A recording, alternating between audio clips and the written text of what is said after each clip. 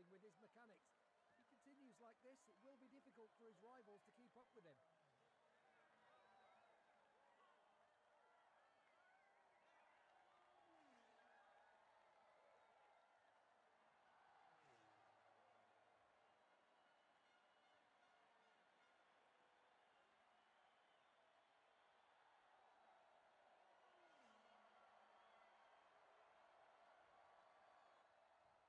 These three riders really battled it out, but when Marc Márquez is in that kind of form, there's no one who can compete. You just have to watch him take to the podium and give him a well-deserved round of applause.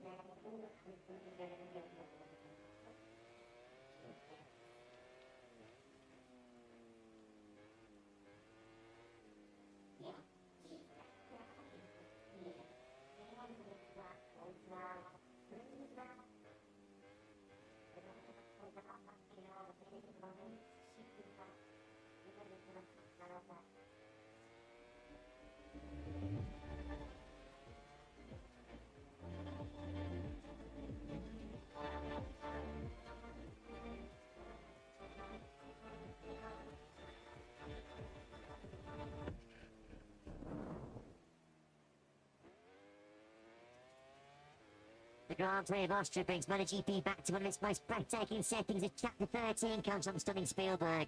flanked by Lush Green Forest, the Red Bull Ring host of 1,000 Premier Class Grand Prix since it all began on the Isle of Man back in 1949. It's 20 wins and counting for Marc Márquez after more success on Sprint Saturday with warm-up, kicking off race day next live. It's time for MotoGP.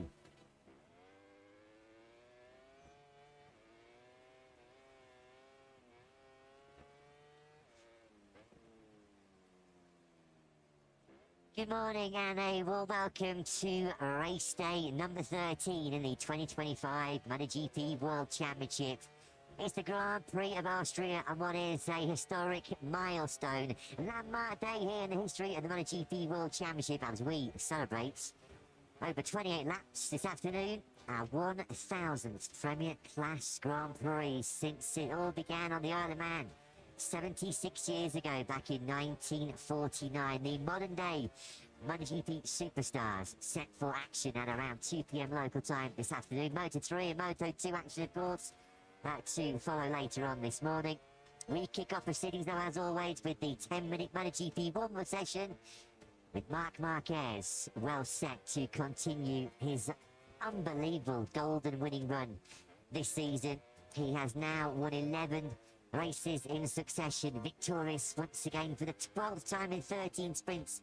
Yesterday, after a bit of a mini battle with brother Alex over 14 laps, it means coming into round 13, Marc has a 123-point lead in the MotoGP World Championship, and is today the day finally. Yes, we can say for the first time he's a Spielberg winner, but today is the one that he wants. He wants to say for the very first time in his Grand Prix career that he is the victor in the Grand Prix of Austria. He's been so close on many occasions before, beaten by the factory Ducati red machines of Andrea Dovizioso and Jorge Lorenzo back in the day.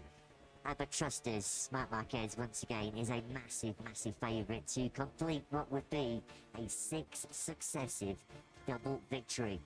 Bit of rain in the hours. You can see these are live pictures at the Red Bull Ring. It's certainly the cloudiest conditions we've seen in the weekend so far here in the Styrian Mountains. We're hoping to avoid any potential rain hazards coming up later on this afternoon, because Marc Márquez is hoping, as you mentioned, to take another giant leap towards title glory this season. Matt Burton-Lewis going to be in the commentary box, as always, talking you through today's action with Jack Appleyard down in pit lane. He's never won at the Red Bull Ring in a Grand Prix, Lewis, but he was certainly untouchable once again, irresistible in the sprint yesterday. Very much went to form, didn't it, in the sprint yesterday, even if Marc Márquez did fluff his lines a little in qualifying earlier in the day with his crash at the chicane. That puts him back on the second row of the grid. He was already up to second by the time the first lap had been completed. A combination of Marco Bezzechi's relatively poor start and Pecco Bagnaia's truly awful one promoted Marc Márquez onto the tail of his younger brother Alex. And as we've seen on so many occasions this season, the longer the sprint went on, the more it moved from Alex's favour to Marc's, as Marc Márquez took sprint win number 12 of the season. A rough ride at the Red Bull Ring, to say the least, yesterday for Pecco Bagnaia. It all went wrong when he had the massive wheel spin that pivoted left on the front row of the grid. Today, Bagnaia hoping to protect and extend what is an incredible winning record here in Austria. He has won the last 3. Victorious in 2022, 2023 and 2024. Can he find some form over 28 laps once again this afternoon? I mean, just how good has Marc Márquez been so far this year? Well, in the whole of 2024, he mustered 392 points. We're halfway through round 13 in 2025, and he has already bettered that. The 93 moved on to 393 points yesterday. And as mentioned, after his crash in qualifying yesterday, it did open the door for Marco Bezzecchi here to take his first pole position in, as you can see, 679 days since he was a VR46 Ducati rider back at the Indian Grand Prix of 2023, a Grand Prix that Marco Bezzecchi, of course, went on to win by a distance. Might have his hands full a little more today to repeat that feat, but signs of a step forward that Aprilia are making, and huge steps forward made through this Grand Prix weekend. They were both outside the top 10 at the end of practice on Friday. Bezzecchi navigated his way through Q1 all the way to pole position, and that is why he will lead the field off at 2 p.m. local time today. So the field filter out of pit lane for this traditional 10-minute warm-up session. Marc Márquez happy to bide his time and be patient. It would be victory number 71 of his Grand Prix career. in Premier Class careers. It would be 97 in his entire career as he creeps ever closer to the century milestone. He took the checker flag 1.1 seconds clear of brother Alex yesterday. We just saw Pedro Acosta leaving pit lane, but it's been a great weekend so far as far as the factory KTM team are concerned. There was fireworks from Acosta late on in Q2 when we thought he was going to get on the front row. 7th on the grid. Acosta fighting his way through to 3rd place, and he has started to hit some top form. Last year's rookie sensation, now on the podium in the last 3 events. Double podium last time out in Brno, and looking good, Lewis, for the very first time in his Grand Prix career. A MotoGP at least to have 2 successive double podiums. Don't discount Acosta. He's looking good nickel weekend. I do wonder later on whether Pedro Acosta's attitude is going to be win the Grand Prix or crash trying. We shall see, because he certainly seemed to have that approach to qualifying, didn't he, yesterday? Because that final qualifying lap of Q2 for Acosta's was so aggressive. He was taking so many risks, perhaps 1 risk or 2 too many in the final sector in particular. Without question, Acosta out of position to be back on the 3rd row of the grid in 7th relative to the speed he's been showing so far this weekend. We were fully expecting Acosta to be the top non-Ducati on the grid after the form he showed on Friday, but brilliant start yesterday. He got him immediately up into the top 4, which is exactly where he finished, eventually getting the better of Marc Márquez for that final podium position. Alex Márquez, of course, just a reminder, this was a legacy before that from his incident with Joan Mir pre-summer break in Brno in the Grand Prix of Austria later on this afternoon. Alex will have to complete a long lap penalty. No great surprise, of course, we are in the Styria Mountains, a spectacular part of southeast Austria, a couple of hours drive away from the vibrant capital of Vienna. The weather can be a bit temperamental in this part of the world, so a lot of riders are getting themselves braced potentially for a flag-to-flag scenario. Forecast may be predicting a little bit of rain in this part of Austria around lunchtime and then clearing rather quickly, but who knows in this part of Central Europe. The weather can close in a matter of a couple of minutes and then clear off very, very quickly, or it can really catch you by surprise. So I think there's going to be a lot of eyes on the skies as we approach 2 p.m. local time this afternoon, but let's not forget 2020 here in Austria, when we had one of the most memorable of our previous 999 Premier Class races, when Brad Binder took one of 2 KTM victories here, riding in soaked conditions on slick tyres on the factory KTM to win what was an unforgettable 2020 battle here in Austria. Yeah, just to underline that point about how quickly the weather can close in. Yesterday here at the Red Bull Ring, following the sprint, and around about the time that the second MotoGP race came to a close, the sky just went black here in Spielberg. It can sometimes just bubble up from nowhere and really close in on you. The Red Bull Rookies race got red flagged yesterday. They did ultimately restart it on a very wet surface, but when the rain does arrive here, it can arrive in some quantities. So we shall see how it evolves as we go through the day. There might be some on this MotoGP grid who will be hoping that the rain arrives later on, particularly those trying to get on terms with Marc Márquez. We saw Joan Zarco doing his flag-to-flag bike swap yesterday. He would certainly be one of those who wouldn't be complaining at all if the weather takes a turn for the worse today. Another Márquez 1-2 then in the sprint yesterday. That is now 20 wins in 2025 for Marc Márquez. Quite incredible.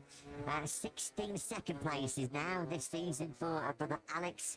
And as you mentioned, Pedro Acosta really is starting to find some tip-top form again on the factory KTM, aided and abetted by some upgrades that have come from the summer break from Martín, particularly enamoured with some new aero, which he said has dramatically improved turning on the RC60. Now we're going to see back-to-back double podiums from the Spanish star. Well, let's get the thoughts of the boss, Bagnaia, who joins Jack. Yeah, he does indeed. We're just trying to work his audio out at the moment. I think he's got it back. He's got some temperamental headphones on, so I'll try and speak clearly. A great day yesterday. Pedro onto the podium. Afterwards was very complimentary of the new upgrades that you got this weekend, in particular the new aero and the ability that he's now got to turn the bike. It must put him in a great position for this afternoon. But coming through from row 3 of the grid is never easy. How important for those first laps going to be? Of course, you know, especially here in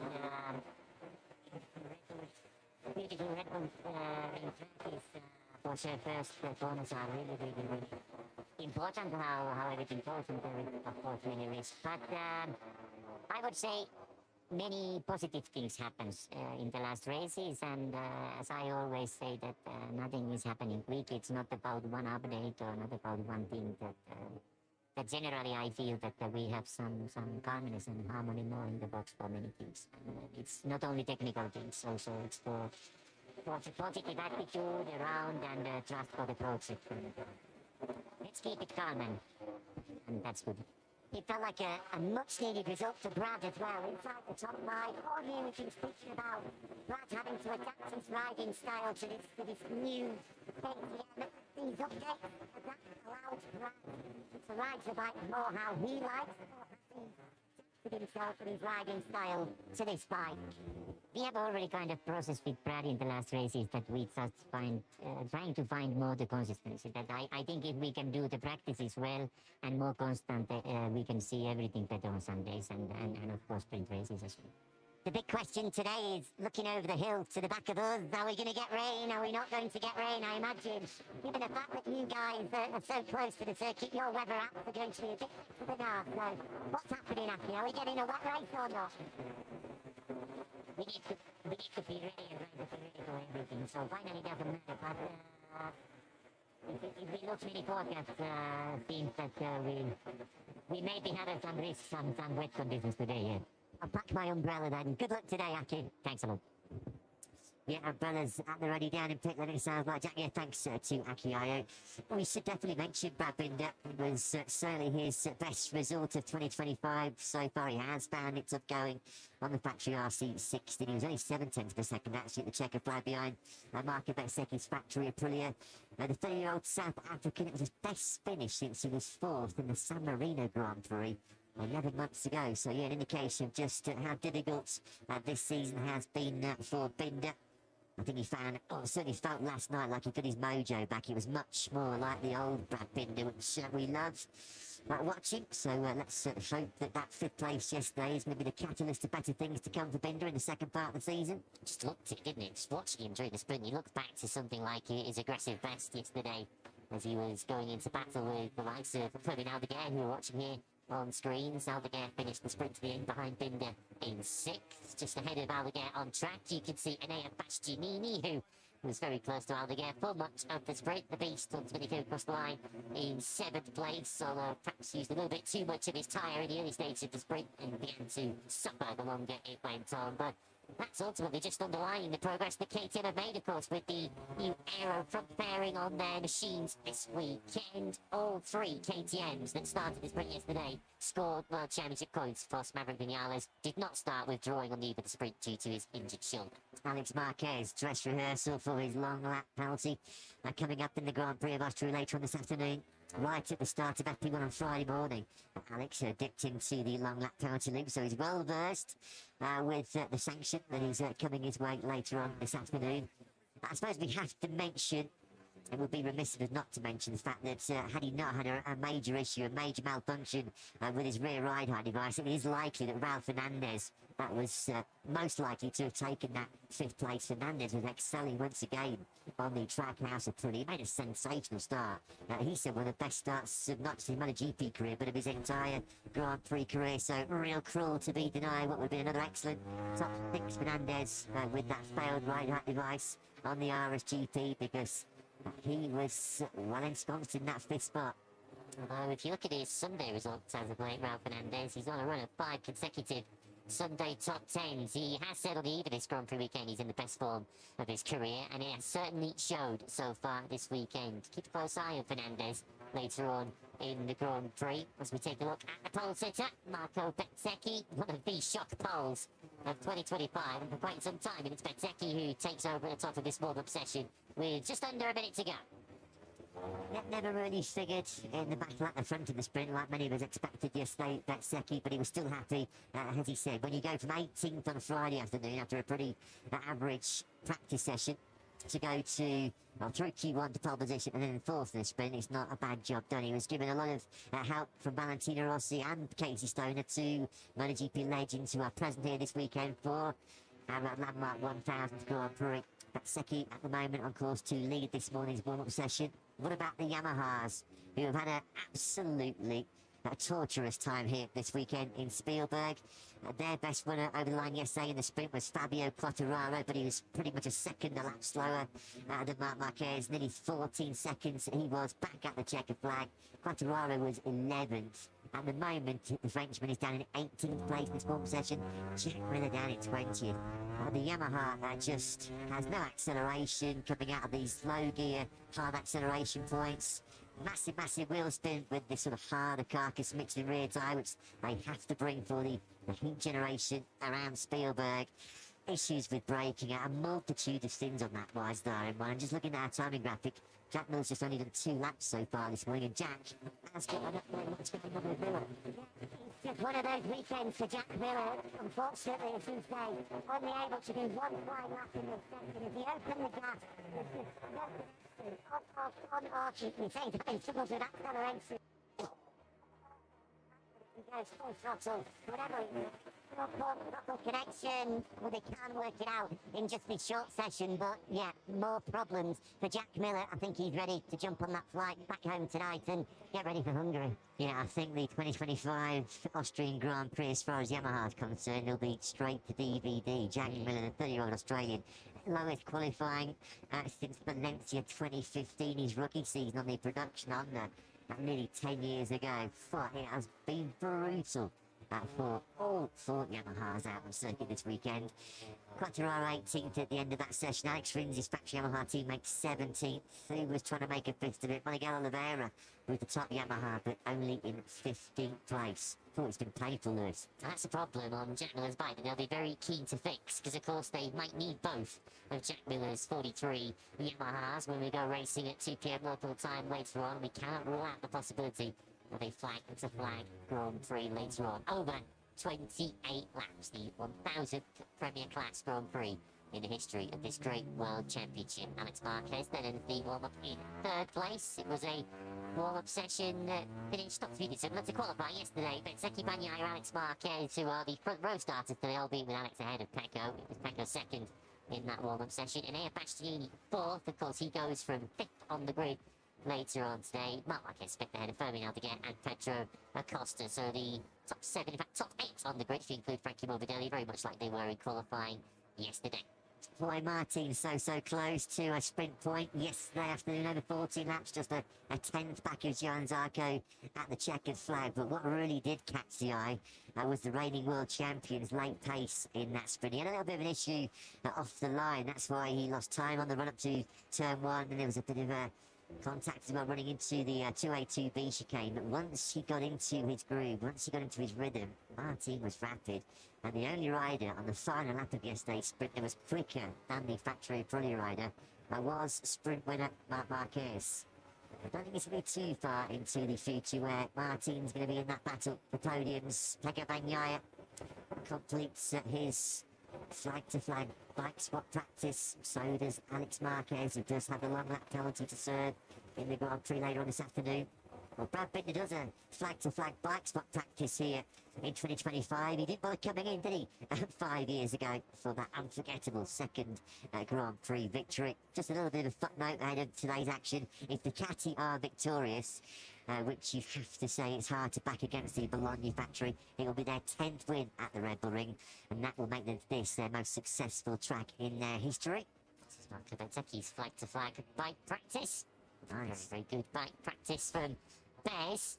Of course, Jorge Martín, I guess, given the recoveries he's done this season, I guess one thing he could do without is having to hop off one bike very quickly onto another, but he might require it later on. We shall see. As you say, the progress has been visible for Jorge Martín, who is still very much in the very early stages of his Aprilia adventure. Of course, this is just the 3rd Grand Prix he'll have started for the Noali brand, and as you say, it feels like a matter of time before we're seeing him at the very sharp end. Still really without a base setup on board that Aprilia, which will only come with time and laps on the bike. Just some very quick housekeeping, unfortunately, to bring you this morning. Maverick Vinales, I'm sure you might have seen it all over social media last night. He has withdrawn from today's Austrian Grand Prix, and sadly, Maverick still recovering from that serious left shoulder injury he suffered in a Q2 crash at the Sachsenring before the summer break, which put him out of the German Grand Prix, put him out of the Grand Prix of Czechia. He did try and ride here on Friday and yesterday morning before withdrawing from the sprint. Sadly, no Vinales today and no Top Gun as well next weekend in Hungary. This was an injury which turned out to be far more severe than they first suspected. A normal recovery period of 4 months, 16 weeks, and poor old Maverick saying yesterday, unfortunately, the injury so severe, and with so many races coming thick and fast in the latter part of the season, 10 rounds in 14 weeks, Vinales said likely a pretty bleak prognosis, unlikely to be 100% fit with that left shoulder now until the start of 2026. A real tough time for Top Gun. A shame given the form he was in too, having gone so well in the first half of this season, and a number of the Ducati riders, that's all the Ducati riders, went and tested at Balaton Park on Panigales around about a week or so ago. Of course, we're going there next weekend, and they spoke about how physical the circuit is, so you can understand why Maverick Vinales perhaps not so keen to head there in his current physical state. Marco Bezzecchi popping the warm-up session then as he gets set to launch from pole position later on. Pecco Bagnaia and Alex Marquez right behind. Enea Pastini 4 from Marc Márquez, Fabio and Pedro Acosta. Frankie Morbidelli took 8, Raul Fernandez took 9. The same 9 riders who will start from the front 3 rows later on. Top 10 was completed by Fabio Di Gianantonio, ahead of Igor, Luca Marini, Antoine Mir, Brad Binder 14. First Yamaha, Miguel Oliveira. He was the only Yamaha within a second of the pace in 15th. Ahead of Jorge, Martín, Alex Rins. Fabio Quartararo down in 18th. He's had a miserable time this weekend. Big crash on Friday. Johan Zarco 19th. And Jack Miller with his problems as illustrated by Jack in pit lane down in P20. So we are now all set for a Spielberg blockbuster here in the Grand Prix of Austria as Ducati chase a record 10th victory now, 1,000th Premier Class Grand Prix. When he was P1 in qualifying yesterday, he'll start the Grand Prix from pole position later on this afternoon. Marco Bezzecchi is P1 in our morning warm-up session. Have a great 1,000th Premier Class Grand Prix day, folks.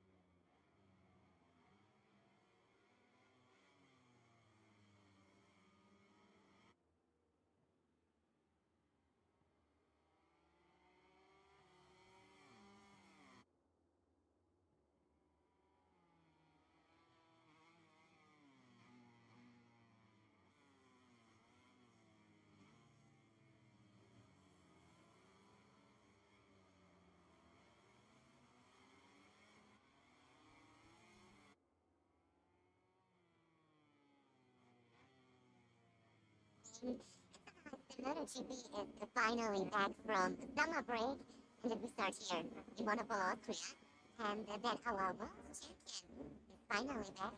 It's so lovely to have him here in Austria, so I just wanted to ask, Jorge, good morning. I know your summer break was busier than probably the summer breaks from the other riders, so give us an insight. How do you feel?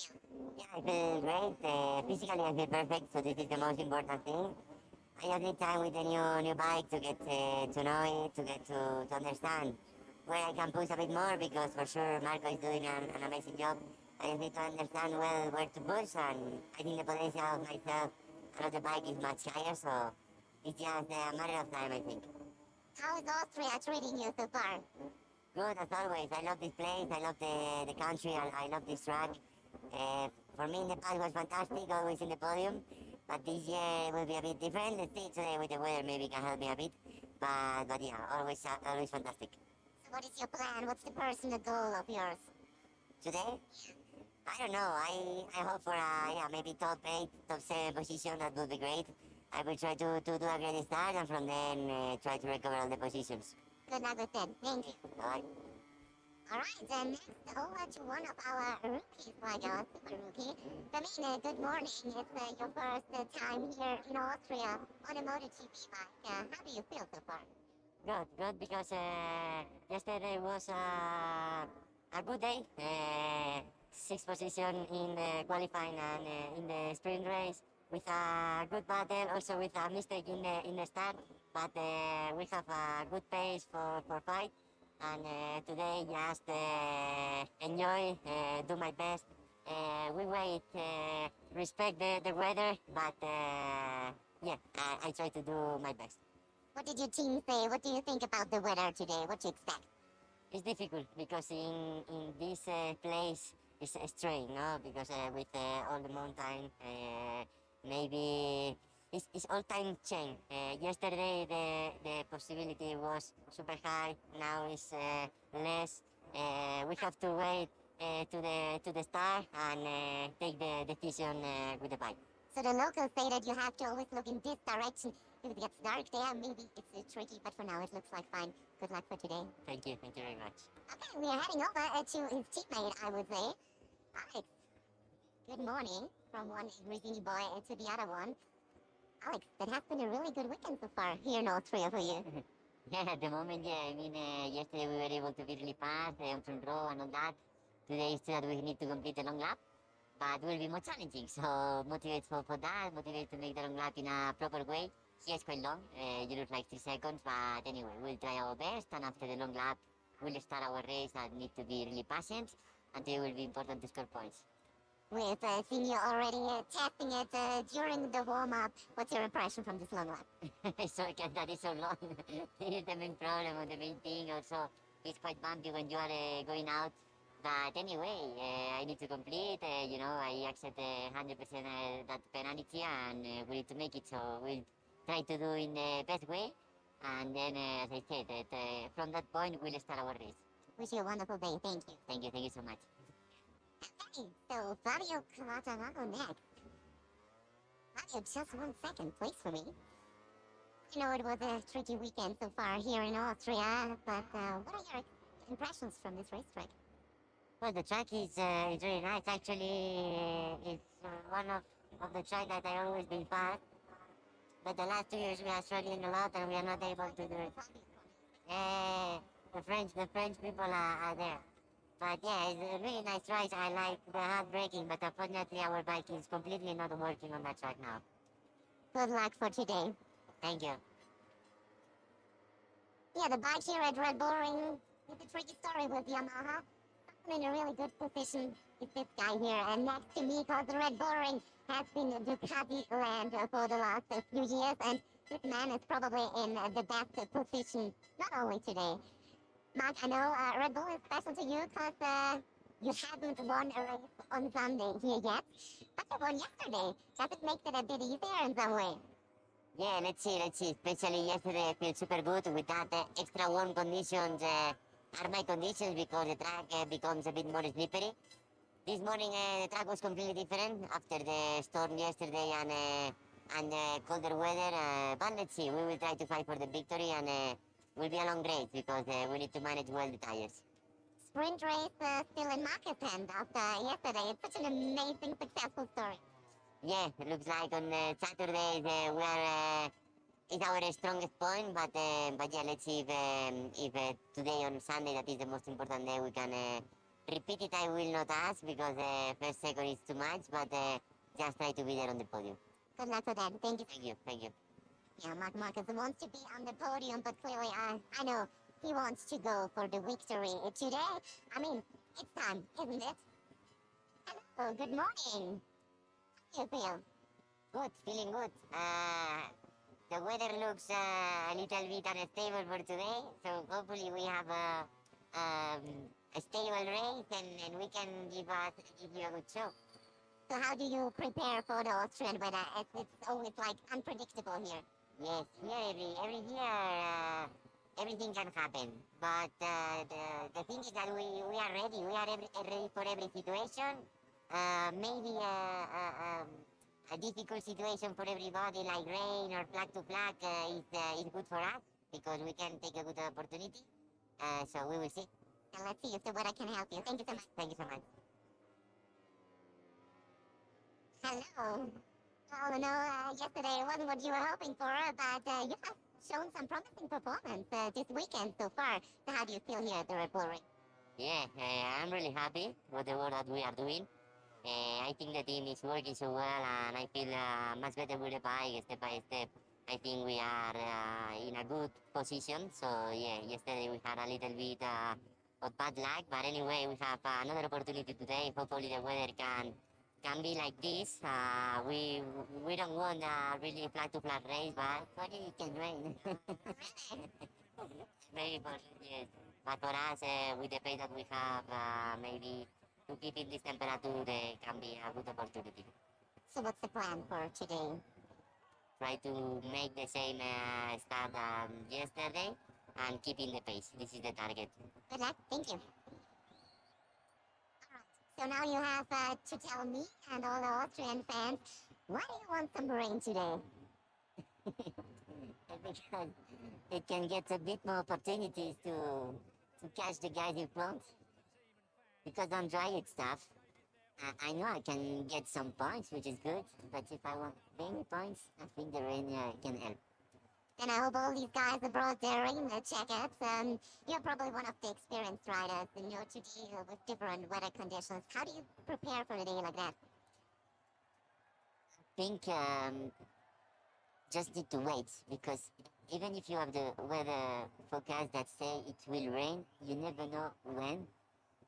And you have to really stay cool, but with the determination to believe something good can come. So I did it in Le Mans. Everything went pretty You did it in a really good way. Would be nice to see that today. Yeah, there are so many French here and so many French flags. So yeah, I would love to enjoy this with them today. So besides racing, can you enjoy Austria a bit? Yeah, cycling around the hills, it's pretty nice. And that's why I even stay tonight and stay a bit tomorrow to enjoy this atmosphere of Styria. Have a great day, thank you. Hey guys, now it's getting serious. One of the local heroes here, Pedro. Good morning, and thank you so much for the Austrian fans. It was a podium at home yesterday. Thank you. Thank you. I mean, super nice to make a podium with KTM colors. You know, you only have to see all the people that is here. That was even more fun than me, maybe, with the podium for this. Let's try to repeat it today. It's a promising start of the summer break for you. How confident are you to keep going like that? Well, we hope to keep like that, but at the end, let's try to don't have any expectation. We know that today's race are going to be long and tough for this. Let's try to make something like yesterday, make a good start, and then try to keep the rhythm of the first guys. And I hope you still remember the promise that we made. If you're successful, there's the leaderboard. I'm ready for the dance. The dress, I don't have it here, because the win will be difficult. And We'll organize something, no worries. Yeah, but you may say to me yesterday that they have the content for the guys for this. I'm ready to dance. Can't wait to see it. Thank you. Yeah, next to another KTM rider who has been very successful here. Brad, hello, good morning, how are you? Good, thanks. How you doing? I'm super fine. It's busy and intense, but I think it has to be like that. Yeah, it's always special to come and race here. I'm a Red Bull and KTM is always fun. So, been a really busy weekend, and yesterday was good. So hopefully we can carry on from there today. Clearly, I have to speak with you about something because all the riders are mentioning the weather here around Syria, and you're clearly one of the best in weather conditions. Are you prepared?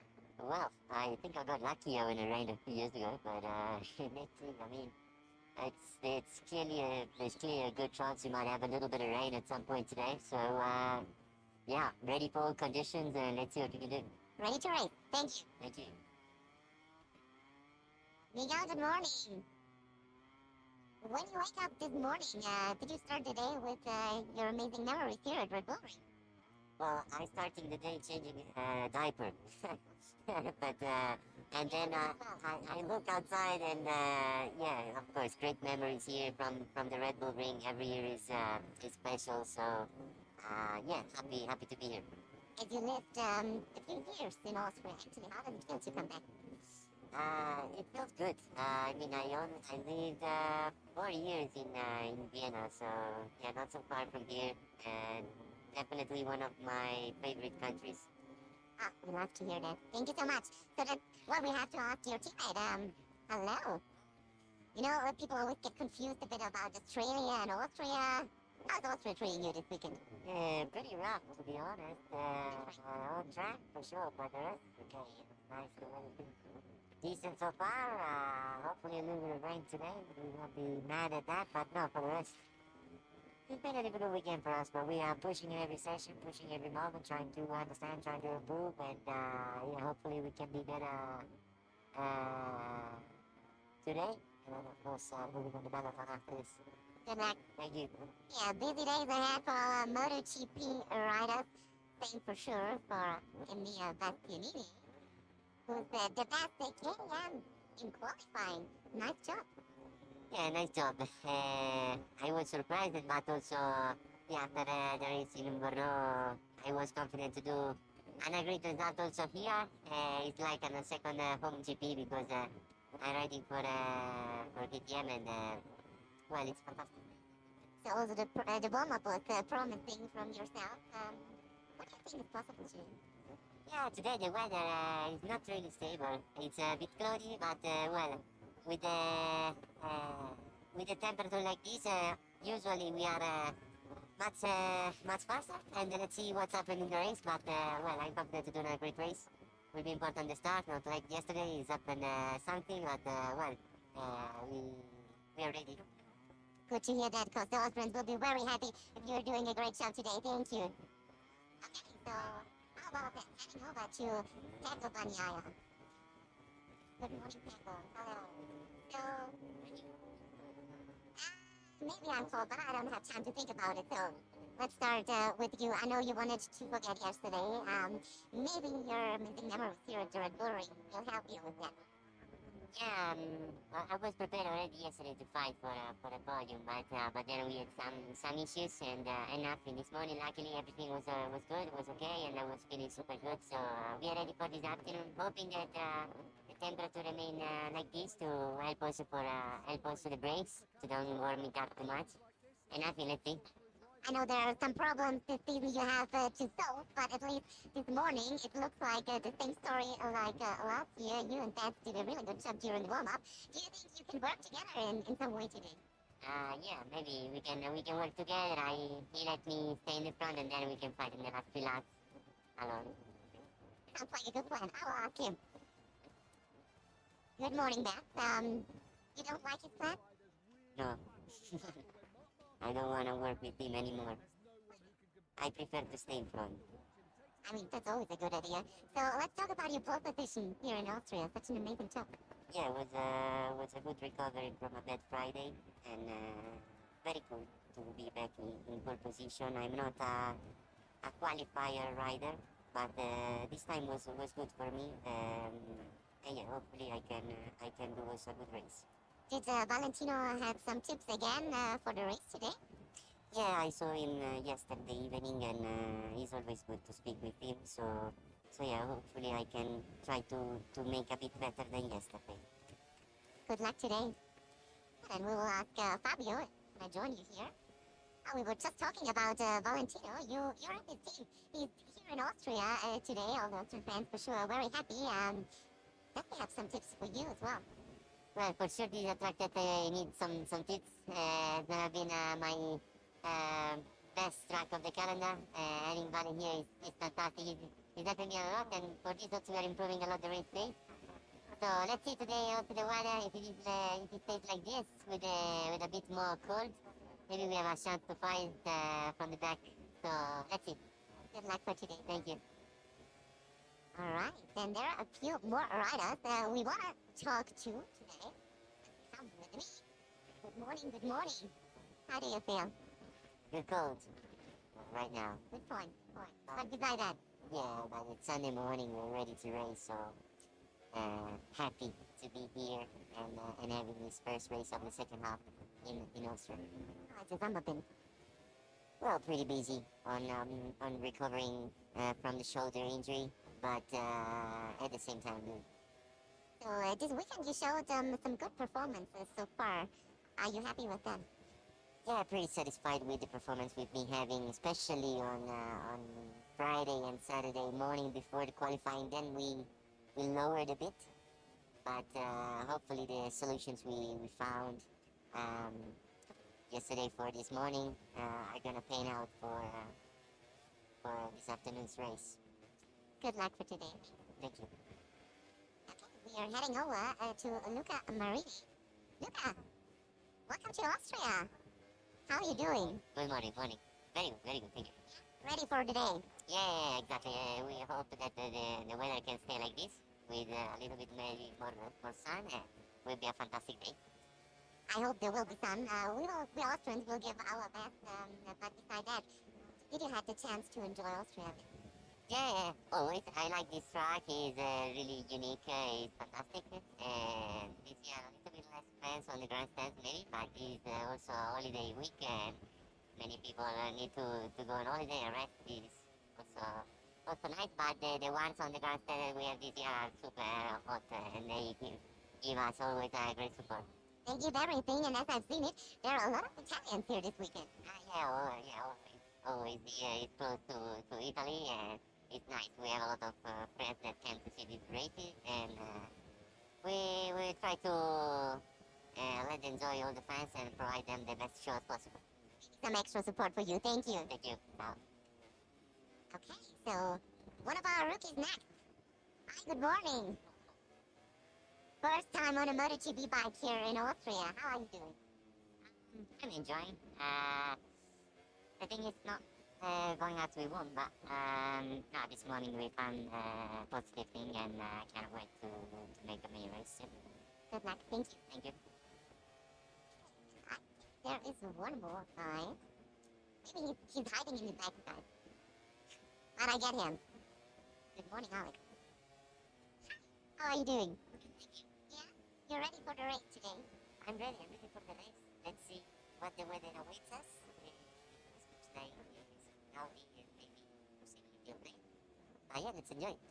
As Fabio told us, it's a tricky track here. It's Red Bull Ring for the Yamaha. What's the plan today? How are you gonna handle it? This Fabio says is false. No, just kidding. Always false, right? Yeah. No, it was, as you can see, tricky track for us. It's quite difficult to stop the bike and to get the traction. But yeah, let's try to take information. I know that we always say this, but it's important, not for the future. And have a good day. Thank you so much. Thank you so much. And thank you guys for joining us this morning here. I think we are ready for an amazing race here in Austria.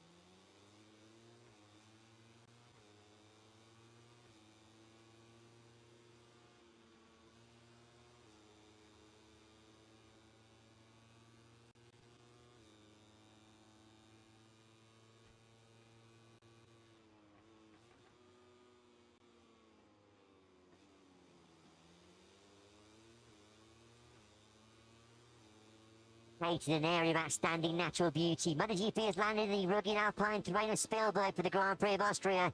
Kicking off an intense run of 10 races in 14 weeks, Ducati is looking for a record 10th win at the Red Bull Ring in what is a milestone 1000th Premier Class clash. Brace yourselves for a Spielberg blockbuster in Styria. It's time to race in MotoGP.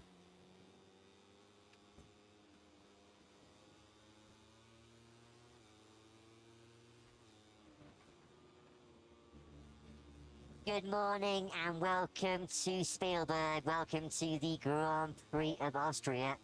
And to all of our tens of thousands of MotoGP fans all the way around the world, welcome back from the summer break. It's great to be back with you for part 2 of this year's MotoGP World Championship. All kicking off with an intense run. 10 rounds in 14 weeks coming your way. And it all gets underway very, very shortly here at the stop and go, hard braking, hard acceleration, Red Bull Ring. So it's back here in 2016. This has been predominantly a Ducati land. 11 Premier Class races, and they have won 9. Is there going to be some more home glory as far as KTM are concerned after Pedro Acosta was 3rd in yesterday's sprint? It will take some toppling of Ducati though here in Austria, and it will take some toppling runaway world championship leader Marc Márquez. 12th sprint victory on what was another incredibly successful Saturday for the factory Ducati star. Today though, for the first time, Marc Márquez is looking to end what's been a bit of a bogey circuit here in down his career in MotoGP. Winless, one of the very few tracks where the number 93 has never won a main Grand Prix. That's all coming up later on, over 28 laps later on this afternoon around 2 p.m. local time. As always though, race day, chapter 13 about to get underway. We'll start with Moto 3. It's always dramatic action in the lightweight class here in Austria. And we start with a new name. For the 3rd race in a row, we have a first-time pole position starter. And it is Argentinian Valentin Peroni, the 9th rider on pole position this year in our opening 13 Grand Prix. The first Argentinian to find himself heading a Moto 3 grid since Gabby Rodrigo over 4 years ago at Catalunya in 2021. The 14th different rider to start on a front row this year. It's been very hard to predict, hasn't it, at times this year? Has Moto 3. We do, though, have a runaway world championship leader, Jose Antonio Rueda, who's got a bit of work to do coming up over the 20-lap race here in Austria. He's down in 8th place on the grid in the middle of row 3. He is, though, in a position of some supremacy in this World Championship. 85 points clear. He leads, coming back after the summer break. 7 wins in the opening 12. For Rueda, he was clearly the outstanding rider of Part 1 in 2025. Matt Burtlow is still be the comedy marks for Jack Appleyard down in pit lane. And there he is on screen, number 73. What a performance so far this weekend for Red Bull KTM Tech 3 charger Valentin Peroni. In every single session he's taken to this Red Bull Ring so far this weekend, he has yet to finish outside of the top 3. And in the most important session of the weekend so far, Q2, he did fire himself to that brilliant pole position on the front row with Angel Becerras and Ryusai Yamanaka. Valentin Peroni is no stranger to the front of Moto3 fields. We've already seen him on a podium this season, so he is not going to be overawed by the challenge up ahead of him and the prospect of fighting for victory. As Max mentioned, he saved his best to the session that matters, but he has been up there in every single session. He has got some serious threats next to him now, in the form of the MSI duo, Angel Becerras and Ryusai Yamanaka. Becerras arguably looking as strong as he has at any stage this season. He badly needs World Championship points if he is to get on terms with Jose Antonio Rueda. 85 points clear and starting on row 3. Yeah, a bit of history beckoning for the 17-year-old Peroni. There has never been an Argentinian winner of a lightweight World Championship race. You've got to go all the way back to Aston in 2005, 20 long years ago. Since a rider from that part of South America was last victorious in the Grand Prix arena. That was Sebastian Porto at Assen in 250s back in 2005. Have to say, Peroni's been very, very impressive after what was a very shaky start to 2025. After DNFs in the first 3 Grand Prix, he's had 9 successive points finishes. 6 of those have been inside the top 10. And this is no fluke. He has been brilliant from the get-go here on Friday morning as Peroni. So let's see if he can convert that career-first pole position into a career-first victory. It's also become something of a viral internet sensation this weekend with one of the saves of the season. In Saturday morning's free practice 2 session, essentially, he was off the bike. He managed to save it on the palm of his hand, was able to get himself back on the bike. It might not sound particularly realistic, but trust me, that's what happened. Go to MotoGP social media channels if you haven't seen that, and check out Peroni's extraordinary Saturday save. He'll be looking to avoid any kinds of repeats of that if he's to challenge for victory. Of course, it is a home Grand Prix for KTM here this weekend. They've won every Grand Prix so far in 2025. They will not want that streak to end here. Well, Peroni is from Argentina, so I guess we could say that save was helped by the hand of God. From back in the day, football fans will know that particular comparison. A little bit further back, heading row 3, 7th place on the grid. Another real star performer in the first half of 2025. It's Alvaro Carpe who joins Jack. Good morning, guys. Yeah, good morning to everybody on slightly overcast, although the sun's starting to shine through here at the Red Bull Ring. Alvaro, we know this is a big race for everyone wearing orange. Third row of the grid with your teammate behind you. What's the plan going into it? Well, in Moto3 class, I think there's no plan. You can expect nothing, I think so. But we will be on our 100%, like always. I will try my best. I think it will be a race group. Well, I don't know what more. I don't know the tires how will drops, but I think will be very fun. All the fans will enjoy for sure because all Moto3 class is always very great and very enjoying race. And I hope all enjoy and all get fun. Good luck. Thank you. Yeah, thanks, Jack. Thanks to Alvaro Carpe. Brilliant opening half to 2025. He's third in the World Championship on 133 points. He is 95 back of his KTM colleague, Jose Antonio Rueda, but he's had a very impressive first part of the season. 3 podiums, 9 top 10s, and 8 top 6. One to watch for the future is Carpe. So here's Yusei Yamanaka, who completes the front row of the grid. Peroni and Piqueras will start just over to his left. For Yusei Yamanaka, it's the first front row start since all the way back in Qatar when he took top position and went on to finish on the podium. Top 6 is having a little bit hard to come by though for the number 6. His last top 6 finish actually some 8 races ago back at the Spanish Grand Prix. Let's head down and quickly hear from the pole sitter, Valentin Peroni with Jack. Valentin, pole position for the first time after a great podium in Athens. You must be full of confidence here. Yeah, now in the starting lap I didn't feel super good with the track. The track is not as perfect as was yesterday, but I felt good with the bike as yesterday, and for the race we will try to push, to make a good start, to be leading the race, try to do my pace.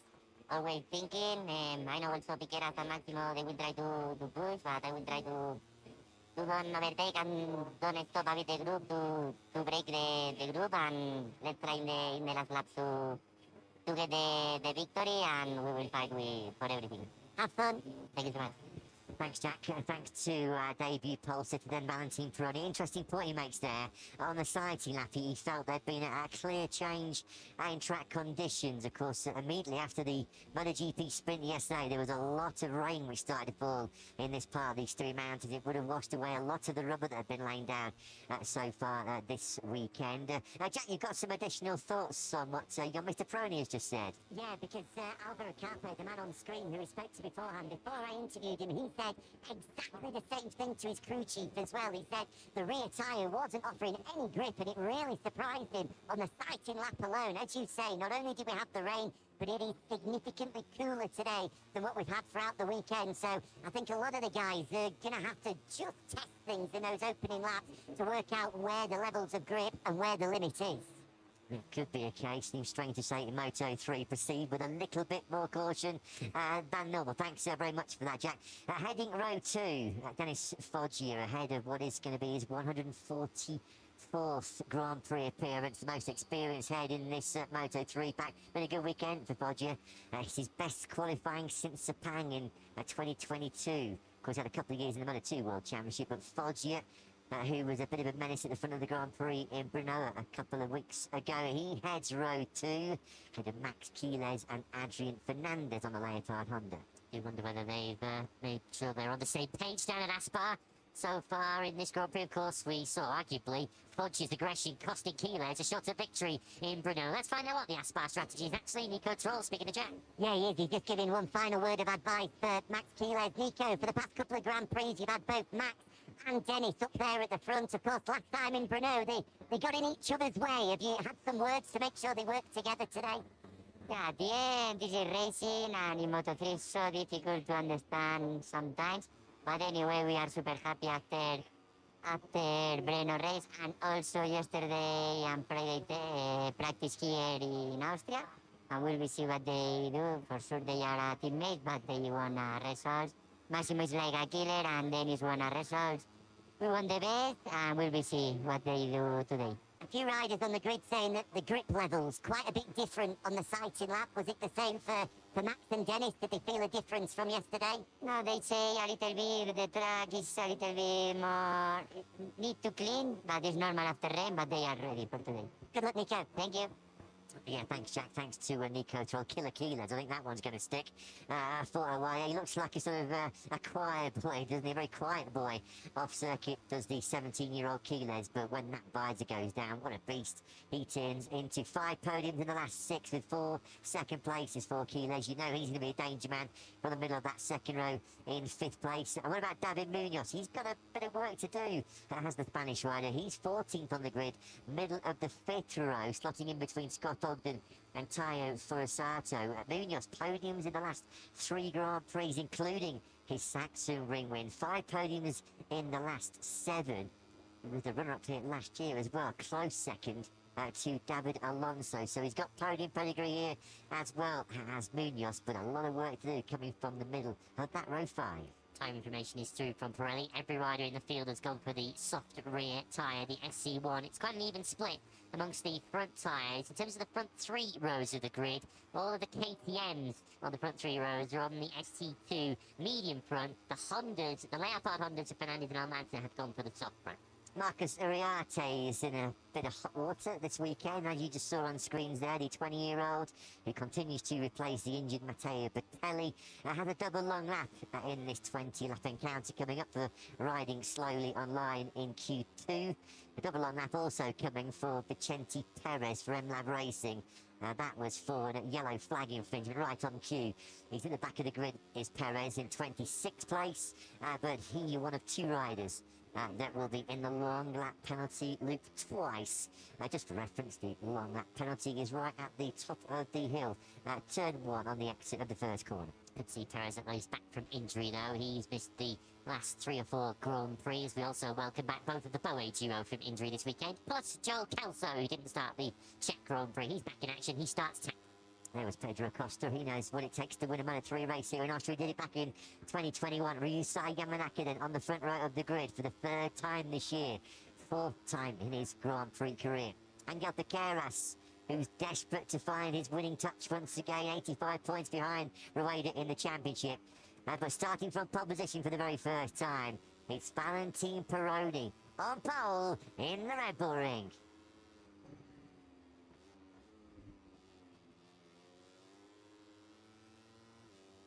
Who will grab the ball by the horns over 20 laps at the Red Bull Ring? It's Moto3, and we have a first-time pole sitter in the form of Valentin Peroni and Piqueras. His first front row since Silverstone, Yusei Yamanaka completes the front row.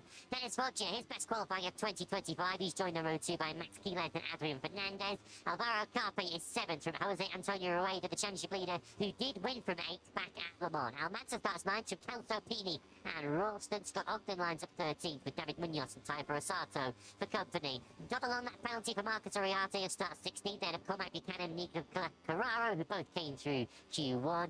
Rouchet Moodley makes his return from injury in 19th. He's got debutant Casey O'Gorman next to him. The Irish youngster starts 20th. Ricardo Rossi 21st from Stefano Nepa, Eddie O'Shea, and Arby Adatama, who's in for the injured Tachikon Bawazri. Noah Detvila lines up 25th ahead of Vicente Perez, who also has a double long lap penalty. She minds back to this very Grand Prix here last year. It was a bit of a pole curse as far as Ivan Ortega was concerned. He stole it on the grid, didn't he?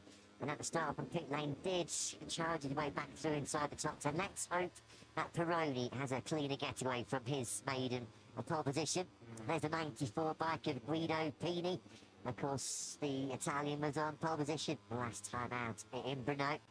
This time around, he's found himself 10 places further back on the grid. The Dynamo Intact GP run, he finds away from 11th. A fourth row which features our two Aussies, Joe Kelso and Jacob Ralston. Well, let's go and get some thoughts of Pecco Bagnaia. 3 successive victories in MotoGP around his beloved Red Bull Ring. What do you think is going to happen over 20 laps though in this Moto3 battle, Jack? Yeah, nobody knows better how to win around the Red Bull Ring than Pecco Bagnaia. This Moto3 race looks a one to call though. Who's your pick? Difficult.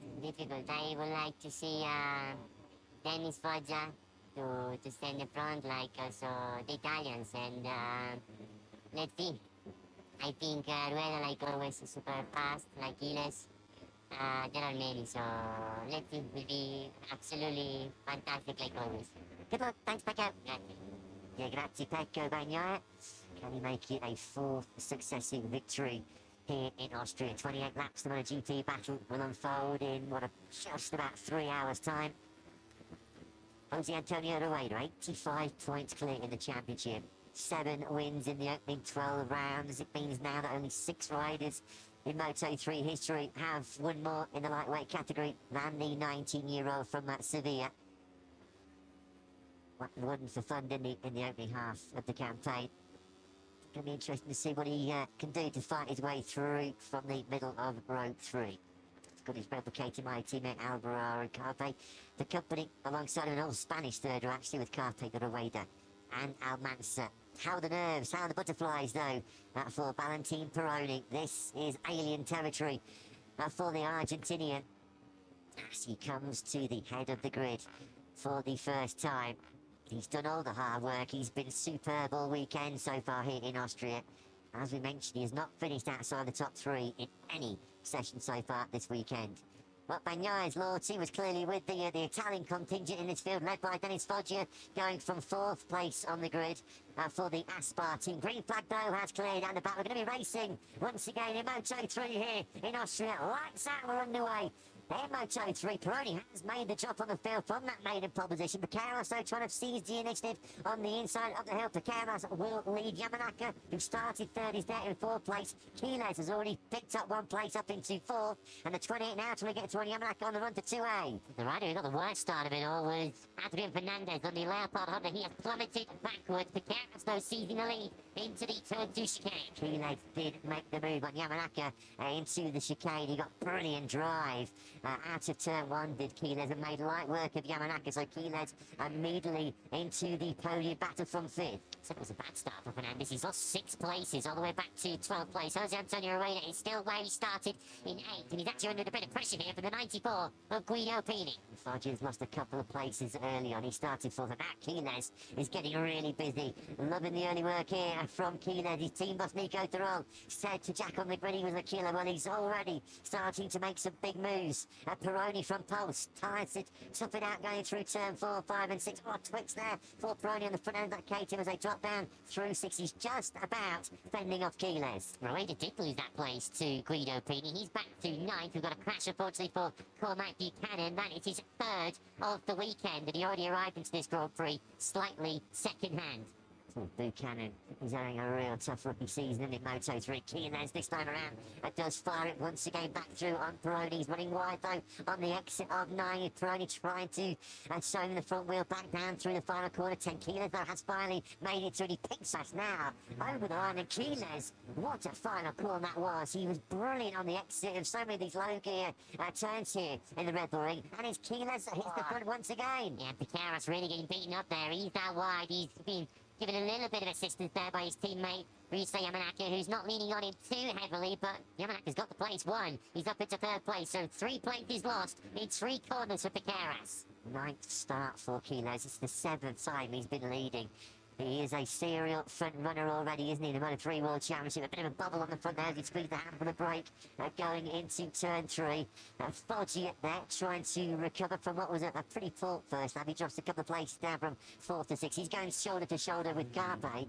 And Almanza's trying to get in the action as well. He is the leading Leopard Honda, of course, after the poor start for Fernandez. Almanza runs 7th. Foggy does get the move done now on Garbe. Petey barreling in into the corner. And you can see some of the debris there from Buchanan's crash. It looked like Rueda was losing another place there. It's turn 4. He is. Fernandez relegates him to 10th. You know, I don't know whether Fernandez picked him up and put him on the outside curve, or it was just a mistake in that real tricky downhill braking zone into 4 from Rueda. Peroni fighting back. He is fighting fire with fire here against Quiles. So from pole position, Peroni gets through downhill into turn 7. And Yamanaka has to check up there on the number 6 bike behind Quiles. They fan out now. 3, 4 abreast down into turn 9. Quiles is back at the front. And Rueda trying to get through. And sorry, Yamanaka trying to get through on Quiles as well. Not able to make it. He has got back to on Peroni though. Yamanaka second. Yeah, we didn't think, it did certainly look like Quiles had a little bit of a bubble on the way through 6. And we cut back to the leading group, which is why he lost that place temporarily to Peroni. Of course, as we said before the race, the track has had a good wash since yesterday. Quite a green track after a lot of overnight rain. So the riders perhaps finding grip a little bit lower than they expected in these early laps. Further back is David Munoz, fastest rider out on circuit. He's in 12th place. This is Marcos Uriarte completing one of the 2 long laps he has to serve in this Grand Prix for riding slowly online in Q2 yesterday. 1:40.806 is Munoz's best time as he tries to recover ground from 14th on the grid. We're doing high 39s in qualifying, so that's not a particularly slow pace through Ralston and Munoz as they're trying to come back through the field. Of course, Munoz is well versed at making his way through a lot of traffic. Came from the very back of the field up to the podium in Brunel last time out. On board the Quiles then, down the hill into turn 4 we go. This is where Rueda ran wide on the previous lap. Quiles has established an advantage of just over 0.2 of a second now from Yamanaka. Just look at the side given the acceleration. He's able to pull on Yamanaka coming out of turn 5. The way that Quiles picks up the gas and picks up the grip on the exit of these corners on that KTM is super impressive. We drop them now down through 7. Yamanaka not able to shake off the company Peroni and Piqueras behind him. Already signs though, the top 4 are starting to put a bit of distance between themselves and the Foggia-led group, who's fifth backwards, and of course that group involves Rueda as Piqueras piles up the inside of Peroni into 3rd place. We have seen this season, Piqueras hasn't necessarily got a lot of overtaking done when he's been stuck in the pack. He's getting his elbows out today though. Yeah, Munoz at the back of your picture has picked off Rueda for 10th place. So it's going from bad to worse right now for Rueda. Quickest rider on circuit is Furusato down in 14th place. But Munoz with a real hard move on Rueda going down through 9 and 10 has taken that 10th spot over the line. Rueda was 2 seconds exactly behind Quiles. Yeah, not showing any signs at the moment of eating into that gap either, with Quiles doing mid-140s now at the moment as we look at the battle for 3rd place between Piqueras and Peroni, who started together on the front row of the grid. Quiles at the moment looking comfortable already in his rookie season. He has done so much leading, he has spent so much time at the front of Grand Prix. He already belongs in this company. Yeah, Austin, Silverstone, Aragon, Mugello, Assen and Sachsenring, and now here in Austria, Quiles has led Moto3 battles. Vicente Perez, well, it's an early retirement for the M-Lab racing rider. Yeah, sending him back out. He's already served one of his 2 long lap penalties. He didn't want that to roll over to the next Grand Prix in Hungary, so Perez, I'm sure, is going back out just to serve his 2nd long lap. Quiles is trying to stretch the field out here. He's 3 tenths clear now of Yamanaka. That group, Foggia was in a rather lonely 5th place for a lap or 2, but now you've got Carpe, Pini and Fernandez dragging themselves back in contention. Look at this battle at the moment, though, raging between Rueda and his teammate Carpe.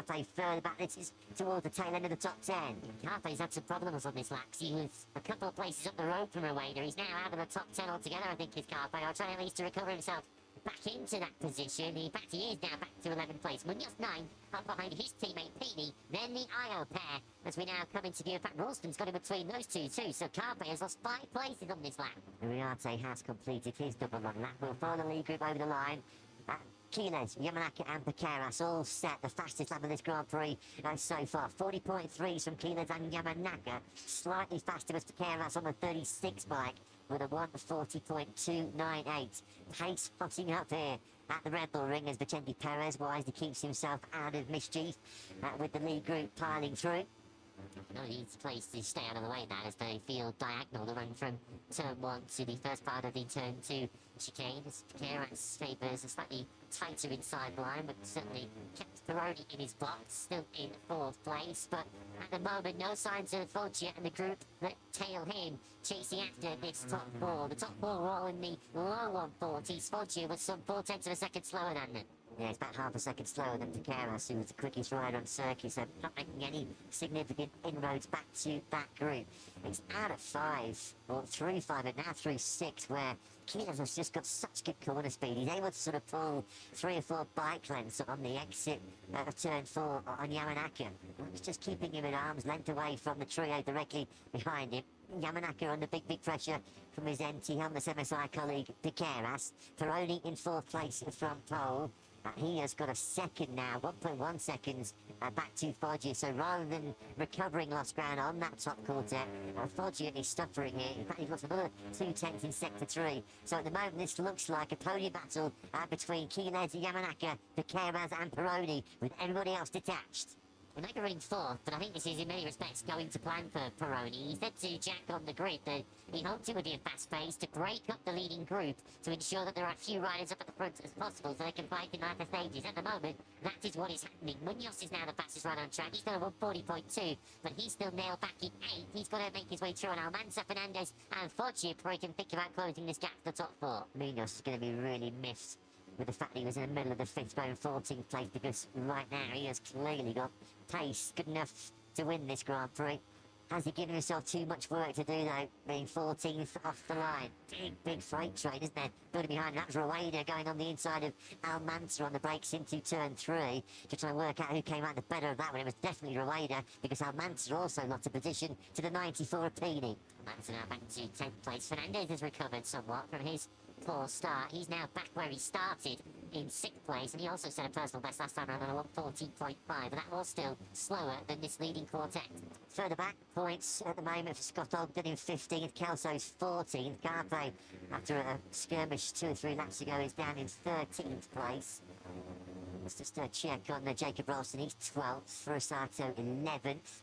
Back with our lead quartet, it is Quiles from Yamanaka on the 6th bike, of course, still chasing his first Grand Prix victory. They drop down the hill now into turn 9. Pironi, that's still very busy. Big interest for him still in this podium battle. He's not been dropped so far by the trio ahead of him. But what was that gap back to Foggia? Well, that's just creeping up sector by sector. 1.6 seconds now is the gap between Pironi and Foggia. Yeah, because it's settled down in this leading group. They're not battling amongst themselves. They're just towing each other away from the chasing pack. The fastest lap of the Grand Prix once again for Quiles on a 40.2. Don't worry about Pironi's name dropping down on the left-hand side of your screens, because you can see him at the back of this leading quartet. Clearly some sort of transponder issue as he now pants his back up to 4th again on your screen. Munoz now up into 7th place. So he's recovered 7 places in the opening 6 laps of this Grand Prix so far. At the moment, Rueda 2.5 seconds away from the race lead. We didn't see that one coming at this early juncture of the Grand Prix. They tighten up then now.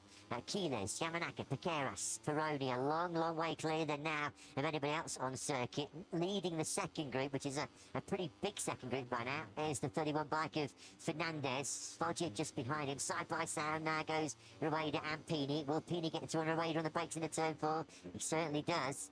Yes, Munoz up ahead of Rueda, then Pini, who's now the second of the intact bikes, and of course, such a huge championship lead, 85 points for Rueda, so we shouldn't be getting too concerned for his World Championship situation at the moment, but Piqueras has to see this as a big opportunity to take a giant bite out of that 85-point World Championship lead. Certainly of the leading 4 at the moment, the need is greater for Piqueras to take the victory. As it stands, he would take 10 points out of the lead, about 8 now with Rueda having got through on Pini.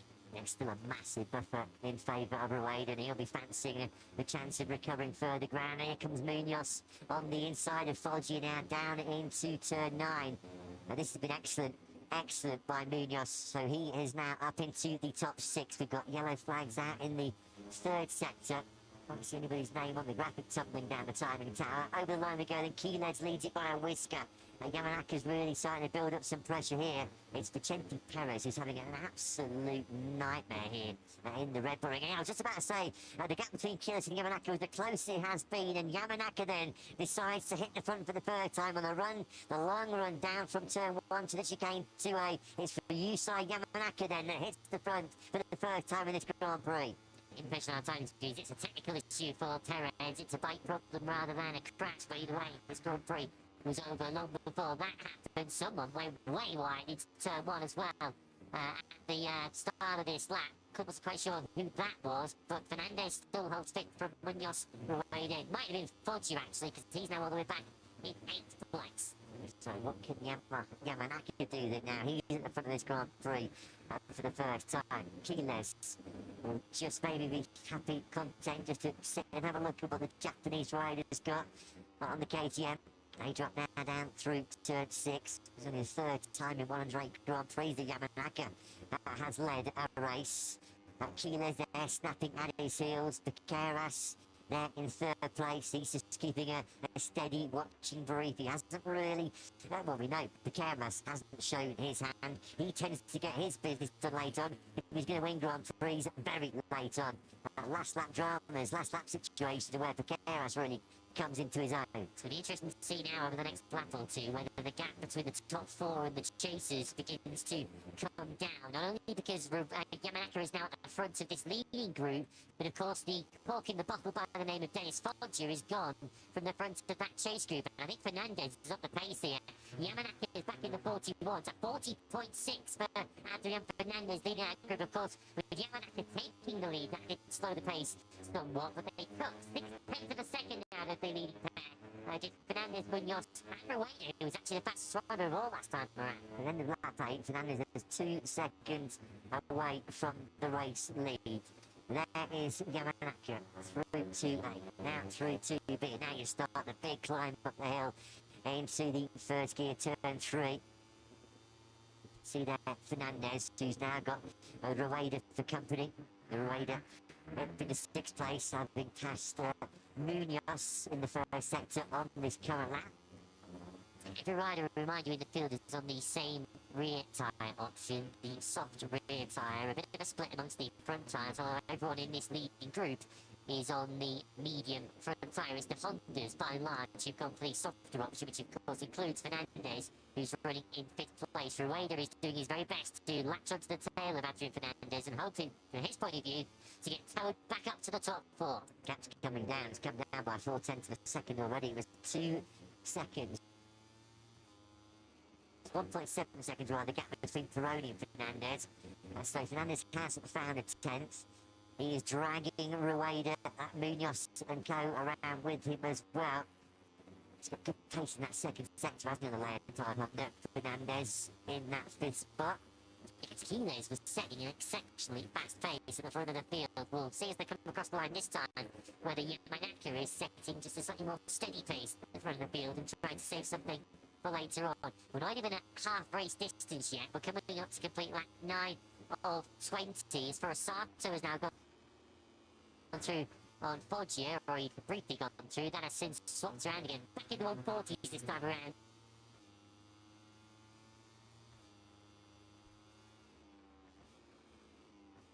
I guess the question to pose here as far as Fernandez and go is concerned is how much rubber might they have to take out of those Pirellis and try and get themselves back into this league group.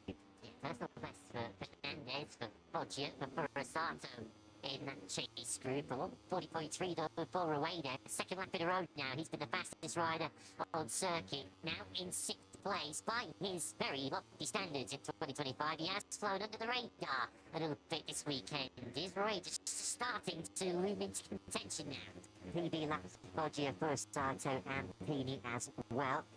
They're 8th, 9th and 10th respectively. Just outside the top 10 is Kelso, Carpe in 13th place. Points on offer at the moment for Holden. And Almanza. Almanza hasn't really regrouped from that move that Rueda made him at turn 3 a few laps ago. He's gone the wrong way in this battle. There is Fernandez then.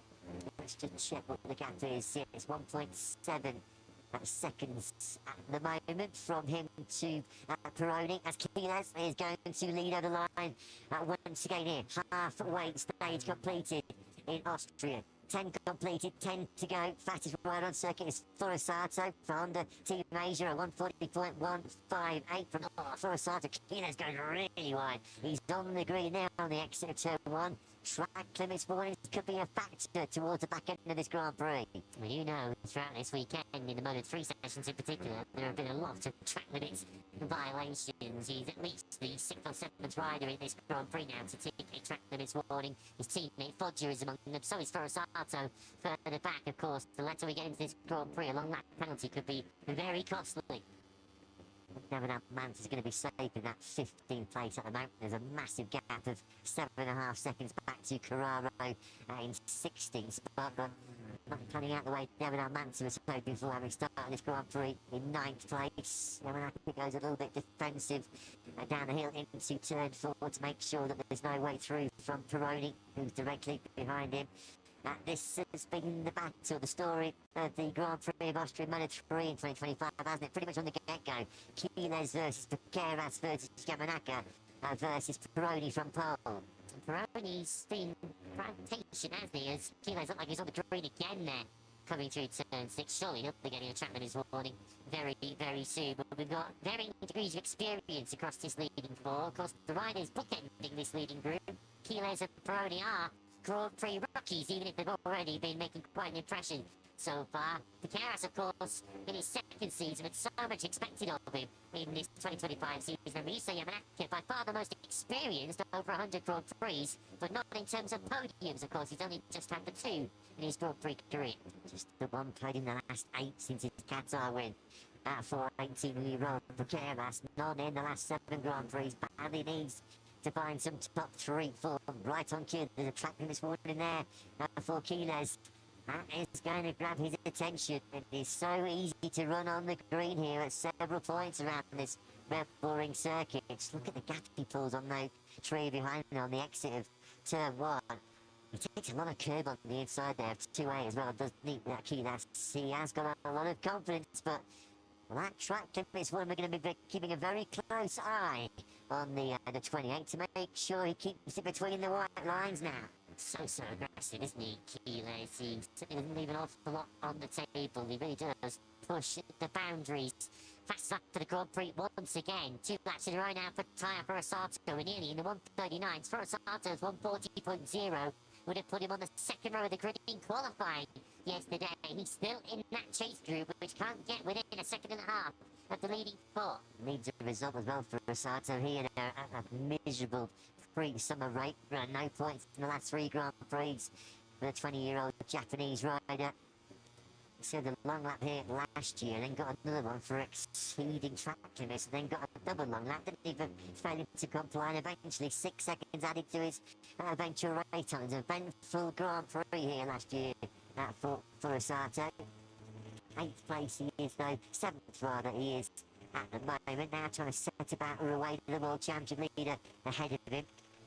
Pequeiras, sorry, Yamanaka and Peroni fan out, just having a look at Pequeiras down the hill into 9. This is through the final right-hand and then turn 10 now negotiated. We're on board with our race leader Quiles. The exit of 10 is the way. He's been very, very careful. It's just so easy to run on the wrong side of the tank where they are on the green. So he's got to be so precise, hasn't he? He has. Peroni then finally makes a move. He's been at the back of this league group pretty much for the whole of this Grand Prix so far.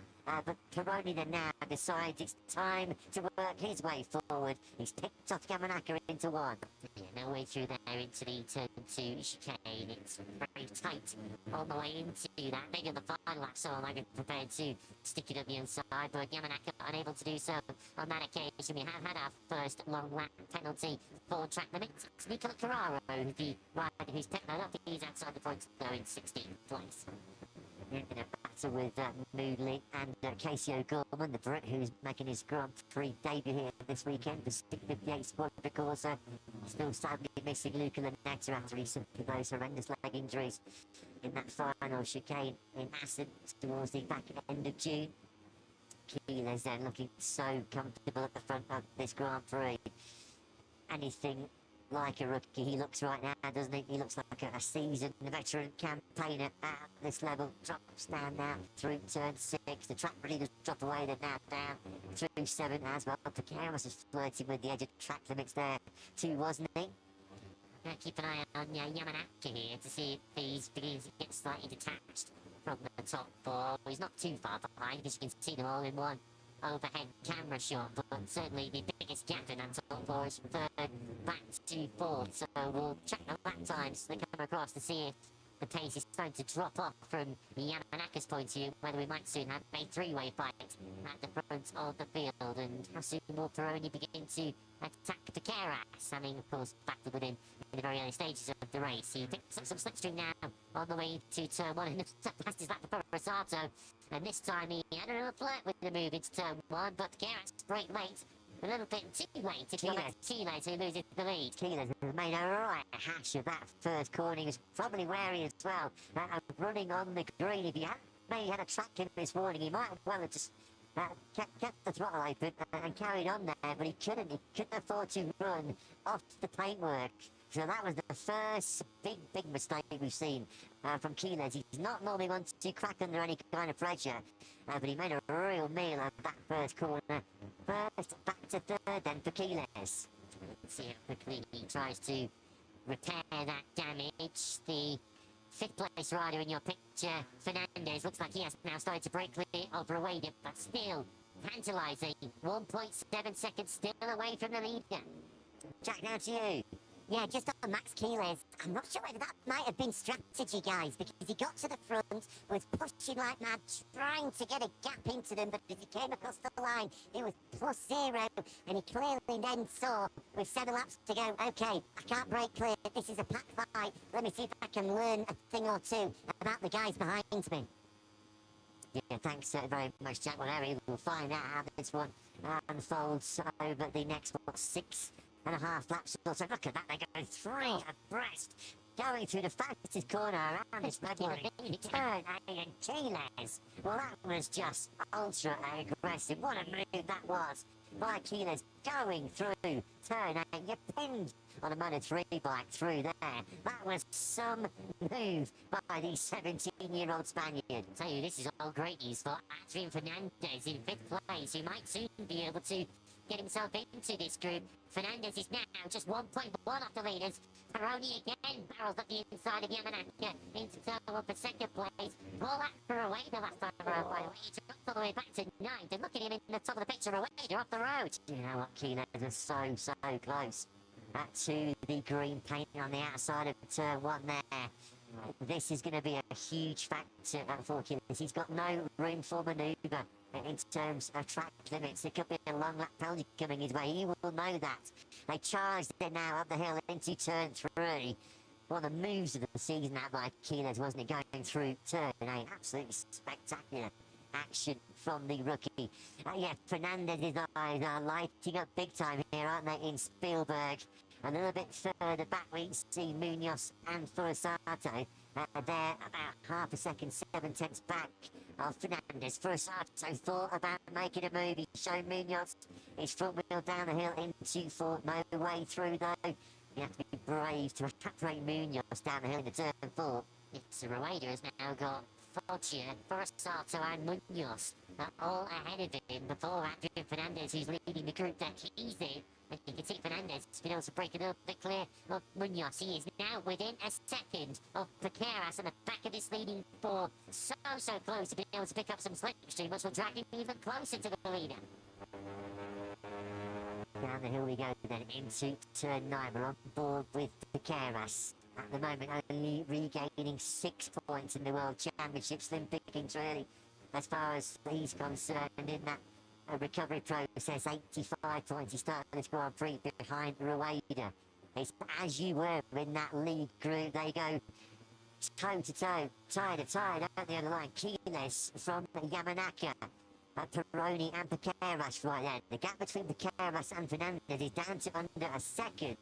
And once again, quickest rider of that top 5 was Fernandez. Behind him, Munoz and Furusato were cooking as well. Furusato He's just reeling off 140 flats for fun here. He's only 1.6 seconds off the race lead right now, the Japanese rider.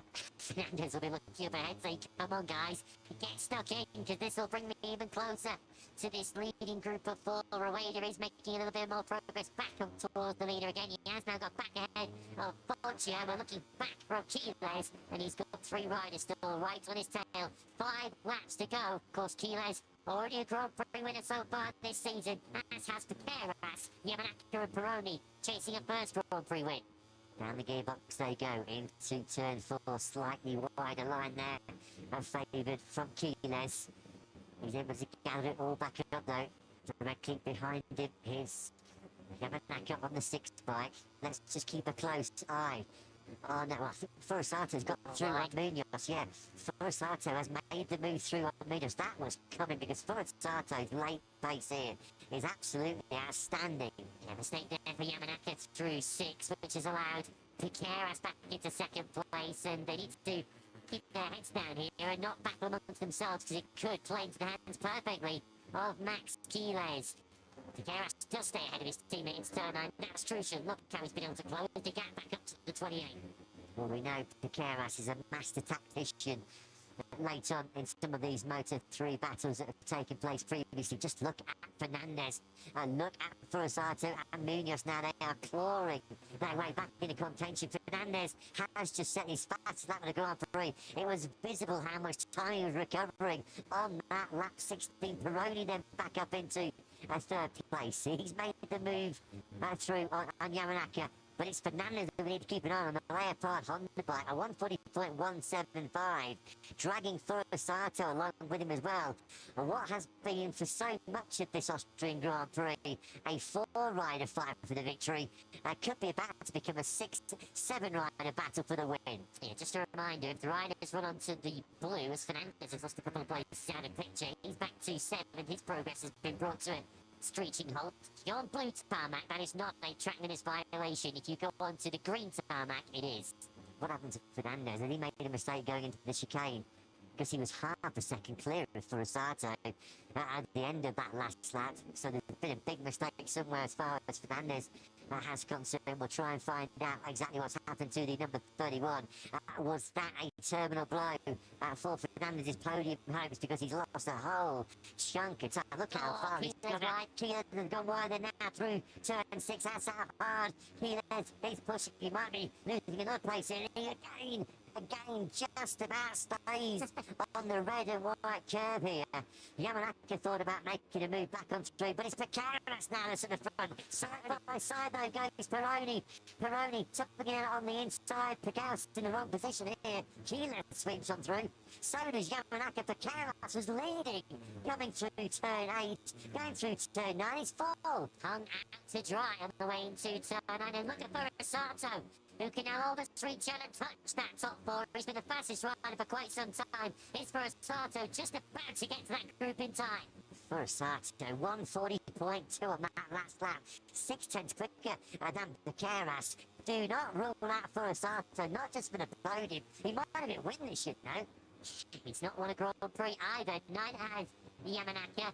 Neither has Peroni in the 73. Might he have played the ultimate tactical game in this Grand Prix? He finally hits the front, it's free to go.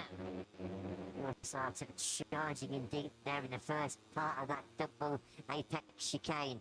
Running a little bit wide on the exit there was Pini in 10th place. Fabio and Rueda just set their personal best laps of this Grand Prix. Furusato now is right there.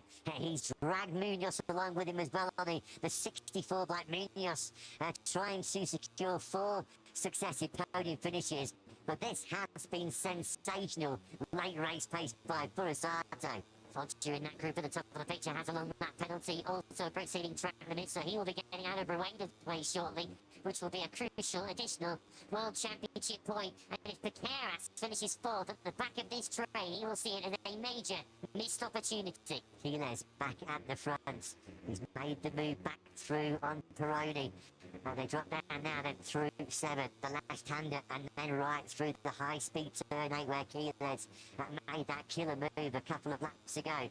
He's done so much of the front running in this Grand Prix as the number 28. There's going to be just over 2 laps remaining when they plunge down the hill into turn 9. Forsato is right with them. He's right on the rear tyre now of Piqueras. He got 2 laps to try and make 4 overtakes. Although, of course, he has had some late tire taking recent Grand Prix as the MSI duo begin to get stuck in. Both go wide, and Yamanaka now loses 2 places. Peroni was on the green now on the exit as well. Of course, it's an automatic position drop if you lose, or if you're on the green on the last lap. Peroni, though, he's on the inside of Quiles. 2 laps remaining. Piqueras' front tyre was begging to stop there. Up the hill into turn 1. Quiles goes wide. Piqueras, how aggressive is he being? How aggressive was he being? Forsato then now up into 4. Oh, Munoz barging his way through on Yamanaka, going through 2B. Out of all the chaos, all the drama, it's Peroni that leads. Rueda might still join this group yet, as Quiles has a look at the inside of Piqueras. Rueda now 7. Next rider behind Yamanaka. Watch for the 99 in the back of the picture. Here comes the championship leader. Well, it has been the return from the summer break we were expecting. We were certainly hoping for another manic Moto3 race here in Spielberg. We have not been disappointed. Who's going to take the spoils at the end of what's going to be another Spielberg blockbuster? It is Peroni, who started from a career first pole position. We have never had an Argentina rider win in the lightweight world championship history. It's 20 years since an Argentinian won in the Grand Prix arena. In Peroni's really, really wide. Surely he's going to have a track this morning incoming soon. Well, of course, if we get to the final lap, which we will be in 3/4 time, any touching of the green will see you lose a position unless you drop one automatically. And a run out of turn 8 there is going to see Piqueras at the front as we start the final lap. Forsato going to try and go the long. Wow! Quiles with a massive tap on Peroni. Quiles himself was caught in a sandwich there between Munoz and Peroni. Munoz was aggressive on the inside of Quiles. He pushed Quiles wide and into Peroni. Peroni then was your leader seconds ago. He's going to come over the line and start what's going to be an epic last lap here in Austria. Peroni then back in 6th place. It's Piqueras that leads. And out of nowhere, it's Munoz and Forsato, who was seconds back at this lead group, who could win this Austrian Grand Prix. Munoz started 14th on the grid. Forsato started 15th on the grid. They have come from absolutely nowhere, but they might have timed their attack to absolute perfection. Piqueras wide on the way out of turn 2. Munoz is surely going to go for it if he gets a sniff of a move. You bet your bottom dollar he's going to go for it. This is Munoz, who is never shy, never backs away, does he, from an overtake, particularly when he's got another victory potentially beckoning here. He's under big pressure though, isn't he, from Forsato. Piqueras had a great exit from turn 3. Oh, Munoz coming from a long way back. How did he get that stop down the hill into 4? Piqueras now through 5, halfway around this last lap. Oh, that's Peroni wide in turn 4. He's going to drop out of the top 6 with that one. He's behind Rueda. Quiles is 5th. Then comes Yamanaka, and our battle for the podium. It's a 3-way fight. Piqueras, Munoz, and Forsato. Who's going to go? Forsato goes on the inside of Munoz through turn 7. That is absolutely brilliant from Forsato. What can Piqueras do them? Great speed through turn 8 from Forsato. He's now under pressure from Munoz.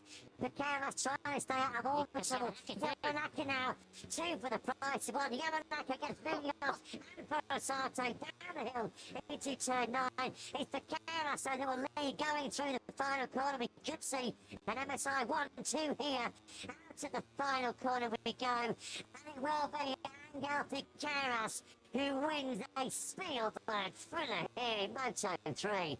What a race.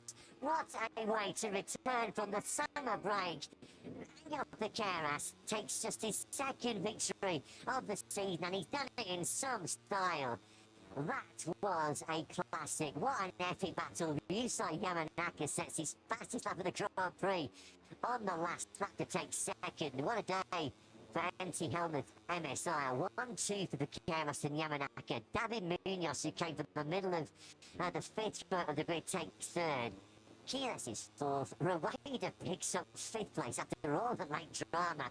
And Sforzato and Peroni got barged down to sixth and eighth respectively. Foggia seventh, although he's going to get a post-race penalty because I don't think he didn't serve the long lap for exceeding track limits. Adji Fernandez ninth.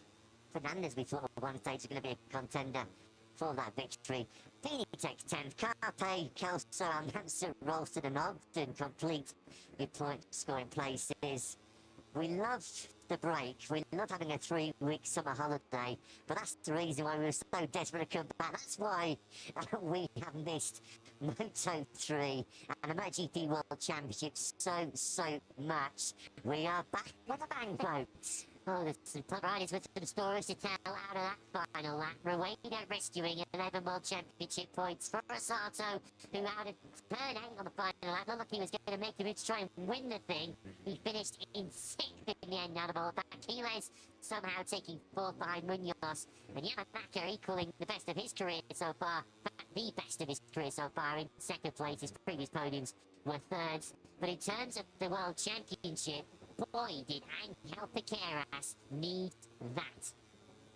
He doesn't do much leading, does the Angel Piqueras? He always, somehow, when he does take the spoils, make sure that it's always in late dramatic battles. That was absolutely perfect by Piqueras. On that final lap, nobody looked like they were going to get close enough to show him a front wheel.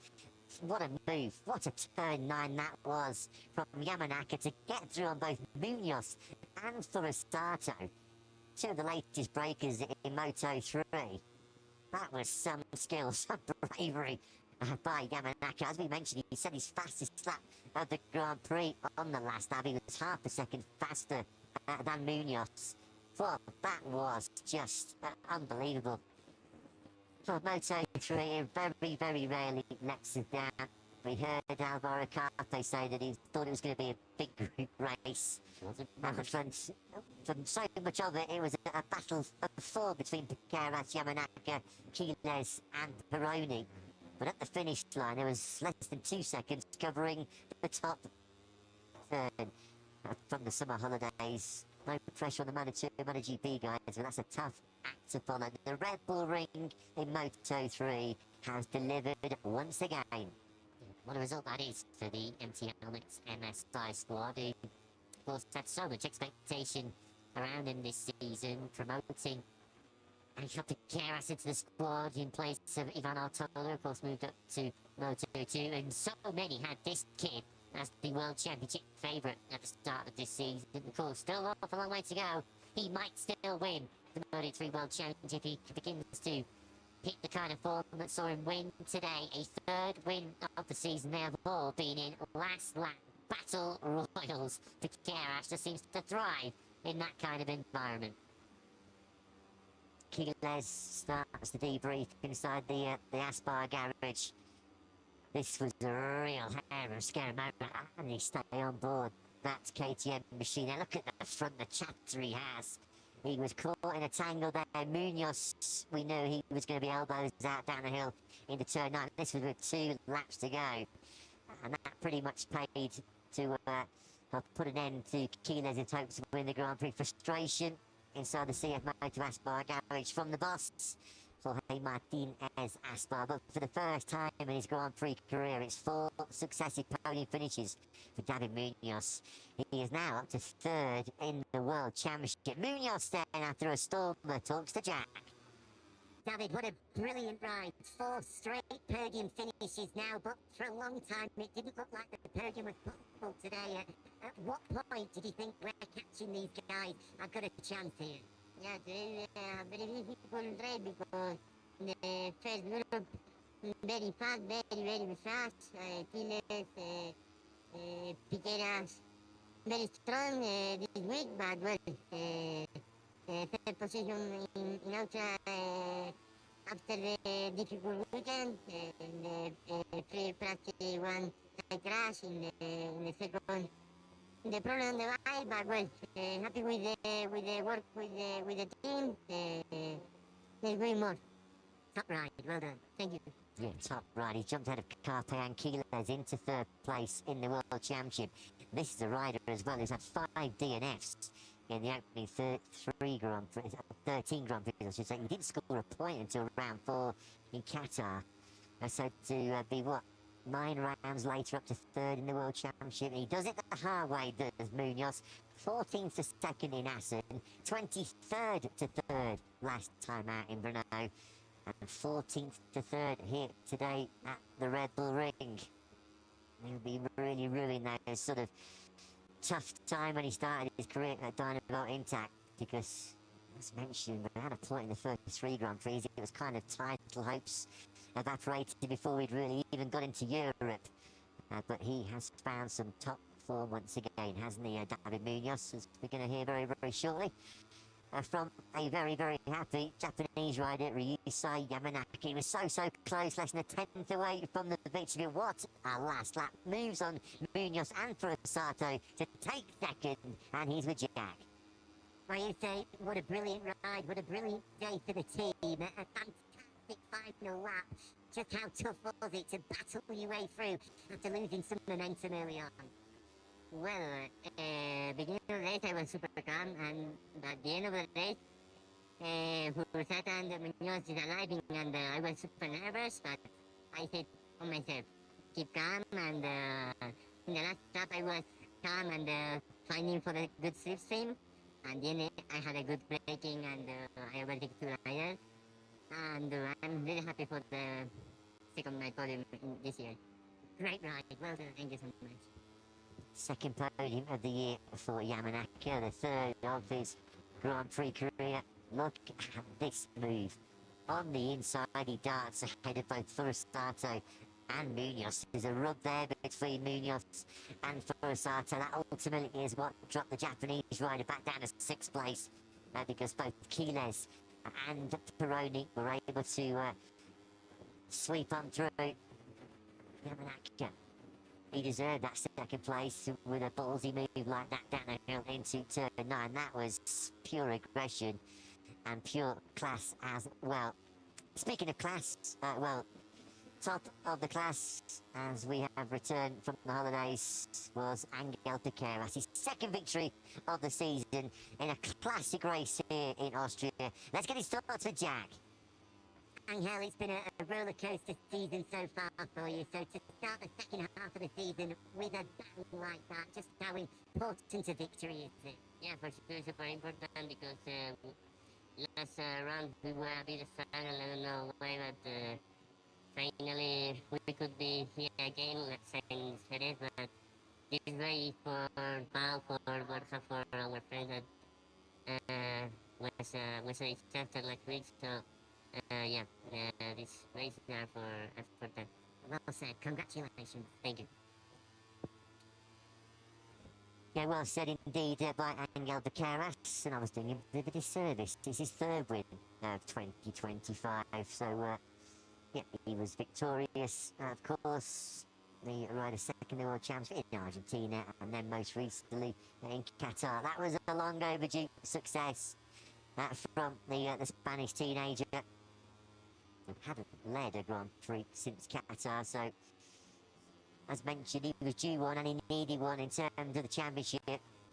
Hasn't really recovered maybe as much ground he was hoping to. With Rueda cut well adrift of that lead group at one stage. Fair play to Rueda, I mean, he was 5th and only half a second back of the race win at the end of that Grand Prix. And he remains comfortably in control of the World Championship with what now 9 rounds remaining in 2025. The advantage cut to 71 points today. Rueda back to Piqueras. Feel it was a damaging day ultimately for Alvaro Carpe in the World Championship. Not only does he drop 2 places, but he is now a full 100 points behind his teammate.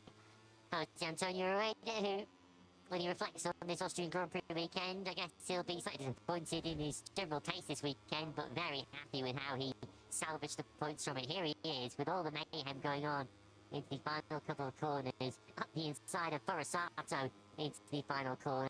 That, of course, earned him 5th place. The World Championship leader rewarded for not giving up this afternoon. 11 very useful points. Yeah, 11 very useful points indeed. Does disrupt his impressive recent podium run. He was looking for successive podiums for the first time in his career. But not been the easiest weekend for Rueda. So to come away with a hard-earned 5th place and be as close to the victory as he was, still plenty of positives to take for the Red Bull KTM Idaho rider. We won't see him on the podium now. The 4th time this season, Rueda has empty helmets MSI celebrate a dream day here in Austria. They want to finish for them. And the 2nd time this season that their riders have shared the podium. They were 1 and 3 back in Qatar. David Munoz continues his superb recent run of podium finishes. That is 6 for the season now for him. For Yusei Yamanaka, it's a career best 2nd place. Coming from way out of the podium battle when the final lap began. None of his wins are ever dull, are they? They're always in last lap scraps. Once again, he emerged victorious. And the MotoGP legend and former lightweight class world champion 21 years ago, Andrea Dovizioso, hands over the winning constructor prize. KTM do win their home Grand Prix in Moto3. Thomas Luthi, also a 125 world champion, succeeding Dolby, of course, 1 year later in 2005. It was written in the stars, wasn't it? A former champion and someone very closely connected with the intact squad, represent the 3rd place trophy to one of his riders, David Munoz. 2nd place then for Yusei Yamanaka. 2 podiums now for him this season. First time he has taken repeat podiums in a single season. It is a star-studded podium procedure, isn't it, today? 2-time MotoGP world champion. And the word legend, definitely not overstating it. For Casey Stoner as he presents the trophy.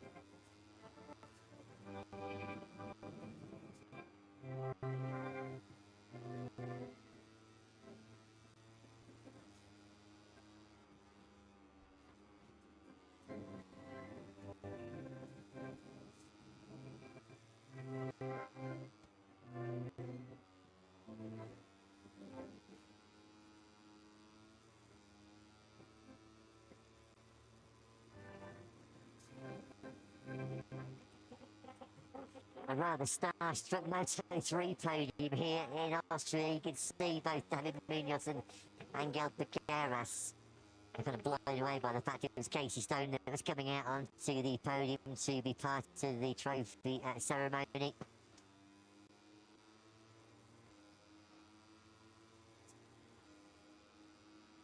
There's Yusei Yamanaka celebrating his 2nd place in that Grand Prix. It was a celebration there from Angel Piqueras and David Munoz. Was both so very much with Pau Alsina and Borja Gomez in their thoughts. Yeah, as a mark of respect, they are deciding not to partake in the Prosecco popping.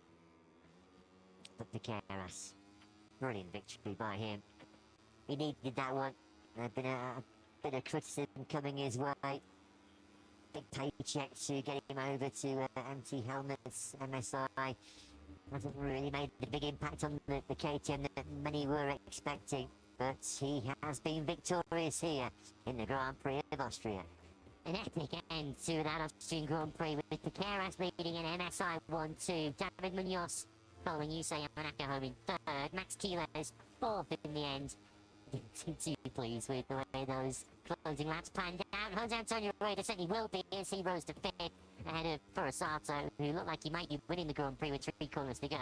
Ended it in 6th. Valentin Peroni, who did lead also late on 7th from pole position ahead of Adrian Fernandez, Guido Pini and Alvaro Carpe. Points for Joel Kelso on his return from injury. Demon Manson, there is Foggia's long lap penalty. Post-race dropped into 13th, ahead of Jacob Ralston, and a point for Scott Ogden.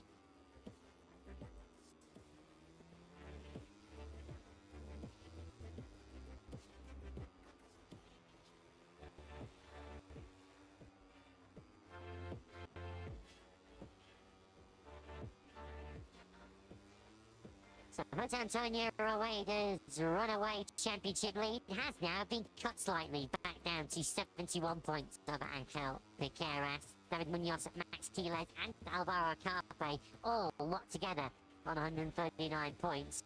Third, fourth and fifth. Joel Kelso now 24 points further back in sixth. Ryusuke Yamanaka, he climbs up a place in the World Championship. In fact, he gains 4 today from 11 all the way up to 7.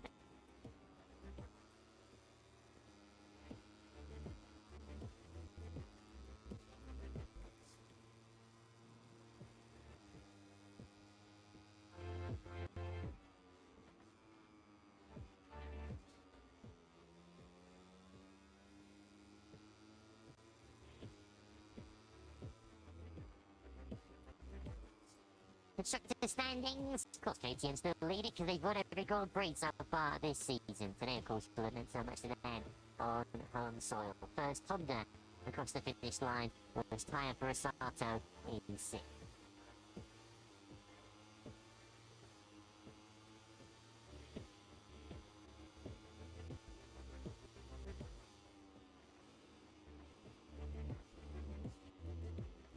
Team standings, well, it wasn't their best day so far this year, but Rebel KTM IO still a comfortable 122 points clear, although a maximum score today for Prince Empty Helmet MSI sees them stretch clear of Aspar in that battle for second.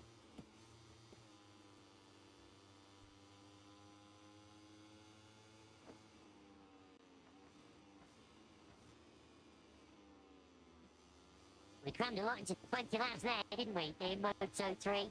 Valentin Peroni started it from a maiden pole position and certainly looked like he belonged in the four-way leading fight in the early stages.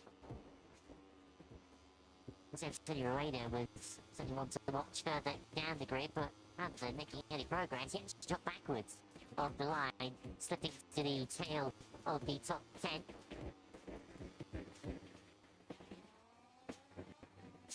Is the early lap.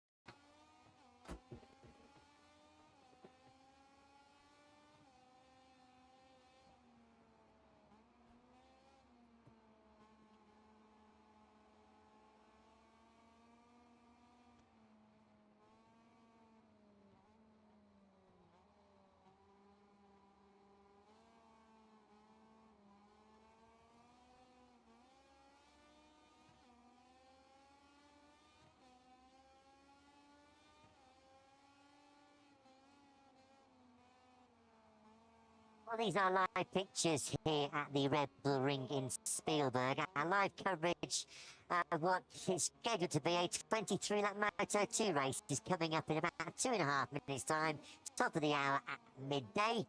So we'll take a brief pause here in the commentary box and see you in a couple of moments.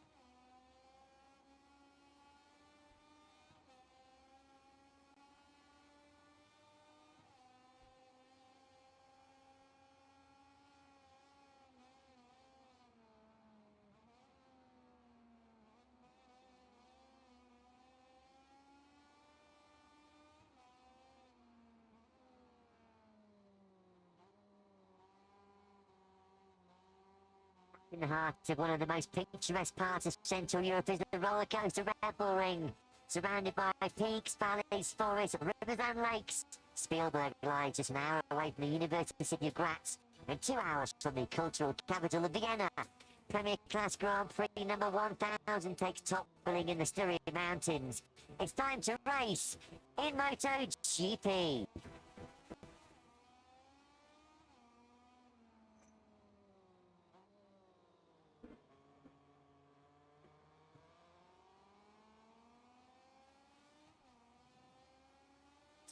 Good afternoon and welcome back to the Grand Prix of Austria in 2025. We have just about, I think, in the commentary box, caught our breath after what was a breathless return from the summer break. Moto3 action over 20 laps has just delivered yet another spectacle here in Spielberg. Don't worry, no spoilers. We'll let you enjoy what was a classic at your leisure. Coming up next, though, on our return from the summer break is Moto2 over 23 laps. And we're going to see, on pole position for the very first time, Danny Holgado, the impressive rookie of the CF Moto Aspar machine. He will lead the grid away.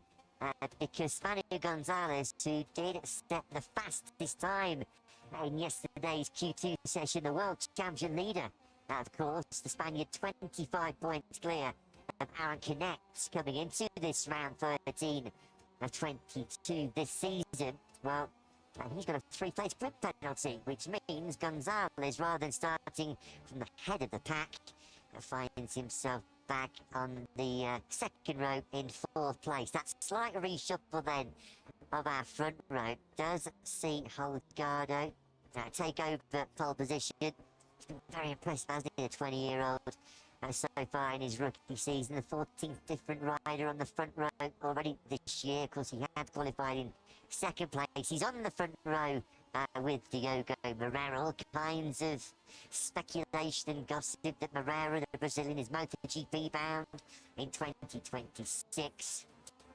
And Gonzalez's penalty for slow riding later on this weekend bumps Celestino Vietti onto the front row of the grid.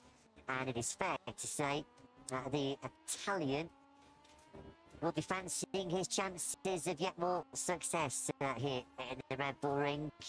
He won here in 2023 from the front row, and he won here last year from pole position. So the 23-year-old Italian starting third, looking for his 3rd successive Moto2 success here in Spielberg.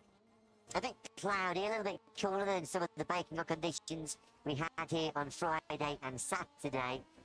Nevertheless, so thankfully dry. There were some forecasts maybe predicting rain around this stage of proceedings earlier on this weekend, but it looks like we're set for a dry affair over 23 laps. In the company of Matt Burton, Lewis Sotheby in the commentary box, Jack Appleyard down in pit lane.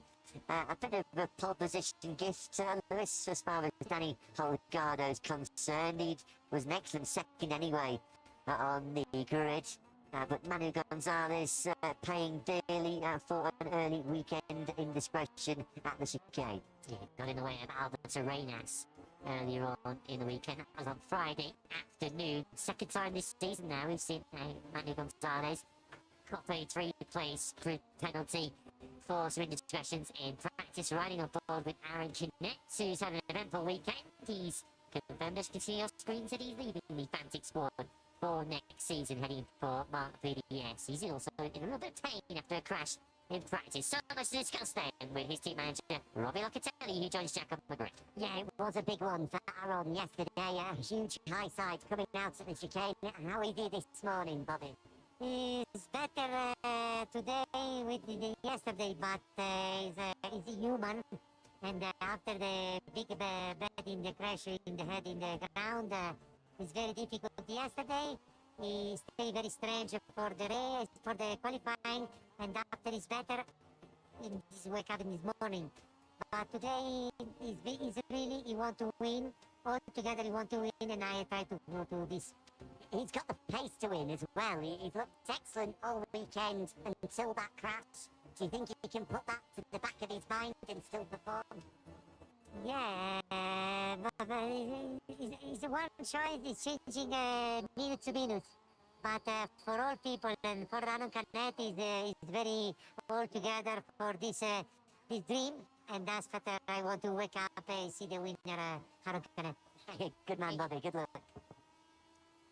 Yeah, thanks, Jack. Thanks to Fancy Racing boss Roberto Locatelli. He never shies away from a challenge, doesn't shy away from a tough task.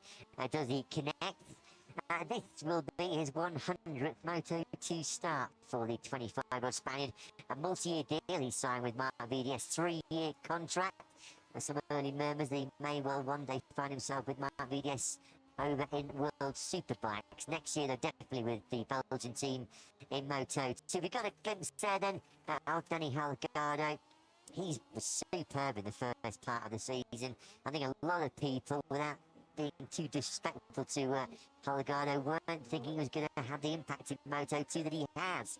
Points in 8 of the opening 12 Grand Prix. And of course, on our most recent race, he was 4th in Brno, his equal best of the season. Second top 6. I'm happy to say he has surprised a lot of people. Done a very, very good job. A couple of 4th places, of course, because he was right in the tail of the podium battle in Qatar earlier in the season. Can he stand on the podium for the first time today? Both Asparguro have a real shot today. So here's Manu Gonzalez then, from pole back to 4th. Of course, it was officially a 6th pole of 2025 for the points leader, but this was his indiscretion on Friday. It was Alberto Arenas on the receiving end, and as a result of that, Gonzalez has to come through from the front of Broton. Yeah, all a bit unnecessary and a bit naughty as well, really. He's not a novice, is he, at this level at all, Manu Gonzalez. The World Champs League, though, on the second row in 5th place. Joining him on that second row is his Dynamo Intact teammate Senna Aegis, the Australian 6th on the grid. Let's get Senna's thoughts ahead of this battle in Austria. Yeah, it's going to be an interesting fight, Senna. There's 4 or 5 riders that look very equal. You're definitely one of them in the mix. How important is it to go out there and judge those first couple of laps? It seems as though track conditions are a bit different to earlier in the weekend.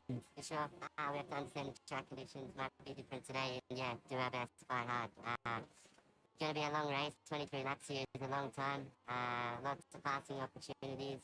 You know, a little bit of temperature now, so yeah, let's see. Good luck. Thanks. Yeah, thanks, Jack. Thanks to 20-year-old Sydney side, Senna Aegis. He's qualified top 6 in the last 3 rounds now, as Aegis 4th in the Saxon Ring 6 in Brno, and now 6 here today. We just saw there a shot on the front row of Celestino Vietti. Can he upset the odds? Winless so far this season on the Boscoscura chassis. Can he win for a third successive year here in Austria? One of the star performers of Q2 yesterday without any question. First time we see him starting inside the top 10 in Moto2. Ninth on the grid for Red Bull KTM rider Colin Vine. He joins Jack. Yeah, absolutely great job yesterday by Colin up onto row 3 of the grid. You must be looking forward to this one. Oh yeah, of course. Yesterday and also Friday was very good. Pace is very good, so let's see if we can manage to get through the first 2 laps, 3 laps. Yeah, pace is good as I said, so I think we can be very confident and yeah, try to see if we can make this one of our best results for this season at the moment. Have a good one. Thank you. Thanks, Jack. Thanks to Colin Vine, the 20-year-old from the Netherlands. Yeah, great opportunity for him to take that best result of the season in Moto2 so far. 50th Grand Prix start coming up for Vine. He's joined this weekend by replacement teammate Danny Munoz, the 19-year-old Spaniard. We are missing Dennis Onju, and it sounds like, Lewis, we're going to be missing the Turk for some period of time. A painful conclusion to his summer break. Training crash on Monday, which has seen fractures to his left fibula, but we also understand there's some ligament damage there in his left leg as well. So Dennis Unju, who does not do small crashes either at Grand Prix events or in training, sadly for him, his season has been interrupted. I don't think we'll be seeing him for a good 3 or 4 Grand Prix. So there is Danny Holgado just trying to keep himself calm. First time he started on the front row or on pole position for a Moto2 Grand Prix. As mentioned though, Aspar have got genuine hopes of a podium for both of their riders. We saw months ago his teammate David Alonso on screen. Came through qualifying 1 yesterday to take up his place in 5th on the grid, and he has genuine podium pace. Diogo Moreira, as mentioned, he doesn't appear to be distracted at the moment by all the talk of a possible switch to the MotoGP World Championship next year. Needs to regroup after what was a disastrous pre-summer break. No points in the Saxon Ring or in Brno. Slipped down to 4th now in the World Championship. Has Moreira over 60 points back of Manu Gonzalez. Speaking of Manu Gonzalez, the World Championship leader, 2 bikes in the top 6 for Dynamo Intel. Let's get a thought for the boss, Tom Luty, who joins Jack. Yeah, great opening half of the season for Manu, Tom. How important is this one to pick up where he left off and keep that momentum rolling? I think it's not a special important one, just keep on going, and that's what he is doing all the season actually already, and the performance over this weekend was great again. And I think he have really still something in the pocket even for this race today. So the goal is just keep on going, focusing, and do the job. Good luck. Thank you. Yeah, thanks, Jack. Thanks to Tom Luty. 3rd in the World Championship. What a first 12 Grand Prix it was for Belgian sensation Barry Baltus. Brno, last time out, starting from a career first pole position, was his 6th podium finish in the opening 12 rounds. 134 points Baltus sits on coming into this Austrian Grand Prix. That is 7 points more than he managed before in his entire Grand Prix career. He has gone stratospheric this year as Baltus. Considering Diogo Moreira still a World Championship contender, we must consider Baltus 1-2, of course, with that 3rd place. Last time out, Barry Baltus moved ahead of Moreira into 3rd in the World Championship, although from Diogo's point of view, good to see that he is now back fully fit once again. He was in a lot of pain with his elbow last time out in Czechia and essentially only went there to serve his pit lane start. Alonso Lopez heads row 4 in 10th place. A couple of big names in this Moto2 pack out of position really on this grid. And this 23-lap battle. Jake Dixon, already a 2-time winner in 2025. He's 20th on the Mark BDS machine. He's been all at sea on the Boscoscura machine. Right on cue, we pick up Dixon, middle of the 7th row of the grid. 1 place ahead, believe it or not, the American racing rider, Californian Joe Roberts, who's 21st on the grid. That is Roberts. Let's not forget who was our last winner in the Moto2 World Championship in some style over in the Grand Prix of Czechia.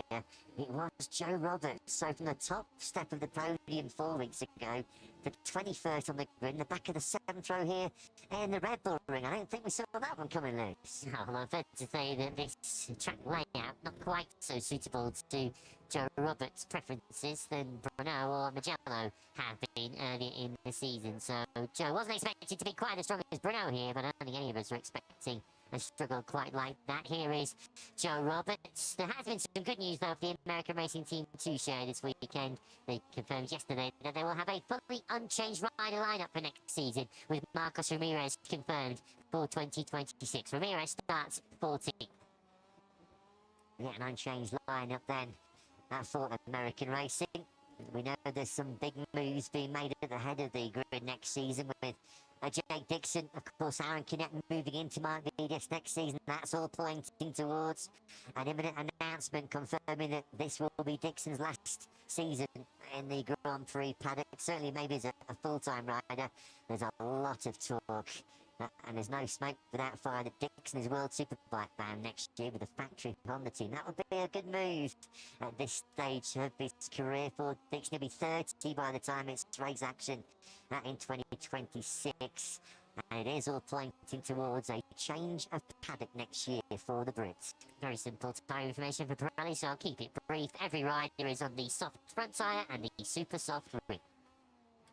So, having qualified on pole position, his Friday penalty sees Manu Gonzalez, the World Championship leader, 25 points clear of Canet coming into this Austrian round from, heading the second row in 4th. Your front row then is Celestino Vietti, a winner here the last 2 years in Moto2. Diogo Moreira looking to steer his championship challenge back on course after choppy waters came his way in the Sachsenring and in Brno. But inheriting that pole position, can Danny Holgado be the Aspar hero here? In Spielberg, he fires away from pole.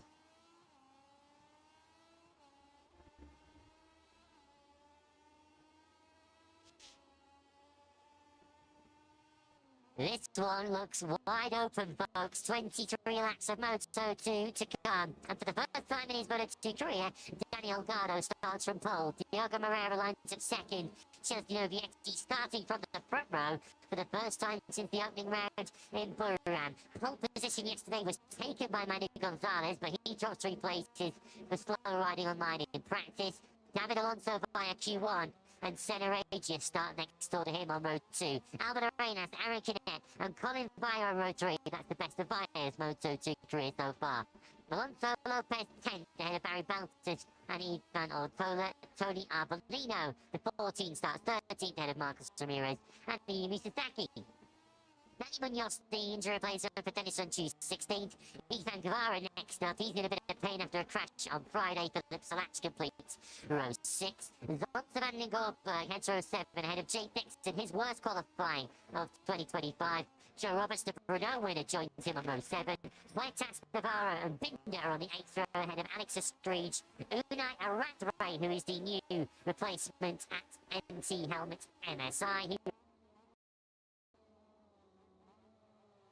In the Grand Prix of Austria, Holgado has nailed that start. So too has Manu Gonzalez from 4th place. He's immediately up into 2nd place. Under pressure from Vietti on the inside as Gonzalez gets run really, really wide. That's like Moreira, who was briefly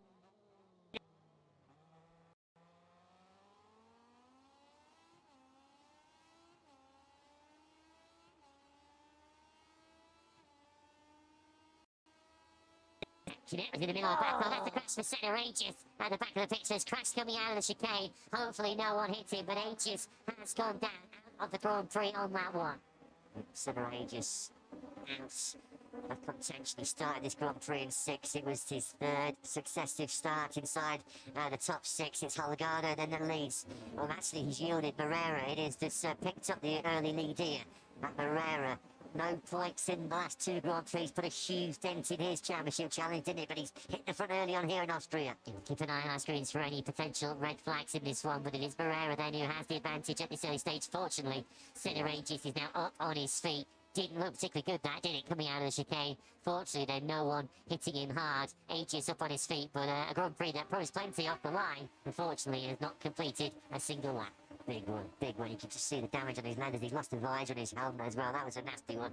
Happy to see, if somewhat gingerly, Sir Aegis walking away from the scene of that nasty first lap incident. The first lap, which looks like is going to be headed by Morel. They power out of turn 10. Under the bubble they go. Holgado with a bit of slipstream levels Morera in the braking zone up the hill into turn 1. Holgado then back in the lead. Gonzalez there in third place. Getting busy further back. Oh, Canet was almost down. Canet lost the front on that Bantic racing machine. How on earth did he stay upright? Yeah, he got pushed wide by Ortola, who went through on the inside. Ortola's made a big jump up into 6th place. Morera has taken the lead. But I'm sorry, Diogo, as far as I'm concerned, you should be giving that one back. He was on the green on the way down to turn 2 when he made that overtake. Oh, Canet. Talk about almost disaster. Oh, an exit that would have been a nightmare. He's already 25 points behind Gonzalez, who's right in the thick of this battle at the front. Morero then will keep a close eye. Well, that's going to be a legal overtake. Holgado then now on the brakes. Vietti going through on Gonzalez down the hill into turn 4. Lovely move that by Vietti. He's right wide on the exit as they power through 5. Gonzalez and Vietti lean on each other going through 5. Vietti gets the better of it. Some early action here in Austrian Moto 2. Gonzalez has much more to lose than Vietti does. Vietti, a Spielberg specialist, going for a 3rd consecutive Red Bull Ring victory. Of course, the previous 2 are on Calex. He's looking for his first victory on a Boscoscuro today. That early melee involving Roberts and Dixon saw them cross the line in the lap 1. 26th was the American, Dixon was 27. What happened to Alonso Lopez on lap 1 as well? He came over the line dead last in 28. He started 10th. Head of the 4th row did the Spaniard. I wonder whether he was the rider that was delayed by the Aegis crash through the chicane, because as you say, he's plummeted down the order way off the back of the field. And of course, we saw Roberts and Dixon going through the chicane. Arenas is the fastest rider on track, as he's now got himself up into 5th place. He's ahead of Ortola and Alonso at this stage, surprisingly not able to go with this group, although he has said in the past his big weakness in Moto2 is on new tyres. Heard via ambitious and expectant from 9th place on the grid. That's exactly where he sits at the end of lap 2. Canet's in 10th place, having started 8th. But Canet pretty fortunate to still be upright in this Grand Prix after a massive front-end scare at turn 1 at the end of that second lap. Morero then powers the Untitled Calex out of turn 3, drops into that little hollow now, then blind entry down the hill into 4. He's the 4-10 clear at the moment of Holgado. That's the biggest lead we've had in this Grand Prix so far. He's getting aggressive early on here, Morero, trying to stretch this early lead. Yeah, this is the incident, the chicane then. So there's 2 incidents. There's Dixon and Roberts at the top of the picture, and then we see Aegis going down, coming out of the chicane. There he is. And you can see there on the right-hand side, that looks like Lopez going off the rider's right, left as we look, and delayed, sending him right to the back of the field. I don't know whether Aegis clipped the back of Via on the exit.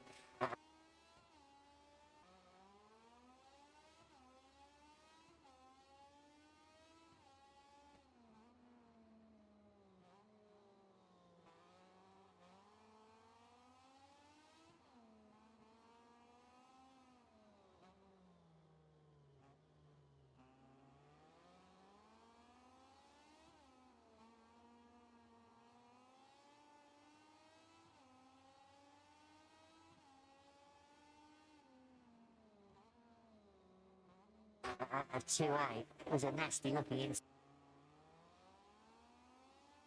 Stewards are getting involved with telling Morero to drop that one place. They may consider that he had nowhere else to go, as the riders naturally go over towards that green paint as they take the optimum line from turn 1 to turn 2. But either way, the leading group is still very much together. Only a second covers the top 6, and David Alonso is just about keeping himself in touch. He's 1.7 back of the leader. Copy a pitch there, we just saw Roberts, the Brno winner, picking up Bassini. So now Roberts is back into the position he started this Grand Prix at 21st place, because he was involved in that early tangle with Jake Dixon. Jake Dixon is right at the back at the moment. He's only got Yuki Kuni, the Honda Team Asia rider, behind him as the Brits, so 34.7. He's second off the front running pace is Dixon.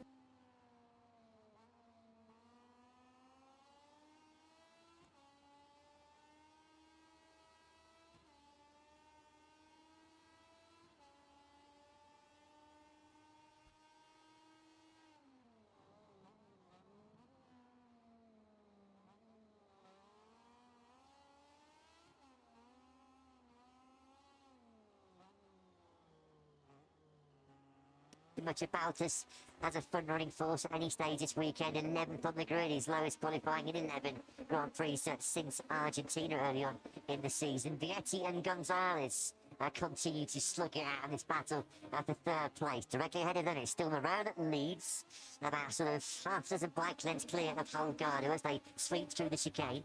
1:33.6 for Diogo Moreira. The next fastest rider on track was Tony Arbolino in 8th place. He's got himself nicely onto the tail of this leading pack, just up behind Alonso's Aspar machine. So Arbolino looking as strong as he had in the dry, arguably all season. Strong ride as well by Adrian Huertas, the reigning world supersport champion. He's got himself up into the point scoring place. Gonzalez is touring. We were riding on board with him there, just looking down my notes, and Gonzalez is touring. Well, this is a game changer for the championship. Manu Gonzalez, who had to suffer the blow of losing pole position yesterday after his indiscretion on Friday. Well, he is touring at the moment. Gonzalez surely pitting at the end of this lap. Very rare that you see Moto2 bikes breaking down, but what a time for it to happen to Manu Gonzalez. Just as we were talking about Cadet potentially losing huge points, he's now going to gain points on Manu Gonzalez, who's surely now going to come up pit lane. His race is effectively trashed, although on our timing screens he's still showing as 14th. This is Ayumu Sasaki right behind him. Was it a temporary problem that's now rectified itself? Because Gonzalez has decided to carry on in the race. Well, he wasn't sort of actively competing, was he? On the run down to turn 4, he was touring. Almost a walking stick. What he keeps looking down at the left-hand side, doesn't he? And whether there's been some contact or is there something that's happened with a bit of rubbing with Vietti earlier on? It was great, wasn't it? On the way down to turn 4, something clearly either shut off or Gonzalez just had some sort of problem, couldn't get up or down the gearbox. Let's have a look then as he comes through the chicane, running absolutely fine now, climbing up towards turn number 3, shifting up, no problem there from 2 to 3, back down to first gear now for turn 3, and Gonzalez looks pretty competitive now, but as mentioned, it's costing 6 seconds now. Bizarre to say the least. Looks like one of the levers. Is it the clutch protector on the left-hand side that's been bent? So it looks like maybe it keeps looking down the left handlebar or something. I don't know if there's been some kind of contact earlier in this Grand Prix. Well, we're going to try and have to pick the bones out of this, aren't we, post-race, assuming that Gonzalez does finish, because, well, he's gone from 4th down to 14th place. Jack just, he had a quick chat with the Liquid Moly Dynamo Intact team, and they're just like most of us here watching this Grand Prix, a bit clueless, not really sure what on earth is going on right now with Manu Gas, who seems to be back at full gas. And of course, they'll have access to live telemetry too, so let's ride on board and have a listen then. This is Gonzalez out of 3.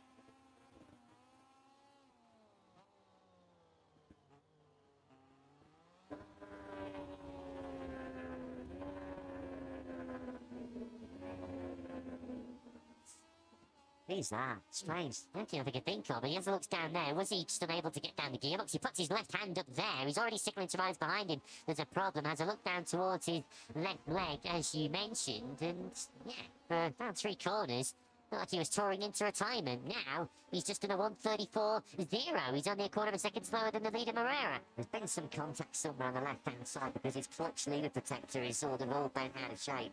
David Alonso, back at the front of this Grand Prix, is setting a red-hot pace. The reigning Moto3 world champion. He won the Moto3 race here last year, a 1:33.582.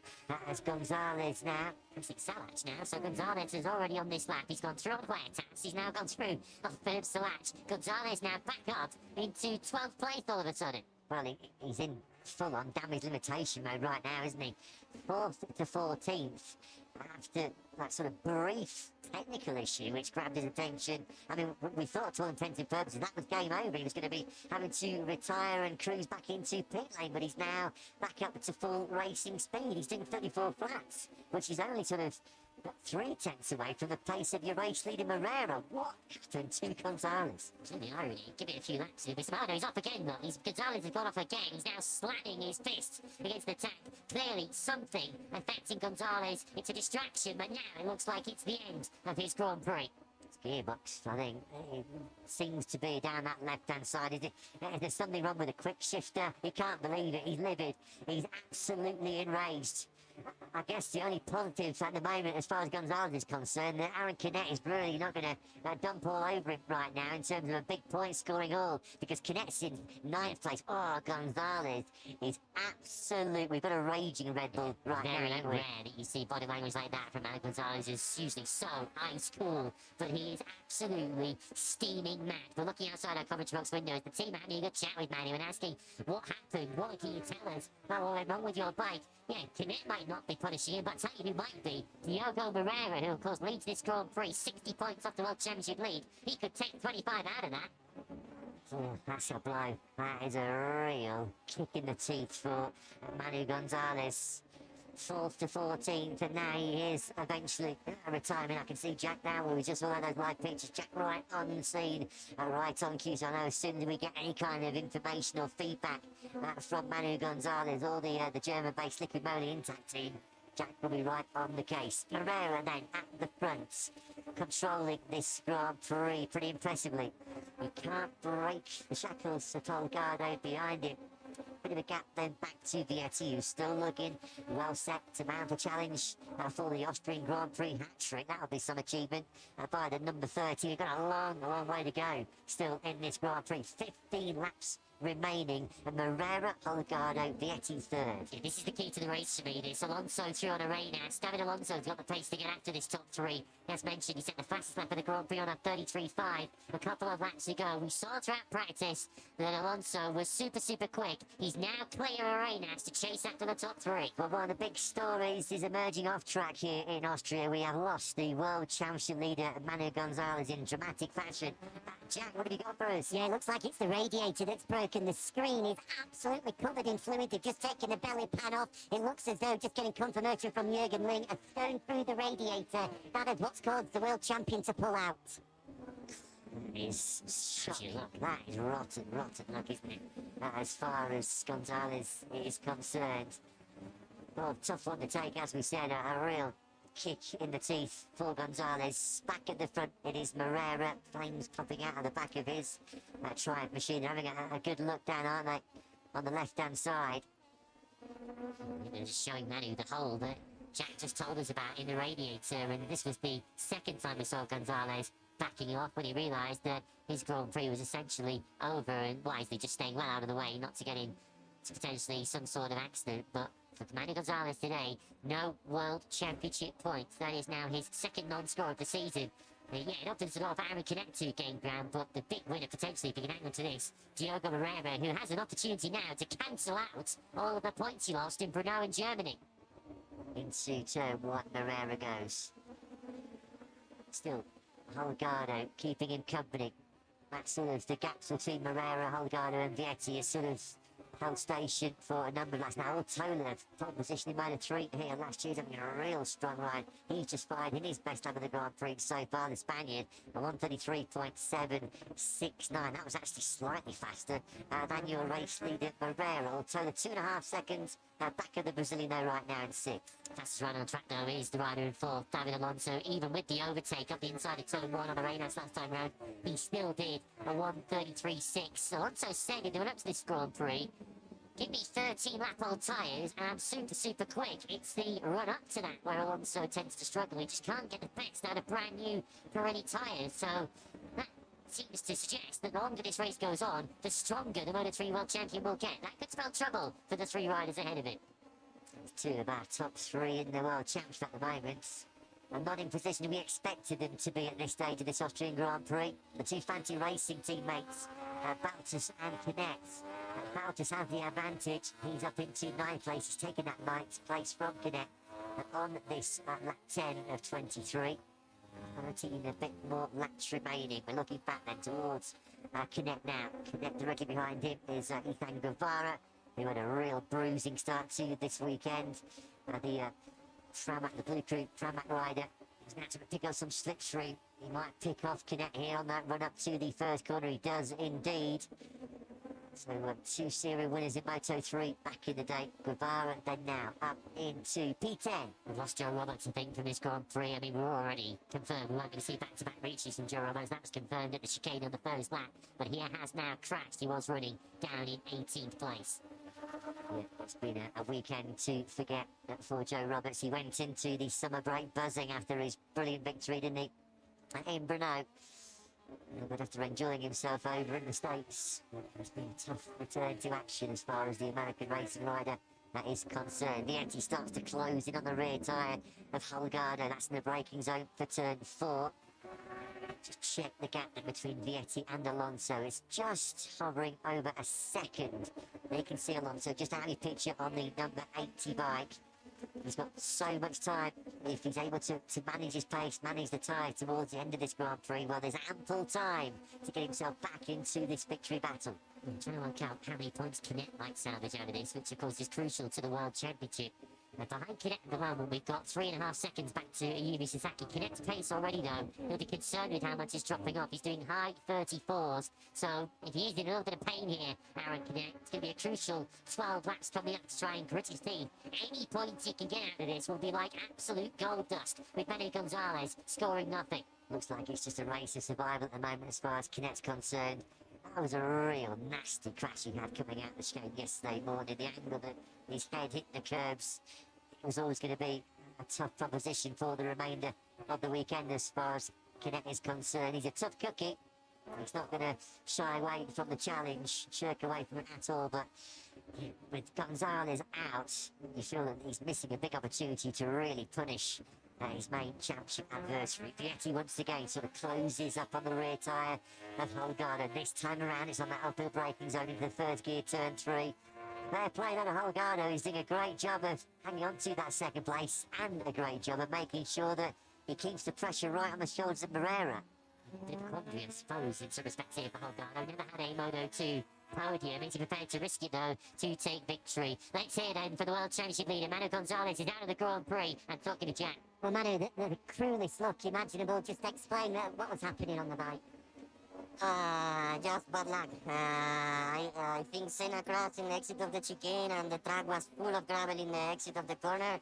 And 2 laps after, when I passed there, the bike started to pull a lot of water from the radiator, so I tried to continue because it was stopping the water, but then another moment it came again, a lot of water, so I had to stop to don't use the engine or maybe crash, but just bad luck.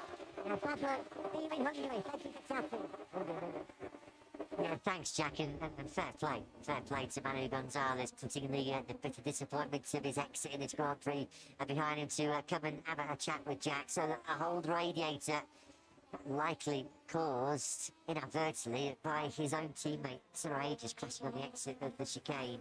That is cruel luck for Gonzalez. I suppose the only consolation for him will be that he's had the pace to win this Austrian round all weekend as Moreira. This looks like visibly the biggest lead he's established in this Grand Prix. So far it is. Moreira is just threatening to pull the pin here. He drops down the hill into turn 4. Let's go see what his advantage is as we kick off Sector 2. Zonta van den Gorber's got a long lap penalty for track limits infringements. Half a second is the gap between Moreira and Holgado. So fair play to Holgado, actually he's recovered a bit of time back in Sector 2. He lost 4/10 of a second on the previous lap, which is why it's a half second between 10 and 27. Chelsea Vietti, who has done more winning than anyone else in Moto2 around the Red Bull Ring. He's won the last 2 around here, also a Moto3 victor here. Back in the doubleheader of 2020. This is very much Vietti territory. He's got a couple of young charges between himself, potentially, and a Red Bull Ring hat-trick. Alonso's coming. Couple of laps to go. That gap between the Colombian and Vietti was just over a second. It has now shrunk down to 6/10 of a second.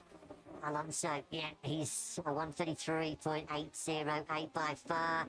The quickest rider. A couple of tenths quicker than Vietti ahead of him. Holgado, the only other rider in that top 4 back at the moment, in the 33s. Arenas also in the high 133s too. So is Baltus, who's just starting to find some serious speed as we tip into the second half of this Grand Prix. Canet's doing 34.3s, we saw him a moment ago, so he's pretty much matching the pace of the Sasaki-led group behind him. So Canet still in a relatively safe 11th place. This is Jake Dixon, who's in the 35s, up behind the 54 of Mattia Fassini. His Grand Prix weekend was already looking tough, but of course was destroyed with this incident into the first chicane on lap 1. Look towards the back of the field, as you can see. Dixon, it looked like he had the Shivak of Darren Binder on his right, which sent both Roberts and Dixon off through the chicane runoff into the back of the field. Scary. Wasn't scary looking further up the track as well to see the Lopez Aegis incident. It clearly looked like Aegis got run over by Lopez, so really, really fortunate. A nasty one, that. Moreira are now through 8. We are 3/4 of the way around. Lap 14 of 23, drops down now into turn 9. Yeah, it is Alonso. This has been coming. This has been coming, and he's not disappointing. Alonso there now homes right onto the rear tyre of Vietti. Algarno flirts for track limits on the outside of turn 10. But 3 laps ago, this gap between Alonso and Vietti was a second. It is now down to just 2 tenths. Once again, Alonso 4 tenths quicker than Vietti on that last lap. A 1:33.5 for David Alonso. That is seriously shifting at this stage of the race. And as mentioned earlier on, we're now getting into the stage of proceedings where David Alonso is generally at his strongest in Moto2. The older the tyres get, the stronger he is. He's now right on charge, on the back of the rider who's won the last 2 Austrian Grand Prix. David Alonso is making the Hudson hat-trick pretty remote right now. He's made mincemeat with Vietti as soon as he got on Vietti's rear tyre. He made an attack. He runs a little bit hot. Vietti able to just cut back and seize that 3rd place back, but wasting precious little time. He got onto Vietti's rear tyre at turn 1. 2 corners later, he's had a lunge. That's what I love about Alonso. He's not a rider who's just going to sort of sit there and work out the moves. He's got onto Vietti's rear tyre and he has gone for it immediately. As much as we talk about Vietti's record at the Red Bull Ring, Alonso's isn't too shabby either. Won here in Moto3 last season despite serving a long lap penalty, and was in the lead of the Grand Prix the year before when he crashed. So David Alonso also a bit of a specialist around the Red Bull Ring. So we've got the battle for 3rd place, and you feel if Alonso can win this battle quickly, he's certainly got the pace to zoom right back up to the top 2. He's going to have to get through quickly on Vietti because this has not been a great lap by Vietti. He's sort of losing a bit of touch here with Moreira and Holgado directly. And he's just going to track him this morning as well. If he hasn't got enough on his plate, enough to contend with, Alonso charging up behind him. He's now going to track them this morning as well. Moreira, 133.9. He's back into the 33. So too, that is Holgado, who's got the consistency to match the speed. Vietti goes defensive on that run up into 2A. No way through for Alonso. Alonso had a little look at Vietti on the run into the braking zone for turn 3. Is he going to try and make the same move this time around? Yeah, Vietti was wide through 2A, compromised his exit speed from 2B. He washes the front away through turn 3, and Alonso's going to carry more momentum. He's going to have more speed down there straight up to turn 4. He'll now pick up the slipstream from the Boston scorer. Alonso's got to move quickly here. The tennis from this league quarter is Arenas in 30s, 2.7 seconds behind this battle raging between Alonso and Vietti. Now power through turn 5. Into 6th, the left-hander we go. Vietti just a little bit wide, of course. 2 different machineries at play here. The Bosca scorer of Vietti, which does sort of tend to favour wider sweeping lines, particularly through this infield section. Alonso is going to have to get busy here very, very quickly. We can't let Moreira and Holgado break away. Already they've lost 3-4 tenths to the leaders on this lap as Vietti's been running defensively and trying to keep Alonso at bay. You can see the top 2 just up the road. So Alonso is not getting into panic stations just yet, but the longer he's behind Justin and Vietti, of course, the less time he has to potentially plot a way to win this Grand Prix. Top 2 were back in the 33s last time around. Vietti and Alonso in the 34s. It's been a clash rise. Alonso charges up the hill into the first corner. When will he try and make a second move on Vietti? He's already been through once, a couple laps ago, into turn 3. Tony Arbolino's having a cracking ride in 6th place. He's well on course for what will be his first dry race top 10. As Vietti's got a long lap penalty. We just said on the previous lap he got a track limits warning. And Celestino Vietti has a long lap penalty exceeding track limits. So this is going to potentially end the hopes of Vietti's podium chances here, certainly ending his hopes of a 3rd successive victory here in Austria. This is a big moment in this league quartet. Oh, well, he almost lost the front going into 4. He almost lost the rear coming out of 4. Alonso does indeed sweep on through. It's Vietti. Oh, that's close. That is close, moving through into 6. Yeah, looked like Vietti is moving around on the way through turn 6. He was carrying so much more speed on the way into turn 4 that I was going to be amazed if he got it stopped. He did, but then the rear was crying for mercy on the way out. Alonso will be desperate to shake off the Boscascoro because he might not know yet, but he'll be soon getting out of his way and no longer giving any grief with that long lap penalty to serve. Somebody tell Vietti this is Moto 2, not Super Moto. I mean, he's been sideways so much on this current lap. Surely now he has seen on his dashboard he has going to serve the long lap penalty. Alonso then now into 3rd place. He's exactly a second behind Moreira with 6 laps to go. He has got time. He's got pace. Vietti immediately slings himself into the long lap penalty loop. That's on the outside of turn 1. He's certainly going to lose a position potentially to Arenas. And a good long look to his right. Arenas and Arbolino sweep through. So Vietti rejoins the track in 7th, is it? 6th place now, Arbolino up to 5th, and now the top Boscascoro in this Grand Prix. We haven't said that much in 2025. Baltus has gone through on Vietti, by the way, backwards in the battle for 8th place. Kinet is still in that rather comfortable 11th place. But the question now is how quickly can Alonso cruise up to the back of his teammate, Daniel Holgado, as Diogo Moreira leads the Grand Prix. He's not about to have one Aspar rider give him grief, it's soon going to be 2. Baltus through on fire. Vi started the Grand Prix in 9th. He's in P9. Excellent ride this so far by the Netherlands rider. He was hoping to capitalise on that first top 10 in qualifying and now getting himself up into 10th place again. Alonso's already 3/10 up on this lap on the 2 immediately ahead of him. This is going to be a quick lap from the number 80. And it'll be interesting to see how Aspar view this one, because I feel like their rider at this stage who has the best chance of winning this Grand Prix might be the rider currently back in 3rd place. I think he's certainly got the superior pace. Holgado has been watching Moreira for quite some time. Does he have an extra gear up his sleeve to potentially attack the Brazilian, or is it going to be an all-South American tussle at the front of this race between Moreira and Alonso? I have to say, it's been an awesome ride by Holgado. He has been right on the rear tyre, Moreira, from the get-go in this Grand Prix. Over the line we go. They've got even 3/4 of a second now, splitting Moreira, Holgado and Alonso. It's the number 80 who's got big interest here in a maiden Moto2 victory. Closes in once again. He's so good on the brakes. Into the chicane is Alonso. He gets good drive up the hill as well, out of 2B. Further back, Arenas is in 4th spot. Oh, that's close. Team's tight. They're right into each other already. Has to be patient. Has to be patient. Remember back in Jerez when Alonso and Holgado came together? Holgado was out of the Grand Prix. Holgado then took Alonso out in Aragon as well on the very first lap. So Aspar have got a double podium at the very least potentially waiting for them. They don't want their riders to trip over each other again. Just has to be patient, does Alonso. He has led briefly before in Moto2. He led 1 lap at the British Grand Prix at Silverstone. So just got to regroup. Crikey, that front tyre was chattering his brains off as he went through turn 6. I guess that's the big question. How much has Alonso taken out of his rubber? We know how good he is on worn tyres, but how much has he used and abused those Pirelli tyres to get himself back into this battle? And we know from Moto2's very entertaining 2025 season. Not too much. We were just saying how much have he used and abused those Pirelli tyres. Well, we have got a very rapid answer. Alonso jumps off the CF Moto Aspar machine down the hill into turn 9. He almost lost the front, hadn't he, attacking Holgado earlier on in the lap. So what was a fight for the win between 3 riders here in Austria is now a straight duel between Moreira and Holgado. Clearly taking one risk too many on his way back towards the top 2.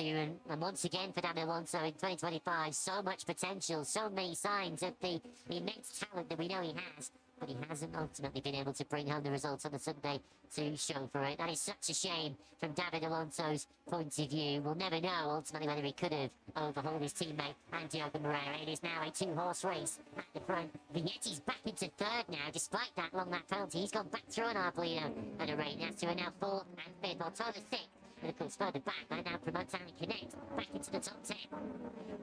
I mean, you have to say it's looking like Moreira has got Holgado covered up, as he has done for the majority of this Grand Prix so far. That's the biggest lead Moreira's been able to establish He's over 3/4 of a second clear now of Holgado, and all of a sudden this has become a pretty intense fight for the final place on the podium. It is at the moment in the hands of Vietti, but it's not a given because he's got Arenas for company, Arbolino's right in the mix, Ortola now back inside the top 6 after Alonso's exit right here down the hill into turn 9. Bottas 7th, Via up now into 8th place. That's put Canet back inside the top 10. Danny Munoz replacing Dennis Onju now up into the point scoring places. This was Vietti elbow to elbow now with Arenas on the way out of chicane and back into 3rd place once again. So Vietti has been able to at least limit the damage from that long lap penalty. He's now back where he was in P3. They weren't giving up that place, were they? With an almighty fight and the run up the hill into 3. Vietti just about gets that Bosca settled to attack into the first part of the chain, into 2A. Holgado has slipped nearly 9/10 of a second back now up the road. Those two at the road, almost 5 seconds up the road in the battle for the victory. There is Vietti then, who's just starting to streak away from Arenas. Best dry race coming in on a Bosca scorer for Arbolino. Good ride as well by Ortola. Cracking ride, isn't it, by the riders on pole position here in Moto3 last year. He's on course for the top 6 as well. I was just about to say before Alonso crashed that catching and staying behind Diogo Moreira is one thing, passing him is quite another. We do know already from this season that if you want to get past Diogo Moreira and make it stick, you've got to drag him out of his position, kicking and screaming. He is such a feisty, tenacious competitor in Moto2, and we never got the chance to see whether either Aspar rider could make a move. Manuel Gonzalez, a spectator with all of us. The damage to his championship lead from a Connect point of view is not particularly big. 6 points been taken out of it, but boy is Diogo Moreira catapulting himself right back in to the championship conversation if he can close out these final 2 laps. Some response this has been from Moreira.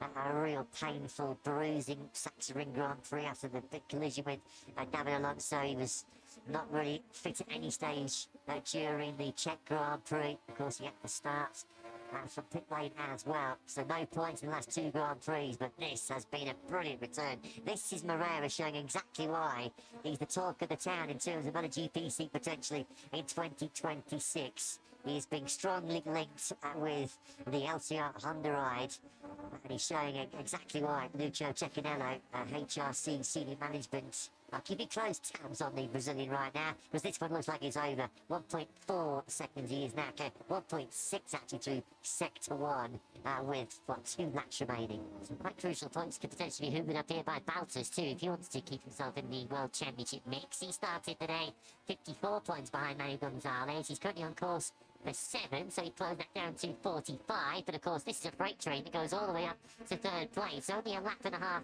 to go, but still a top 6 on offer here for Bottas if he can get through on the impressive rookie Ortola. Moreira is going to be 2 seconds clear of Holgado very, very shortly. He's just had the better pace in the last sort of 3, 4, 5 laps.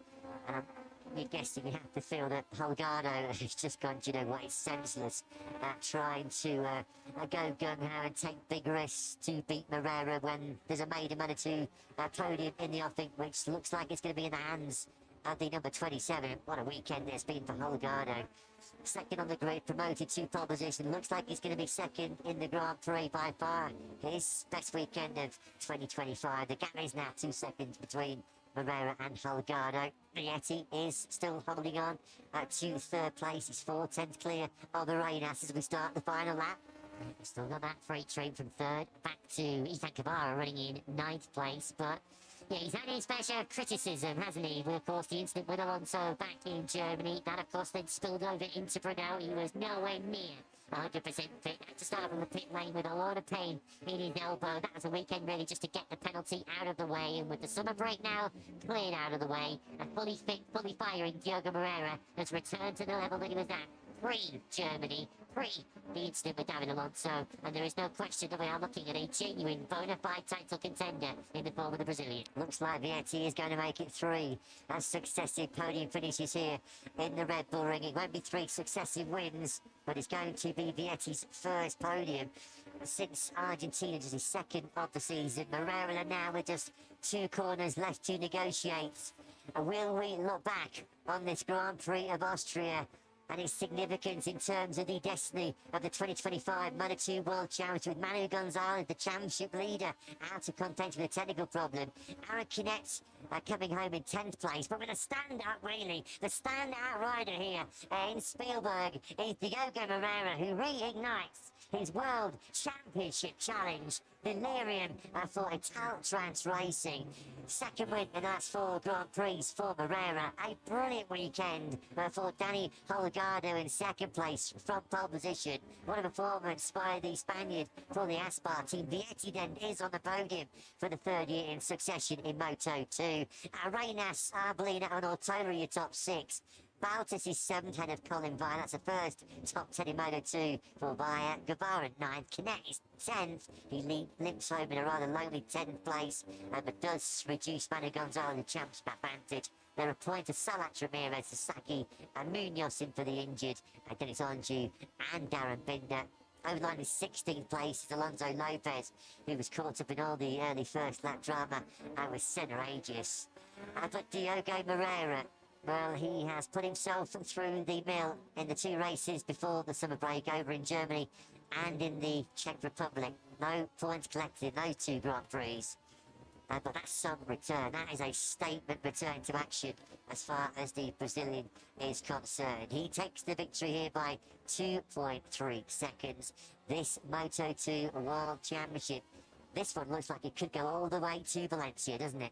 Demonstrating exactly why MotoGP factories want his signature for 2026.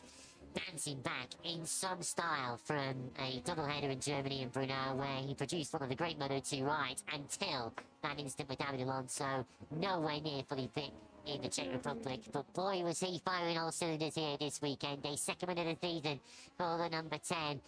On a day when Canet was hobbled and Gonzalez was out of luck, Diogo Moreira takes full advantage. Class weekend, a class ride that by Holgado, very, very impressive. Well, he's been impressive throughout his rookie season in the Moto2 World Championship. That the cherry on the cake to kick off part 2 of this year's World Championship. Could have had 2 Aspar bikes, should have had 2 Aspar bikes really on the podium at the end of that 23-lap battle. David Alonso demonstrated great pace, but just as we were saying, how much has he taken out of those Pirelli tyres to get himself back in contention? Well, we found out seconds later when he went careering into the gravel trap at turn 9. Canet then rescues 10th place.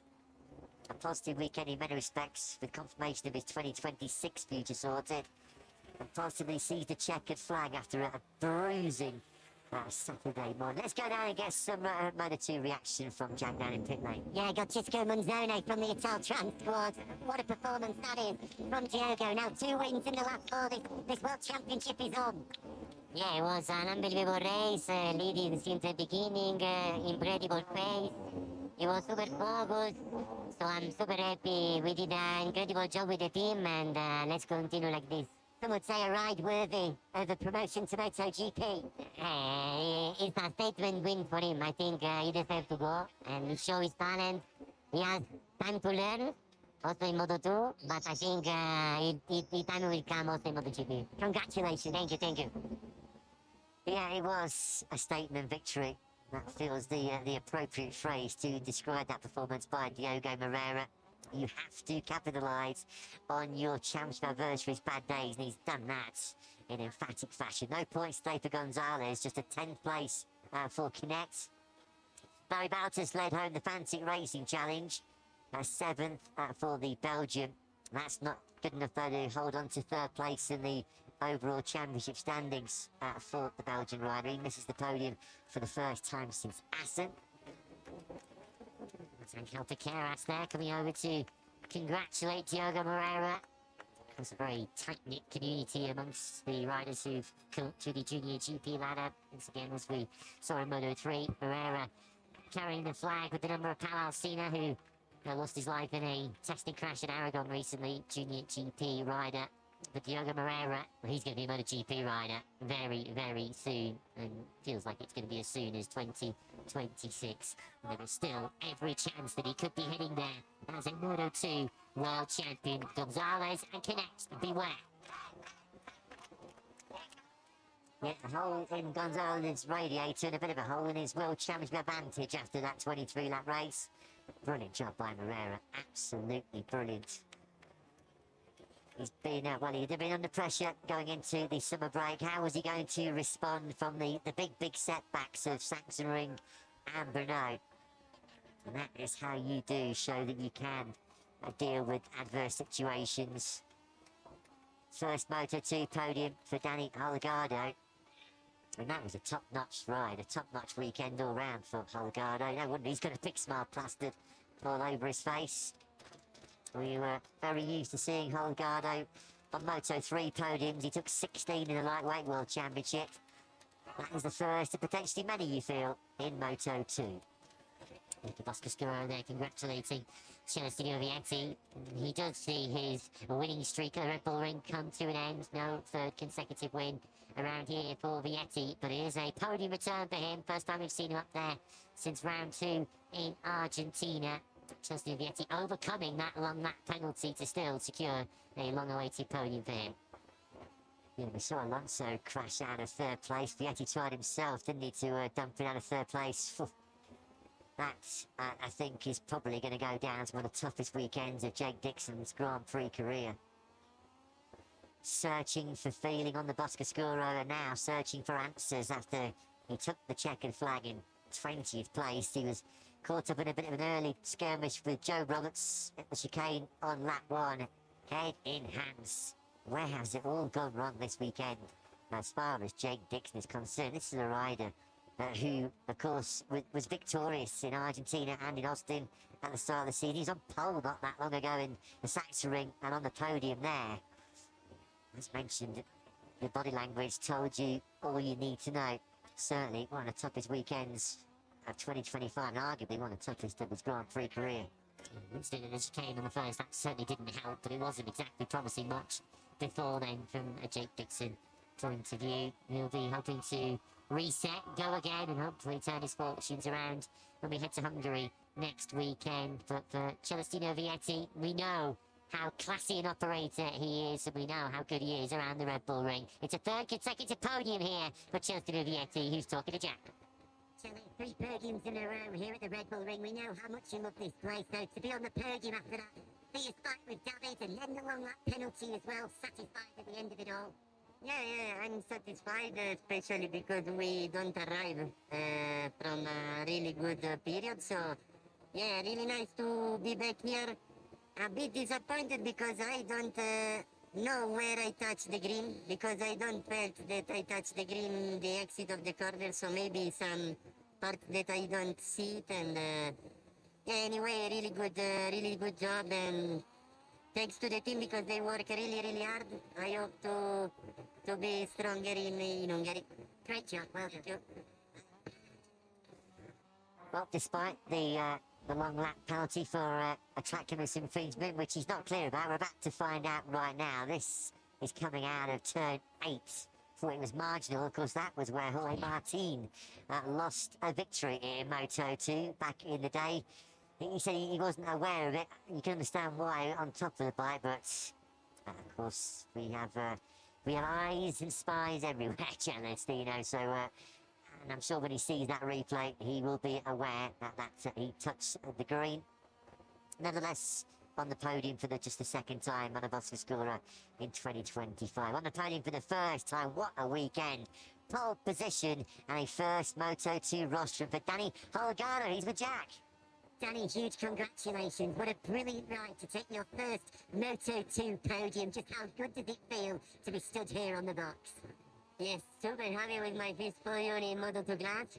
I was working very hard during the summer for the second part of the season. I'm super happy with the job. After a good job during the weekend, all the season in top 10, very good with the performance. Thanks to the team for the amazing job, for the amazing bike, because the bike was very fast. Nothing. I need to enjoy the moment, enjoy the podium, and see you the next week. Congratulations. Yeah, brilliant weekend. Top ride. That bike, Holgado, the 20-year-old Spaniard. He kept Diogo Moreira honest for the majority of that Grand Prix. But Morera was just too strong in the crucial final laps. And I think Holgado had probably told himself, don't do anything silly. You've got a maiden Moto2 podium within your grasp here. Let's just make sure we bring the bike home, take the 20 points, and take the plaudits of the Aspar team and all those close connections. Diogo Morera back on top, on the top step of the podium, and back in the World Championship game in Moto2 in 2025. Your Austrian Grand Prix winner is the Jack.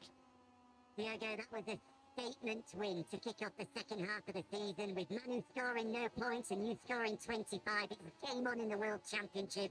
Just how important a victory does that feel? Yeah, only say thanks to my team. It was a great weekend, so I'm proud of this. Yesterday morning we make a good pace, and I think was this the key for the race. And yeah, only say thanks, and this victory will be for Paul Alsina. He was training with me always, so this will be for him. Congratulations. Thank you.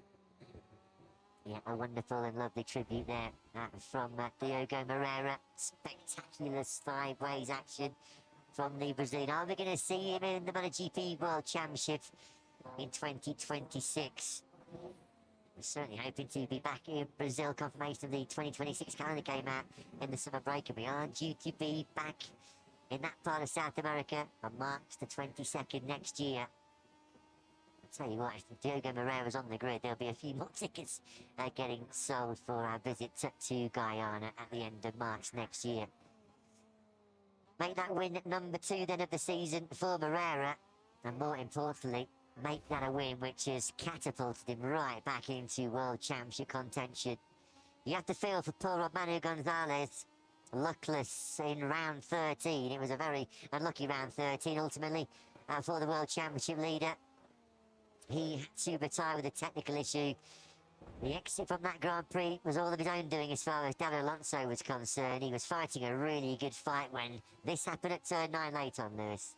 Yeah, I guess ultimately when David Alonso reflects on this Grand Prix, the areas where it was lost, arguably not this crash. It was the poor start where he dropped down to 7th or 8th place, and of course the time it took for him to get past Giustino Vietti, that forced him to have to take those risks in the latter stages to close up to the top 2. There was where it all quite literally slid out of the contention for Alonso. Any hope of a maiden victory and a second visit to the podium disappearing. But his day will unquestionably come. Yeah, the chief benefactor of that late mistake from Alonso was Vietti, who eventually took the checker flag just under half a second ahead of Albert Arenas. Those two had some pretty close calls late on. Tony Arbolino, that's an excellent ride, by far, head and shoulders his best dry race performance on a Boscoscura chassis. 5th place for Arbolino. He was only 6/10 of a second back of Arenas at the checkered flag. He covered off Ivan Ortola, who had a superb ride himself, the Spaniard, didn't he? Ortola taking the checker flag in 6th place. There's some good rides actually in that race. Ortola 6th, fellow rookie Vaya in 8th place. Ethan Guevara, who really did bash himself up in a heavy crash on Friday. He's rode through the pain barrier to 9th, and Canet also battered, bruised but not beaten at a top 10 for Canet, which does the power of good to his World Championship aspirations. We'll only find out when the final verdict is delivered in Valencia. It's so important those 6 points might prove to be for Aaron Canet.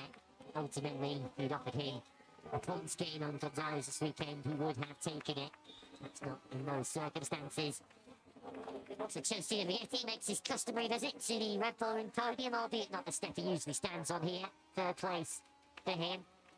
Only his 2nd podium of the season, but a 13th in Moto2 for him. A very first for Daniel Holgado, who's very much in control of the Rookie of the Year battle this year. He's on 37 points now ahead of his teammate David Alonso. For Diogo Morera, who has been able to banish whatever demons there were after the aberration in Germany when he unsafely rejoined the racetrack and was collected by David Alonso. The injury, the both physical and mental pain, well and truly out of his mind now. 2nd one for Italtrans this season, who know what it takes to win a Moto2 World Championship. They were the champions in 2020. with a Bastianini. He'll be about to do the same 5 years on. Michael Wagner, the member of the Styrian Parliament, presents third place to Celestino Vietti. Boscascoro will certainly be pleased to be back on the podium once again. Benjamin Carl, Austrian snowboarder, Olympic and world champion, presents a first Moto2 trophy for Danny Holgado. Boy, has he earned that one. What a fine rookie season he's having. But victory today goes to the boy from Brazil. He will be heading home at the start of next season, quite possibly, as a MotoGP rider. And who knows, maybe the Moto2 World Champion too. Moreira, right back in the championship conversation after victory in Austria.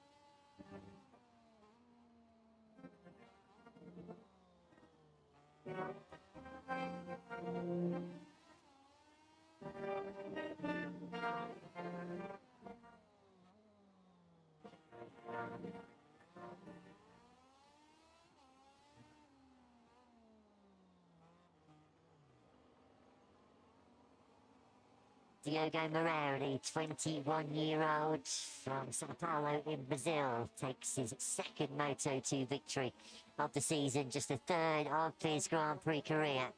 And he's back in business in terms of the Moto2 World Championship.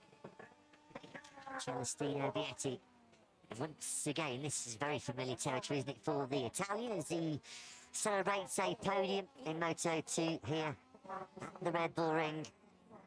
Well, he's going to enjoy the sweet taste of that Prosecco after a real miserable recent run. There's Robbie Brivio, brother of Trackhouse Racing boss in MotoGP, Davide Brivio, part now of the Untitled Chapter Racing project, enjoying the post-race celebrations as well. Of course, the good news is we get to do it all over again in just 7 days' time. On our first visit to Hungary, the Balaton Park circuit is our next destination. First time we've been racing in that part of Europe since 1992. Going there, hungry for more success, will be Diogo Moreira. Moreira's second victory of the season then, as he closes right back in to the World Championship battle. Danny Holgado will be absolutely thrilled with second place, having started from pole. Celestino Vietti taking a long lap penalty on his way to third. Albert Arenas fourth, ahead of Tony Arbolino, his best dry result of the season. Ortola sixth for Baltas Bayer, Guevara, and 10th place. How useful will that ultimately prove to be for Aaron Canet? He does gain points today on Manu Gonzalez, who failed to score with a hole in the radiator. Philip Salat, Marcos Ramirez, Ayumi Sasaki, Danny Munoz, and Darren Binder scoring World Championship points. Binder adding to the points he scored in Germany. His only other points finish since his injury back at Le Mans.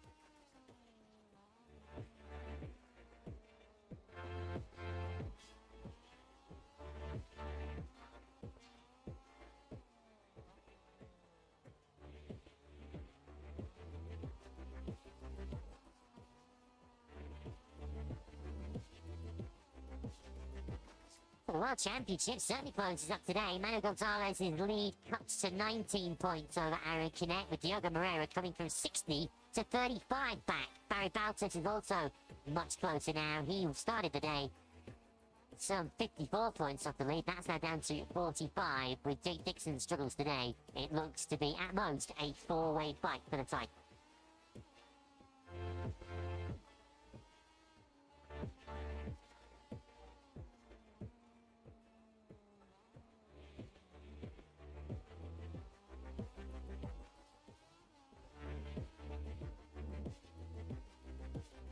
Constructors' Championship. Alex was victorious today, courtesy of Diogo Moreira. The Boscascaro on the podium with Chelsea Vietti. The gap is now 131 points.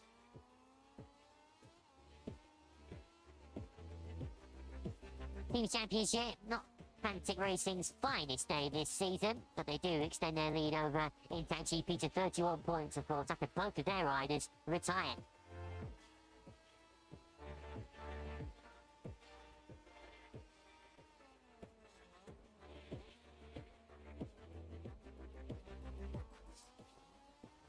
So Diogo Moreira then, triumphant in Austria, who will be tasting the success in MotoGP with 28 laps to come. Our coverage and our build-up to the Austrian Grand Prix comes next.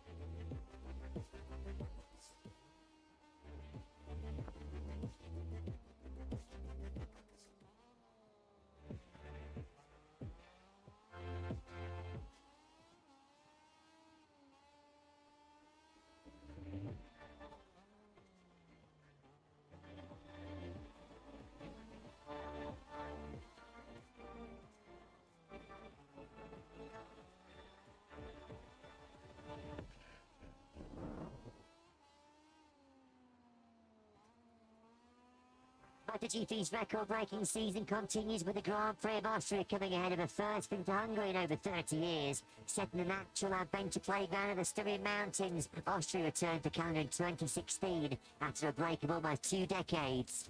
Who can take the Red Bull Ring by the horns? It's time to race in MotoGP.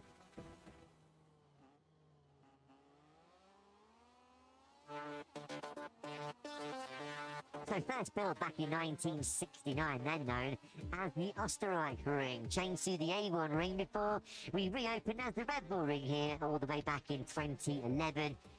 Stop and go in layout, stop and go in nature, 4.34 kilometres, 11 corners, 8 right, 3 of them left. An 810 metre start finish straight before you start the climb up the hill into turn 1. 65 metres, 213 feet of elevation change around this Red Bull Ring circuit. Are we going to get more fireworks and drama in that turn 10?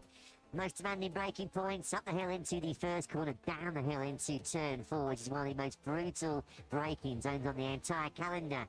So many hard braking zones, though, gives you plenty of overtaking opportunities. This one into the 2A, 2B chicane, which Marc Márquez did not pass up on here last year.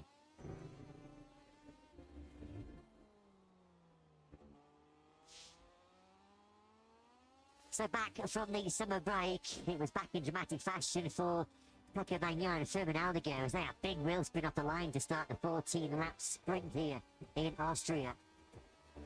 Bagnaia eventually having to retire with all kinds of issues on the factory Ducati. He's going for a 4th consecutive Grand Prix success in the main Grand Prix. A mistake by Alex Márquez exiting the chicane allowed for the Marc to seize the initiative in yesterday's sprint, and at the checkered flag, it was Marc who prevailed once again. His 12th gold medal in 13 sprints so far this season means Marc Márquez holds a 123-point lead in the World Championship, coming in to our 13th round of the season. Never, though, has the 93 won a Grand Prix here in Spielberg.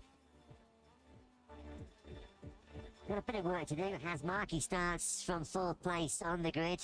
Didn't really knock him out of kills, though, did it, in the sprint yesterday as our drone shot picks its way through the lush green surroundings of the Spielberg. It is one of our most scenic, it is one of our most idyllic settings on the Grand Prix calendar. Always one of the favourite stopovers as we return to the Grand Prix of Austria. It is chapter 13 in a story of 2025 which is being dominated by Marc Márquez. He has now taken wins in the last 11 sprints and Grand Prix, and a first win here today in the Grand Prix of Austria. Well, it will be a 6th consecutive double win. Today is a very special day in the history of the MotoGP World Championship. It is our 1000th Premier Class race. And look at this, we have a very special Red Bull Ring Legends Parade. Our very own Simon Crafar on one of John Hopkins' Red Bull Yamaha 500s is part of this special. There is Si on the number 11 Red Bull Yamaha, and as you can see there, Casey Stoner, who's been present here all weekend. What a talent, what a star Stoner was back in the day. 2007 MotoGP World Champion, Ducati's first ever World Champion. Of course, 18 long years ago now. It's a shock if Ducati don't claim victories and successes in World Championships. Of course, he did the business as well on a Repsol Honda back in 2011. Without any question, the number 27 was one of the very best to ever do it in Grand Prix racing. A journey which started all the way back on the Isle of Man in 1949 in our 999 previous Premier Class races. We have celebrated 122 winners, 279 podium finishers. Who will be winner of Grand Prix number 1000 after Harold Daniel took the very first all the way back in 1949. It has been some journey since then, and now we are set to laud the modern day MotoGP superstars, just as those Austrian fans are too. And with Marco Bezzecchi for the very first time in a Grand Prix, starting from pole position after his brilliance in Q2 yesterday, 4th at the checkered flag in the sprint, recovering from a pretty average Friday when he was down in 18th place. 28 laps then will be underway in about 40 minutes time here in the spectacular Styrian Mountains. Matt Burton, Lewis Sotheby in the commentary box with Jack Appleyard down in pit lane. Some stars of the past we were mouthing at there in our commentary box position just above the main grandstand, Lewis, but now it's all about the stars of the present and the future as Marc Márquez looks for a first ever Grand Prix success here in Austria. Boy, was Marco Bezzecchi a star yesterday, of course. Marco Bezzecchi, winner of GP 1000 a couple of years ago at Le Mans. Can he win the 1000 in the very top class here today? Well, it would be against the run of play, given Aprilia's historical record over here. You wouldn't say it's necessarily Aprilia's strongest track on the calendar, and it looked it on Friday, when of course Bezzecchi and his team and Jorge Martín were both outside the top 10.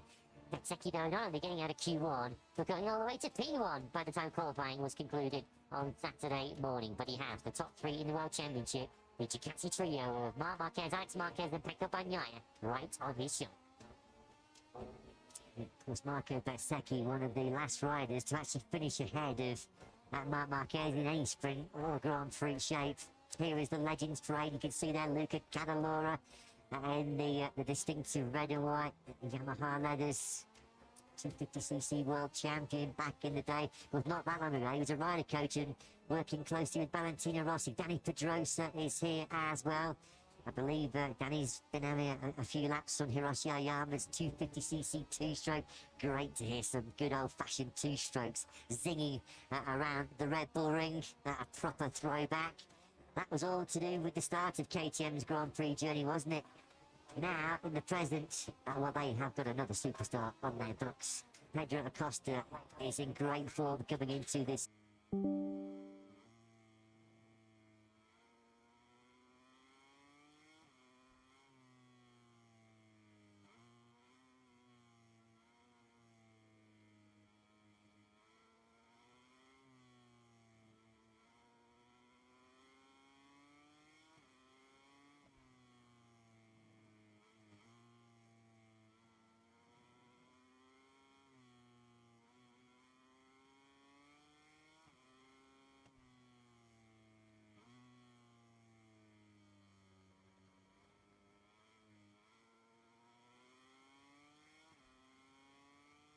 And then we just have to keep working, and I think you will see again.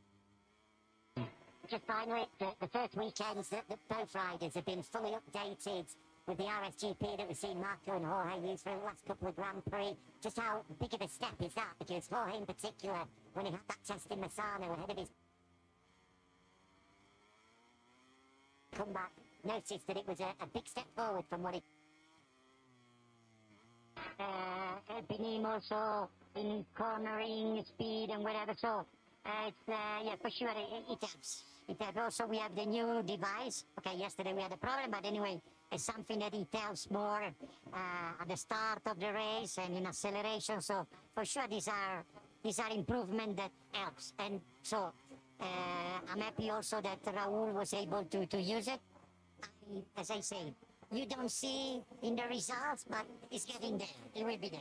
I'm sure it will do. Davide, thank you for your time. Have a good race. Thank you. You too. Thanks very much, Jack. As always, a very interesting interview with Trackhouse boss Davide Brivio, who had to take some credit himself, I think, for this little bit of Raul renaissance, because they had a bit of a heart-to-heart, didn't they? Was it in the Saxon Ring or in Brno? A Thursday meeting where Raul Fernandez personally thanked and went out of his way to thank Davide Brivio, who has had his back at Trackhouse, hasn't he, over the last 18 months or so. And finally, the hard work is starting to bear some fruits. Let's hope that there's no technical issues which curtail maybe another top 6 challenge as far as Raul is concerned. A top 6 yesterday with Fernandez's absence, which was completed by Fermin Aldeguer, who, just like fellow Ducati rider Pecco Bagnaia, had a monumental scare off the line, Lewis. Yeah, he went exactly the same way, and that was directly left as Pecco Bagnaia off the line, but at least from Aldeguer's point of view, he was able to regroup from that, and a very entertaining, almost sprint-long battle with Enea Bastianini on the Tech 3 KTM for 6th and 7th. The battle that the Grossini rookie won, and came through to finish in the top 6. It is going to be very interesting, isn't it? We're going to have to keep a close eye on them off the line. Of course, the track has in general had quite a good wash from the overnight rain, so it might be a little bit dirty and a bit dusty on the grid, and you must imagine those starting on the pit wall side will be a little bit apprehensive at the start of this Austrian Grand Prix to hopefully get their bikes cleanly off the line. Well, it's been a pretty cloudy race day here in Austria, and as you can see off in the distance over the Styrian hillsides, we have some welcome blue skies to report. There was a few fears today that maybe rain might be disrupting proceedings, and we might get another 2021 flag-to-flag classic, which right on cue was won by none other than the brilliant Brad Binder. What a Grand Prix that was here 4 years ago. I'm not sure Binder can still quite believe how he got that victory signed, sealed and delivered when he took the bold gamble to stay out on slick tyres when the heavens had opened here in this part of Central Europe. As always in the Red Bull Ring, there's a rather spectacular aerial display keeping the fans entertained. I have to say, you're not going to get me in that helicopter doing those kind of aerobatics. That is just not for me. I'll take a hard pass on that one. Tranmere, 13th behind his factory Honda teammate Luca Marini at the checkered flag in the sprint yesterday. I don't want to be seeing these things. I mean, it's very, very spectacular. You have to admire the absolute brilliant skills of the pilots at the controls of that helicopter. But I'm starting to feel giddy just watching it, to be honest.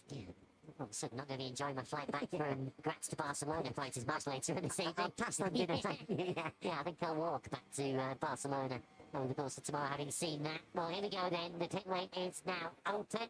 As always, 25 minutes before the Grand Prix gets underway. We'll make our way out to the grid. Of course, with the dry conditions, which look like they're going to prevail for this Austrian Grand Prix. Your mind then goes to tyre choice. We did see everybody, with the exception of Johan Zarco yesterday, going for the soft rear tyre. Zarco did go for the medium rear tyre, which could well prove to be quite a smart decision when we get into the Grand Prix, with the information that he will be able to glean at the World Championship point that he scored as a result in 9th place yesterday. We're expecting many riders to switch across from the soft to the medium rear tyre. Well, we are blessed with so many MotoGP icons and legends here in Austria this weekend. We've already seen Danny Pedrosa and Casey Stoner, one rider who locked horns several times with those two back in his heyday was none other than 9-time world champion Valentino Rossi, who joined Jack. Yeah, it's been a great Legends reunion this weekend. Valentino, yourself, Casey, Danny, Andrea, all here enjoying the Red Bull Ring event. Let's just touch on a couple of your riders. Firstly, Marco on pole position. He mentioned after qualifying the work that you did with him on Friday night. Again, I imagine you were talking with him to try and get him ready for the race. What do you rate his chances are for this Grand Prix? Yes, you know, it's always a pleasure to see all the legends like Stoner, Luca Cadalora, also Domi, and Dani. And about the race, we work a bit with Ben, always try to improve. And the pole position was great, but in the sprint he missed a little bit of pace for fight for the podium. So we try to improve that some small details. This morning the warm-up was fantastic.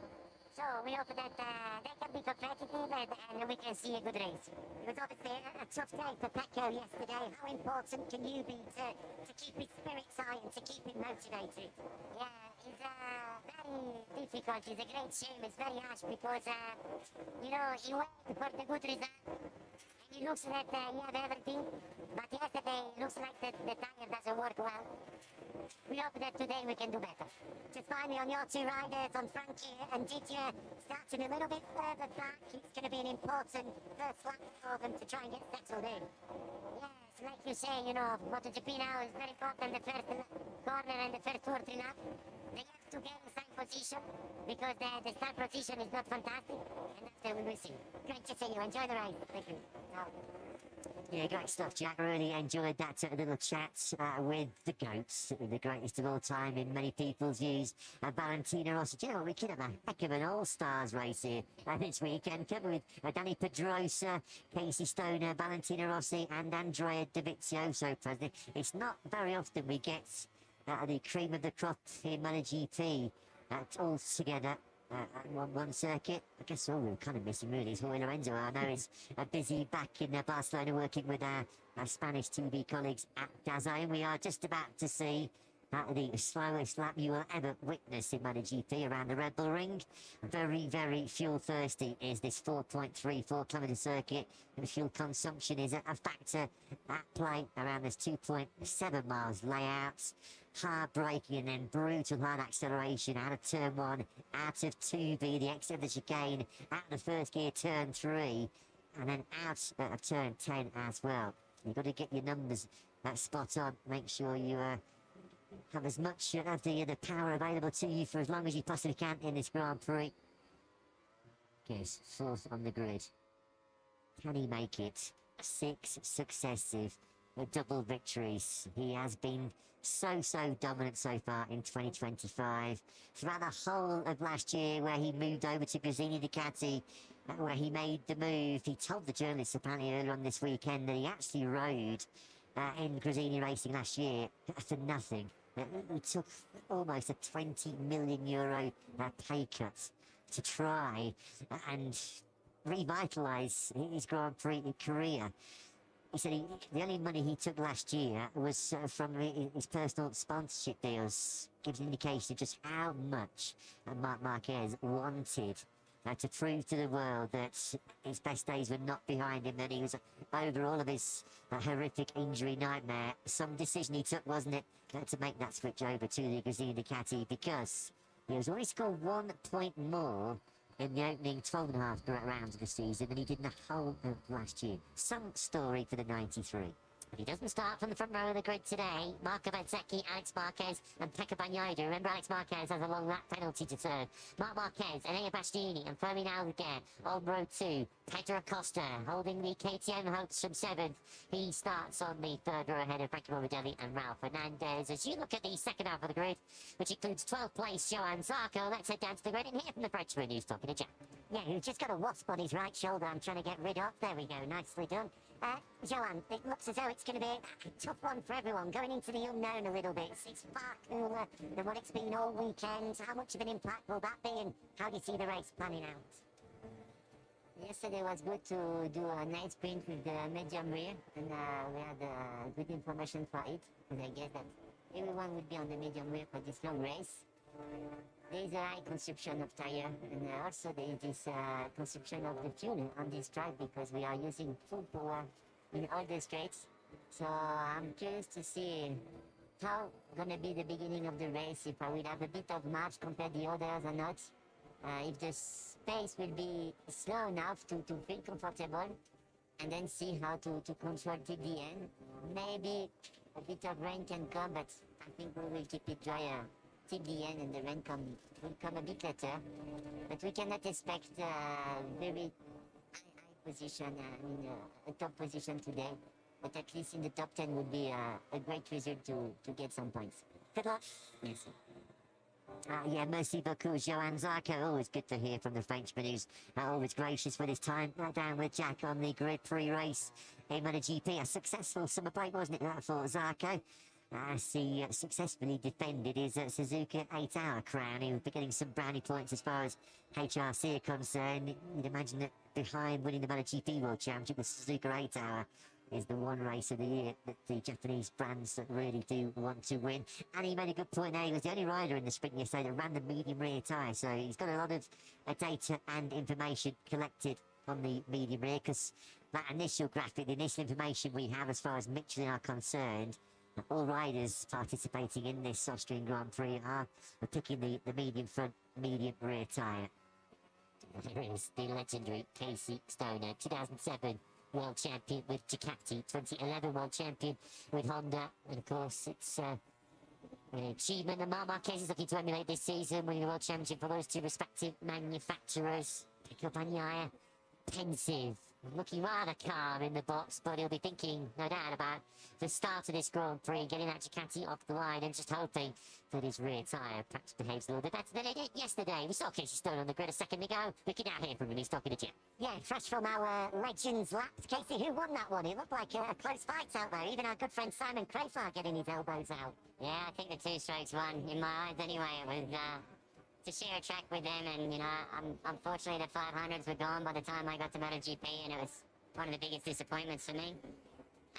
So to be able to share a track and smell the fumes coming out the back of those and just watch what they were able to do, it's, yeah, it was a beautiful thing. I spoke to you on Friday, and one of my favourite quotes from that chat about Marc in particular was, hard work beats talent until talent decides to work hard. And right now, that's exactly what we're seeing. This could be 6 consecutive Grand Prix where he's won the sprints and the Grand Prix. It's sensational form that he's in. It really is. There's nothing you can say that's going to, you know, take away what he's done and what he's come back from. That's the other thing, that there's a lot of other great champions in the past, and it's something why I revered, you know, Mick doing in the way that I did, because coming back from what he did to then go and win 5 straight was phenomenal. And Marc coming back from his injuries and still having even some small issues with it now, and yet he's overcome all of them to the point where he's kind of dominating and doing an incredible job. So it's really fantastic to see. Just finally, on Marco Bezzecchi, he was really thankful for the fact that you came to chat with him yesterday. What did you say to him to try and help him out today, and what do you make of his chances? No, I'm not there to help him out today. The other day I saw something in just watching on the screen that I felt might help him a little bit, and you know, him and the team and Valentino obviously spoke as well and got things sorted. So you know, he's done a fantastic job. He was also quick this morning with a couple other bits that he probably learned from yesterday, and we'll see what happens. But you know, Marc is going to be a formidable opponent to stop, especially in the later stages of the race when everybody starts struggling with the rear. It's basically trying to mitigate the amount of electronics that are actually working. You can rely on all you want, but they're not as good as what a rider can be, and this is why Marc is showing his talent, and he's a little ahead of those electronics and able to utilise a lot more of the power. It's great to see you here. I think there's an old foe, a former sparring partner, Valentino, that's wanted to say hello. Thanks very much, Jack. Thanks very much to Casey. And what a shot this is. 2 absolute legends. 2 of the very best to ever take part in the Grand Prix arena. This is Premier Class race number 1000. And the previous 999. What did those 2 produce? Some great battles, some great races. Your mind goes immediately, doesn't it, back to Laguna Seca in 2008. I think Valentino's just sort of saying there, Casey, let's have a little catch-up after the race. Love it, absolutely love it. Nothing but great respect, mutual respect between 2 riders who back in the day gave MotoGP fans some of the most heated battle we've ever seen. Who will ever forget the quote of Casey having the temerity to say to Rossi's face, your ambition outweighed your talent, when they had that collision at Jerez in, 2011, in the rain conditions. To Valentino. They were great rivals back in the day, and now, and nothing but great respect between the pair of them as we continue our build-up then to this Austrian Grand Prix. And as Casey said there's so much to admire about Marc Márquez, but he's well on course to complete arguably the greatest comeback ever in Grand Prix history. There's been some home Grand Prix weekend so far for KTM. Pedro Acosta on the sprint yesterday. He was a double podium finisher in Brno before the summer break. Surely there are huge expectations on a repeat here today in Spielberg. Let's get the thoughts of KTM most fit fires with Jack. Yeah, I've got a feeling today, Pete, that Pedro is just going to have that little bit extra motivation. He's going to be all in to try and pick up a massive result for all of these Austrian fans. Yeah, I mean, first of all, it's so cool that we had the great performance already yesterday. So we could repeat what started in Brno, or started a couple of weeks ago. And yeah, Pedro yesterday, he made an incredible first lap, and then he made a pass. So third place was yesterday well deserved, but also kind of the maximum. I mean, the two battles were really strong, but also we found still some improvement from yesterday to today. So let's see. From 7, you need to make some early passes, otherwise it'll be very difficult to fight for the podium, but that's definitely his plan, so let's hope we're going to survive the first 2 laps in a really good way. Good luck, have a fun one. Thank you. Yeah, thanks very much, Jack. This is the reason why Alex Marquez is facing a long lap penalty in this 28-lap battle. Colliding with Tranmere very early on in that Grand Prix of Czechia. This one spilled over into the service road as they had a very frank exchange of opinions, as you would expect, because that was the 3rd race in a row that poor old Mia was taken out by another rider. Of course, he was unable to avoid Fermin Aldeguer's crash Grazini Ducati in Assen. He was cleaned out by Ayagura in the Sachsenring, and then taken out by Alex in Brno last time out. 393 points then, the 93 have taken so far this year. Already won more than the whole of 2024. Already 20 wins in the books for Marc so far this season. But one that has eluded him for so many years is right here in Spielberg. He has never won in MotoGP around this circuit. 96 career wins, 70 wins in MotoGP. Strange to think that he comes to Austria winless at this great venue. Can he set that record straight? Will this no longer be known as a bogey circuit for the number 93? It was 123 points clear now in the World Championship. The start of the Grand Prix is much more important for Alex Marquez than it is for Marc, even if Alex is starting from 2nd place, because of course Alex Marquez has that long lap penalty to 3rd. If he gets away poorly, then it increases his chances of returning to the track from that long lap penalty in the middle of the pack. So important for Alex, if he can, to try and get ahead of Bezzecchi, get the early lead, and try and stretch the field out so that he can still feed back in somewhere near the podium once he takes that long lap.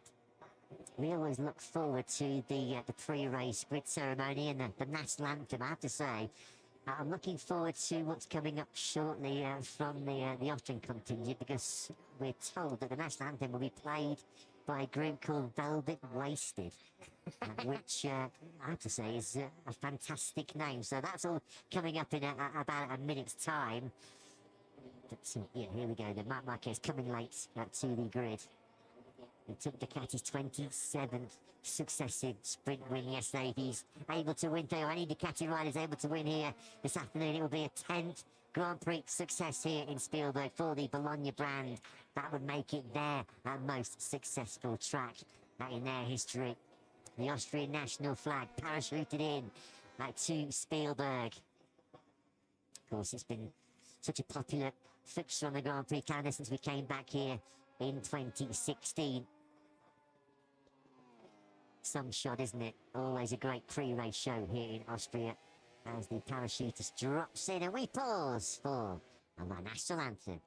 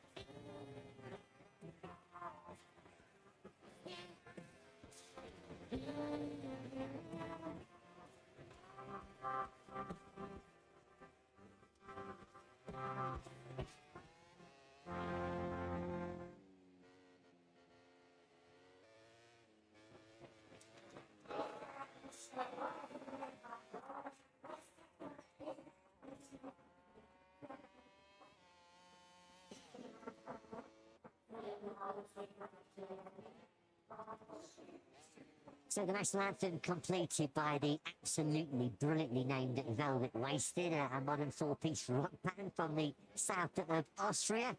And let's hope Alex Márquez is not going to waste an opportunity for another Grand Prix podium here this afternoon, despite his long lap. Let's get the thoughts of Grazini boss Michele Massini, who's with Jack. Yeah, it's a complicated one for Alex today, Michele, with that long lap penalty. Has he got some tactics in mind in terms of when he wants to take it to try and make his life as easy as possible?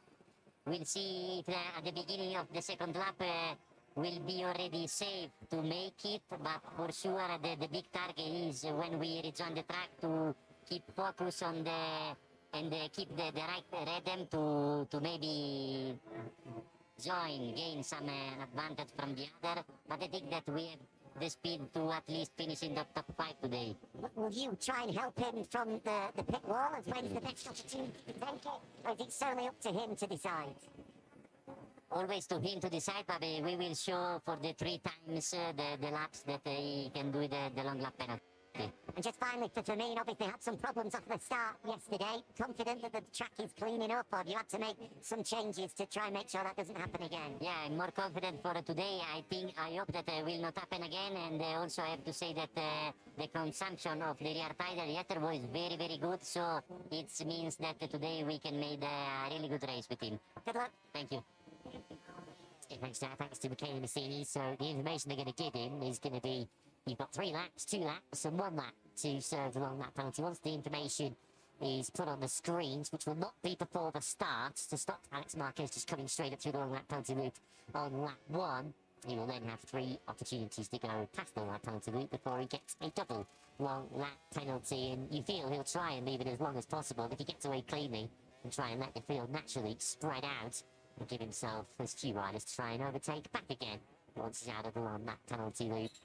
As always, a very fervent and excited and energetic crowd here at the Red Bull Ring. The annual shot of the red and white flags, the mosaic of the Austrian flag. Just under 50,000 here on race day. With many, of course, cheering on KTM at their home Grand Prix. Pedro Acosta desperate to try and give them something to cheer. Is he the biggest threat to the Ducatis then, who start 2nd, 3rd and 4th on the front 2 rows? Davide Tonotti speaking to Jack. Yeah, he's just giving his final words to Mark. What did he say, Davide? Nothing special, but it's between me and him, no problem. Just to relax and to enjoy the long race. In terms of Pecco, obviously, he's going to have to do a much better off the line today. Have you had to tweak anything to make sure that doesn't happen? No, we haven't investigated properly yet. We will do a job together with Michelin, but we will do it after the race because now it's time to think to this race, and we'll see. Good luck. Thank you. Thank you very much, Jack. Thanks to Ducati boss Davide Tonotti.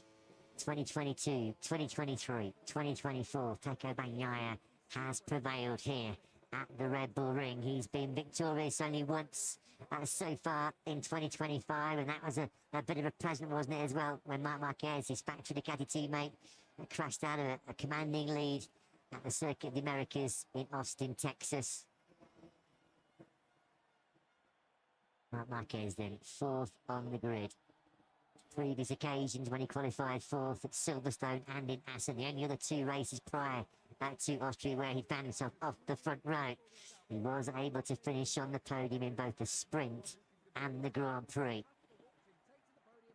11 successive wins for Marc. Quite an astonishing record.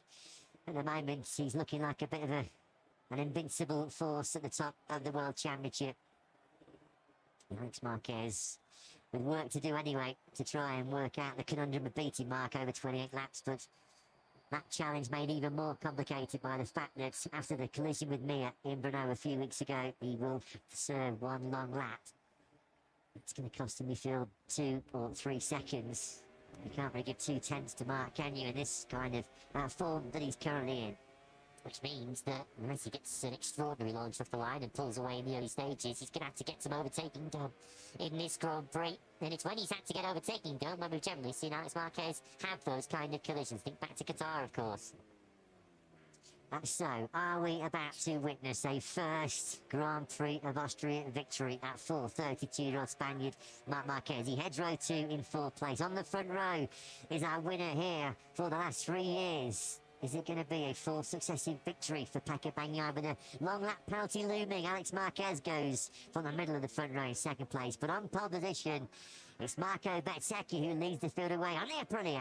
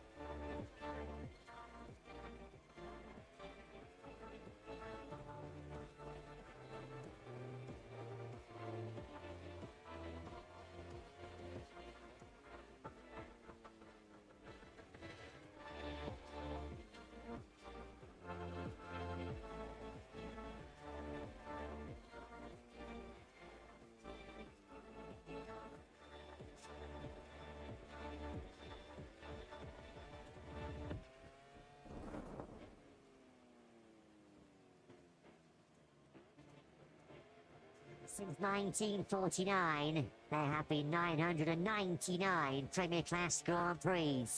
Welcome, one and all, to Grand Prix number 1000, which takes place at spectacular Spielberg. It's the Grand Prix of Austria, as Marc Márquez looks to win at the Red Bull Ring for the very first time in his Grand Prix career.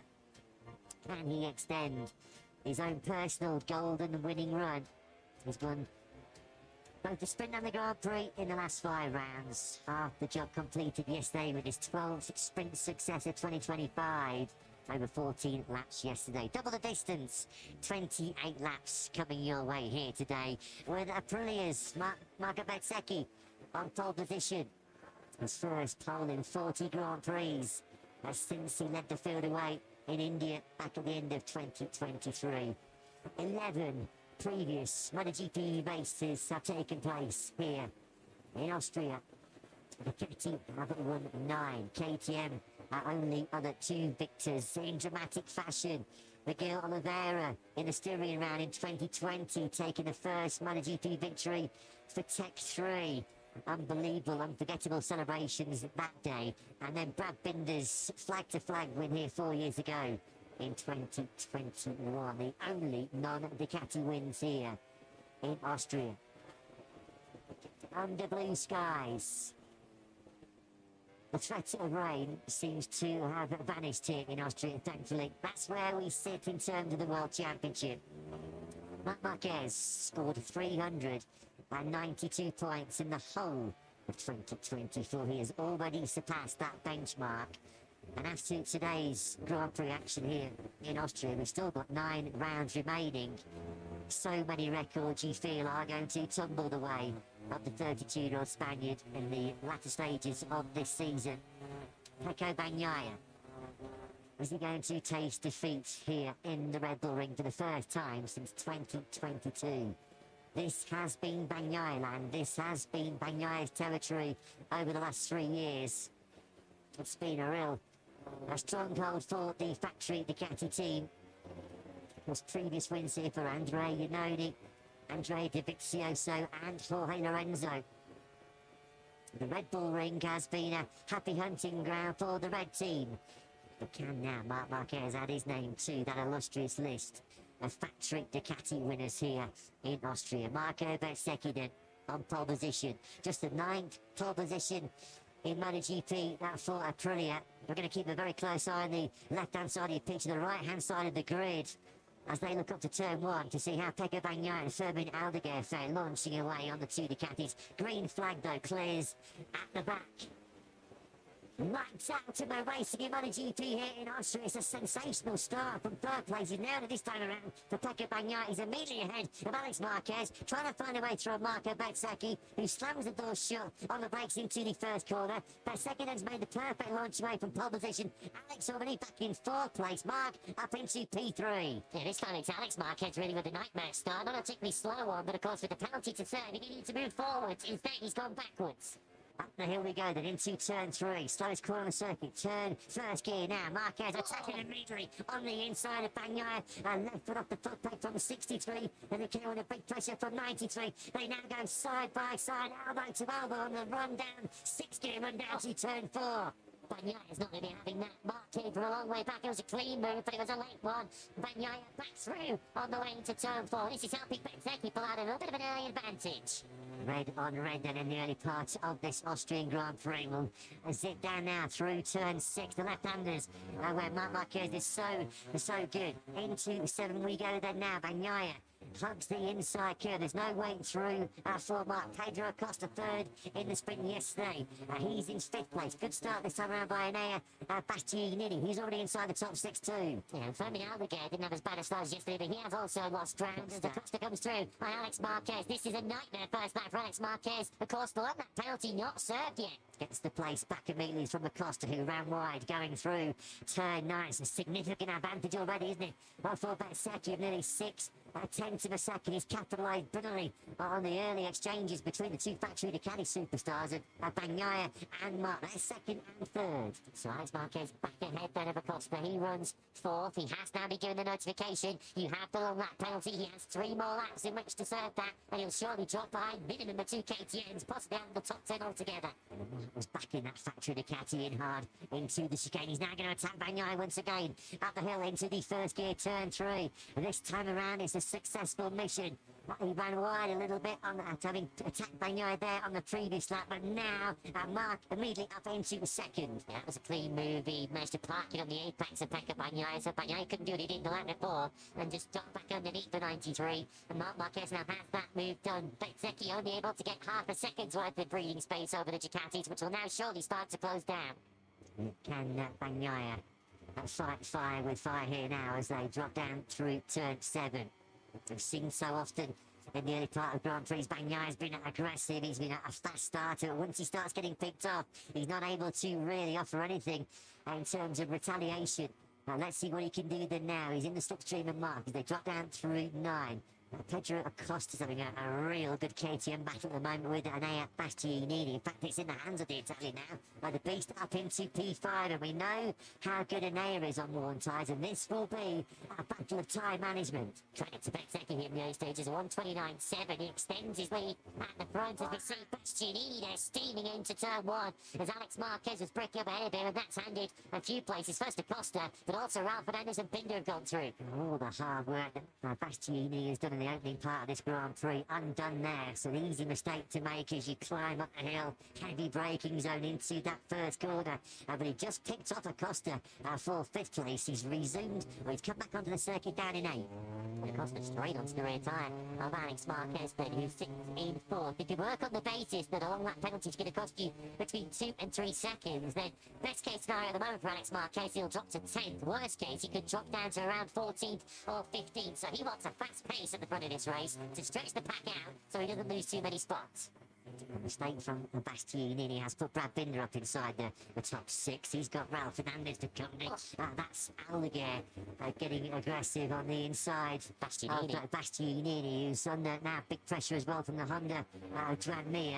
Just wonder how much that's knocked Enea's confidence with the front end of that KTM Tech 3 machine, because he's a bit of a sitting duck at the moment. And Hills at the moment, fortunately for Pecco Bagnaia's point of view, that once again he's fighting a rearguard action with Alex Márquez and Pedro Acosta right behind him. Marc Márquez has scampered off up the road to the tune of nearly half a second. He's already closed in on Bezzecchi on this lap. This is going to be a fast lap for the 93, the fastest of the Grand Prix so far, at a 1:29.6. Yeah, and Alex thought about showing his front wheel to Pecco on the run up the hill. He goes into the long lap penalty loop there then. Alex Márquez into the long lap penalty loop in 4th place. He's going to drop back in front of reigning world champion Martín. Well, there's a bit of David on the circuit further back. So back out on circuit, Alex Márquez in 11th place. Yeah, I think that will be a couple lower than that because Martín and Morbidelli passed him on the way out. So I think it'll be 30 now, Alex Márquez, as Martín having recovered off the track. Here comes Alex Márquez, looks straight back through on Morbidelli and Martín. Surely there's not enough room for 4 of them into turn 3, and it's Martín that gets mugged. 3 go past it. Yeah, he got real bashed up there in Martín.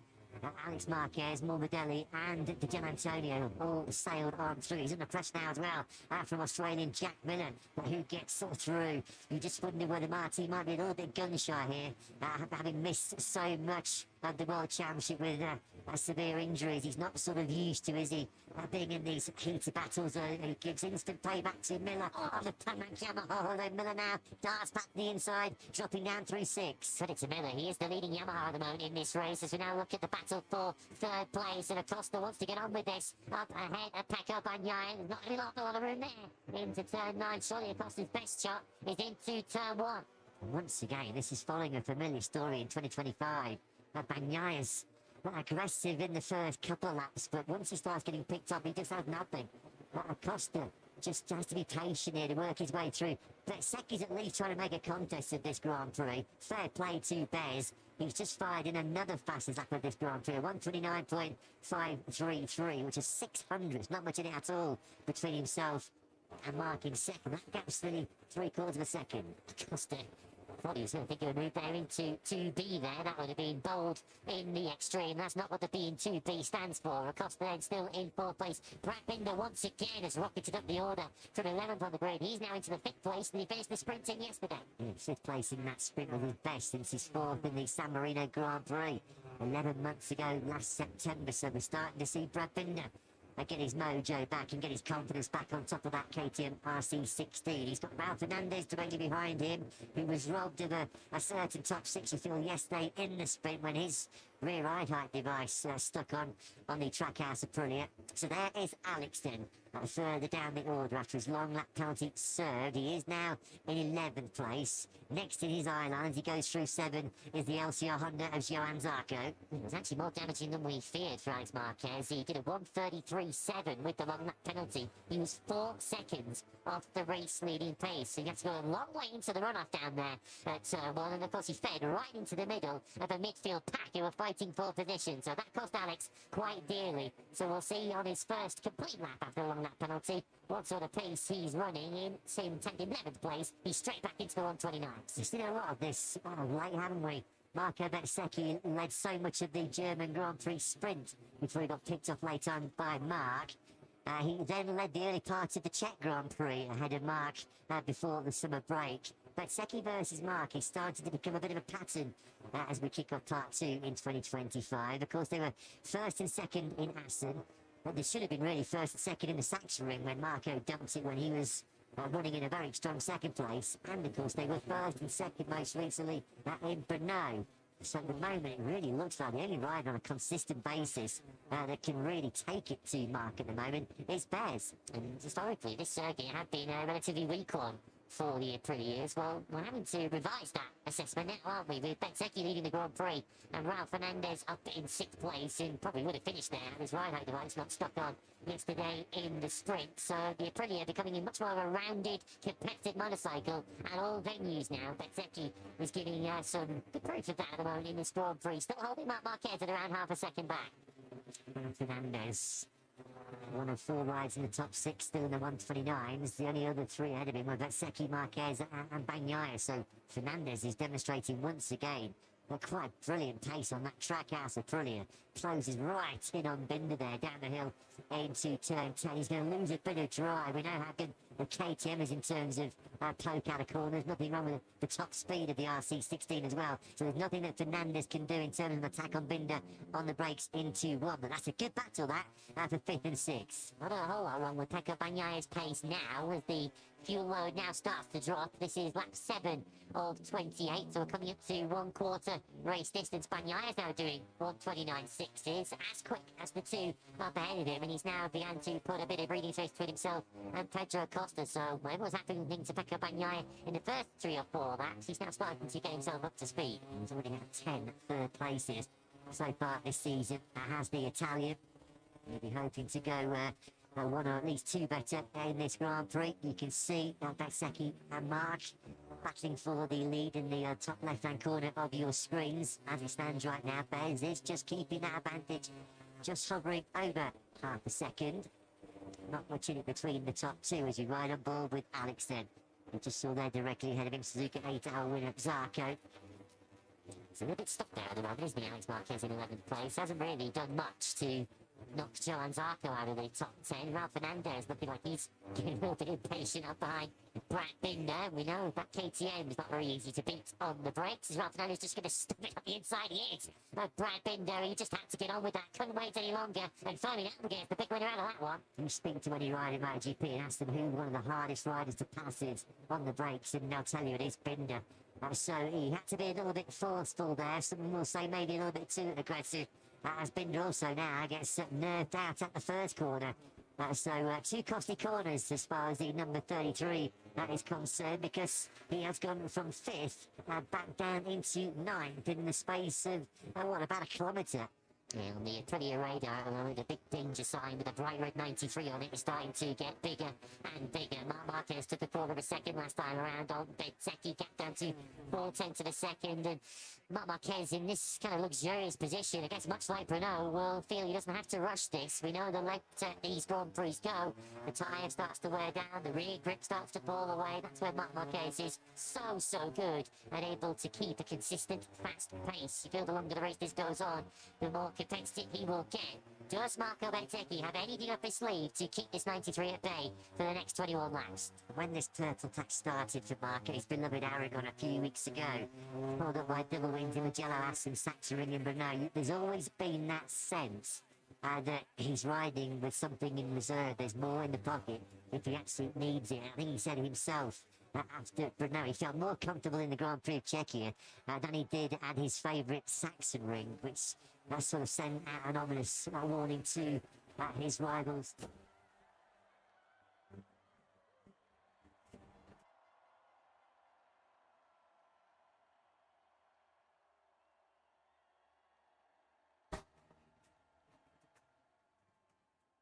In his warning, that's because he was pushed up going through both turn 10 and turn 1 in a rather aggressive exchange on the previous lap. I think we're soon going to see the Alex Márquez patience wearing thin. He's still stuck behind Zarco. He's just going to have to get creative here. Is he going to lunge a long way back? Well, John Zarco pretty good on the brakes into turn 3, and Alex Márquez has got 2 more Ducatis, the VR46 machines of Morbidelli and Gian Antonio also in a rather impatient queue.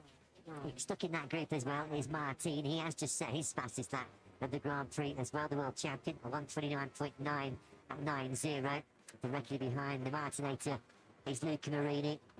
What has been a nightmare weekend for Yamaha. There's no sort of crumbs of comfort on Sunday, I'm afraid.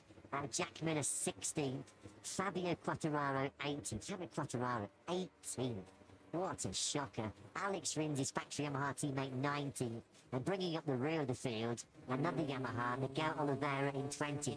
Top Yamaha right now, then Miller in a miserable 16th. Here comes Alex Márquez, then he's finally got the move done on Johan Zarco. That's back into the top 10 for Alex Márquez. The problem he's got is he's over 7 seconds off the race lead now, as we talk to you on lap 9 of 28. So his hopes of getting back into the podium battle feel rather slim from here. Alex Márquez did a 30.7 on the last lap. The leaders were in the 29s. That's how much pace he was losing. Martin goes in hot now into the first corner. An indication of just how much Quartararo is suffering. Marco Bezzecchi at the front of this Grand Prix has just done a 1:29.8. Fabio Quartararo down 18th place has just set his best lap of the Grand Prix, his best lap and it's still about a second off the pace of Bez right now. No power, and no grit, and no hope. No chance for the Yamahas here in Austria. And as it stands, no points either, with their leading runner in 16th place. Jack Miller points down to 15th place. Bastianini closing up on the rear of Raul Fernandez. Fermin Aldeguer has now cleared that queue. He's up into 5th place now, and he's also doing 1:29 at the moment as he zooms in on the rear tyre of Pedro Acosta. Start getting the Jaws music queued up here. Because Marc is really now starting to hunt down Bezzecchi. He's smelling blood here at the Red Bull Ring, isn't it, a 93. Down the hill we go into turn 9. That's third gear, about 130 kilometres an hour. Votes, of course, as always, back at home and online, your rider of the race. Through 10 we go. Looking back now towards the factory Ducati GP25 and Marc Márquez, who is now starting to really build some speed and really build the pressure on Bezzecchi. That is the narrowest gap we have seen between the two as we start at lap 10 of 28, down to just under a 10th and a half. Well, so he was backing his teammate Pecco Bagnaia. He favoured the move into turn 3. That's to A, this is to B. The chicane, of course, he got such a good run out of here yesterday to back Alex Marquez. Nothing wrong with the acceleration of the Aprilia out through there, so Marc's not close enough on this stage. Tell you what, though, behind this pair, there's a podium potentially here for Fabio again. He's still in the 29th, right behind Acosta. He's also lapping 14th quicker than Bagnaia, who's just a second further up the road in 3rd. How much longer can Bez resist this incoming barrage from Marc? They go through turn 4. We have to say, top job once again by Marco Bezzecchi, because he's standing up and being counted in MotoGP right now. Clearly the leading line for Aprilia.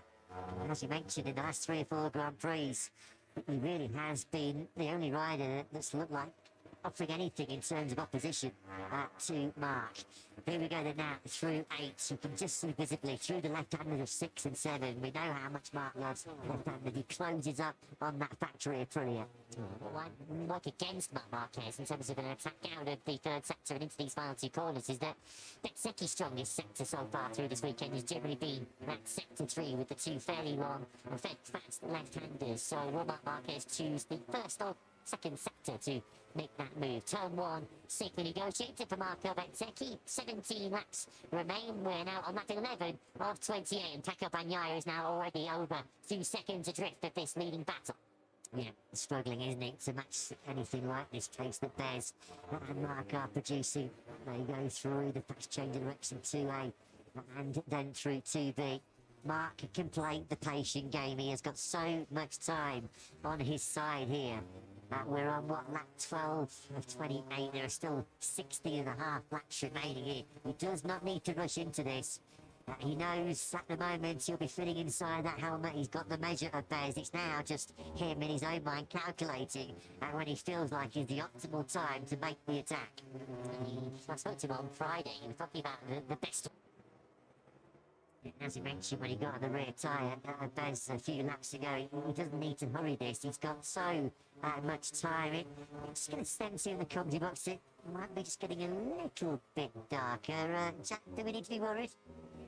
A lot of the teams are, because it has clouded over, the wind has picked up, and there are a number of bikes up and down pit lane being warmed up just in case the rain starts to fall. It's got a lot cooler as well. There are some very worried faces up and down pit lane. Well, you spoke to Keiichi Masaki this morning in the warm, didn't you, Jack? Which Marco Bezzecchi did lead, and he said maybe rain could be a decisive factor in this Grand Prix of Austria. Jack spoke to Jan Zark on the grid as well. He mentioned the prospect of rain. He was hopeful that we might miss it. And he comes after this Grand Prix as Bagnaia now has got some serious bother. Big bother. As gets his right leg clips in the braking zone there, doesn't he, almost? Bagnaia. The big bother came not just from Acosta, but also from Aldeguer. Poor Martin's going to medical centre for what we hope is just a precautionary checkup. I'm not sure you're supposed to lob your rear tyre in another way in the race, which is essentially what Pedro Acosta did there. It was effective. It got him through into 3rd place, and it cost Bagnaia 4th. Aldeguer now through, but Marc Márquez has well and truly got his claws in to Marco Bezzecchi now. Is this where the inevitable begins to become reality? It's coming. It is coming. This is going to be And inevitable. Will he decide to attack up the hill into the first gear turn one, down to 55 kilometres an hour? Oh, he does to the inside line there. I think Bezzecchi just charging that a little bit high. He's compromised his exit speed on the factory play. They go side by side. And for the first time they're here in this Grand Prix of Austria, Marc Márquez decides it's his moment. He hits the front. Marco Bezzecchi tries to respond, going through 4 and 5. Bezzecchi gets that rear squirming underneath him on the RSGP. He is going toe-to-toe with Marc. Just listen to the noise of the crowd. This is brilliant by Bez. What a move that was, going through turn 6. Well, that tells you that Marco Bezzecchi fancies this. Marc Márquez knows that it might not be quite as easy as it was in Brno. Bezzecchi on the Aprilia wants to keep Marc Márquez's victory journey to the Red Bull and going for another year. He's going to make it work for it, that's for sure. Down we go then through turn 9. How many late defeats has Marc had here down the years against Andrea Dovizioso and Jorge Lorenzo when they were on the red factory Ducati? He's going to pick up some slipstream here down the 810 metre start finish straight. He goes side by side with the factory Aprilia. He levels Bezzecchi in the braking zone. Bezzecchi really does try to top it out on the outside, but Marc has got through. They run down onto the chicane into 2A we go. 2B coming up shortly. The left-hander, the square acceleration now up the hill. Marc back in the ascendancy. That might be the decisive move. Bezzecchi was unable to launch a counter-attack into the chicane, and now Marc Márquez can just pick his own lines. He's not got an Aprilia launching up the inside of him, and Marc Márquez might finally have been able to break the resistance of the brilliant Marco Bezzecchi today. Yeah, he fought for it. He fought really hard, but just as you knew he would do, Marco Bezzecchi. Bagnaia then down in 5th place. Aldeguer has got up into 3rd now. He's got through on the Costa. And you know what? Aldeguer, yeah, his pace is absolutely sensational. His crunchy Frankie Carcetti said yesterday, without the big wheel spin he had up the line, there was no question he was going to be in the battle for a medal in the sprint yesterday. There is no question, there is no doubt whatsoever that Aldeguer is streaking away, isn't he, from Acosta. He's leading Bezzecchi as well. Acosta were dead. Yeah, this was the move then, in the middle of the chicane.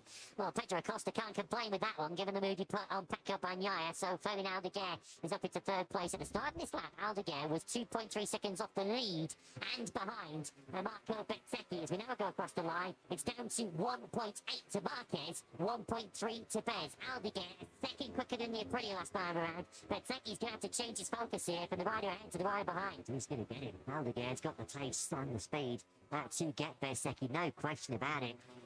Bagnaia, then, the victim of the ultra aggression from Acosta, has pushed him off the podium. He always felt it was a long shot for him to take a 4th successive victory here in Austria. He had to pull his right foot away, didn't he? Yeah, and he goes off the circuit.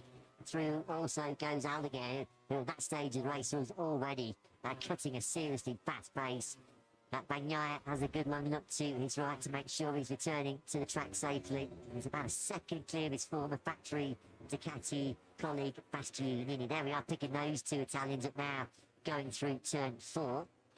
We'll get a better idea on this lap as to just how much concern Aprilia should have about the Fermin Aldeguer challenge, because of course on this lap, Marco Bezzecchi hasn't been trying to throw haymakers at Marc Márquez, and that's a big blow up there for Fabio Di Giannantonio. We're going to have to keep a very close eye on this to see if any fluids are dropped on the way down to turn 4. Flames from the exhaust, and Di Giannantonio's race is over.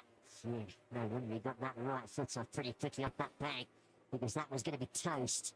Di Giannantonio then walks away. And lap 21, the one at the moment, is the 3/4 cut-off for a red flag to deem an end to the Grand Prix. That was the rather terminal end to that Ducati GP25. Aldeguer is somehow picking his way through the smoke. Yeah, I think it's fair to say that one might be terminal. Ucho Salucci and Pablo Nieto look, and of course the boss Valentino Rossi is here as well this weekend. A rather spectacular exit for Fabio Di Giannantonio then. His race has run its course. Bastianini is starting to come down. Bagnaia here, isn't he, in that battle for 5th place. Scrani closes up on Pecco on the brakes up the hill into the 1st gear at turn 3. Now making their way towards that turn 4, where Dijanko Ducati failed on the last lap. You can see the leaders, top left corner of your screens, they are safely through. There is the red and yellow diminished diffusion flag, and Bagnaia does sail slightly wide, and Bastianini takes over that 5th place. Was he just distracted by that? It's such an easy mistake to make. Down the hill into turn 4. You're scrubbing off 220 odd kilometres an hour down the hill there, 300 to 80 kilometres an hour in just 5.2 seconds, less than 250 metres. It's one of the harshest braking zones on the Grand Prix calendar. And what we have now seen then is Bagnaia, who for so long in this Grand Prix was running inside the top 3, is now down in 6th. Fermin Aldeguer has taken 4/10 of a second out of Bezzecchi on the last lap, and it's not like Bezzecchi's going slower, because he's going as quickly as Marc Márquez. Just how far up the field could Fermin Aldeguer get in these final 6 laps? Without that massive wheel spin off the line the sprint yesterday, you could have been looking at a double podium. A 1:30.120.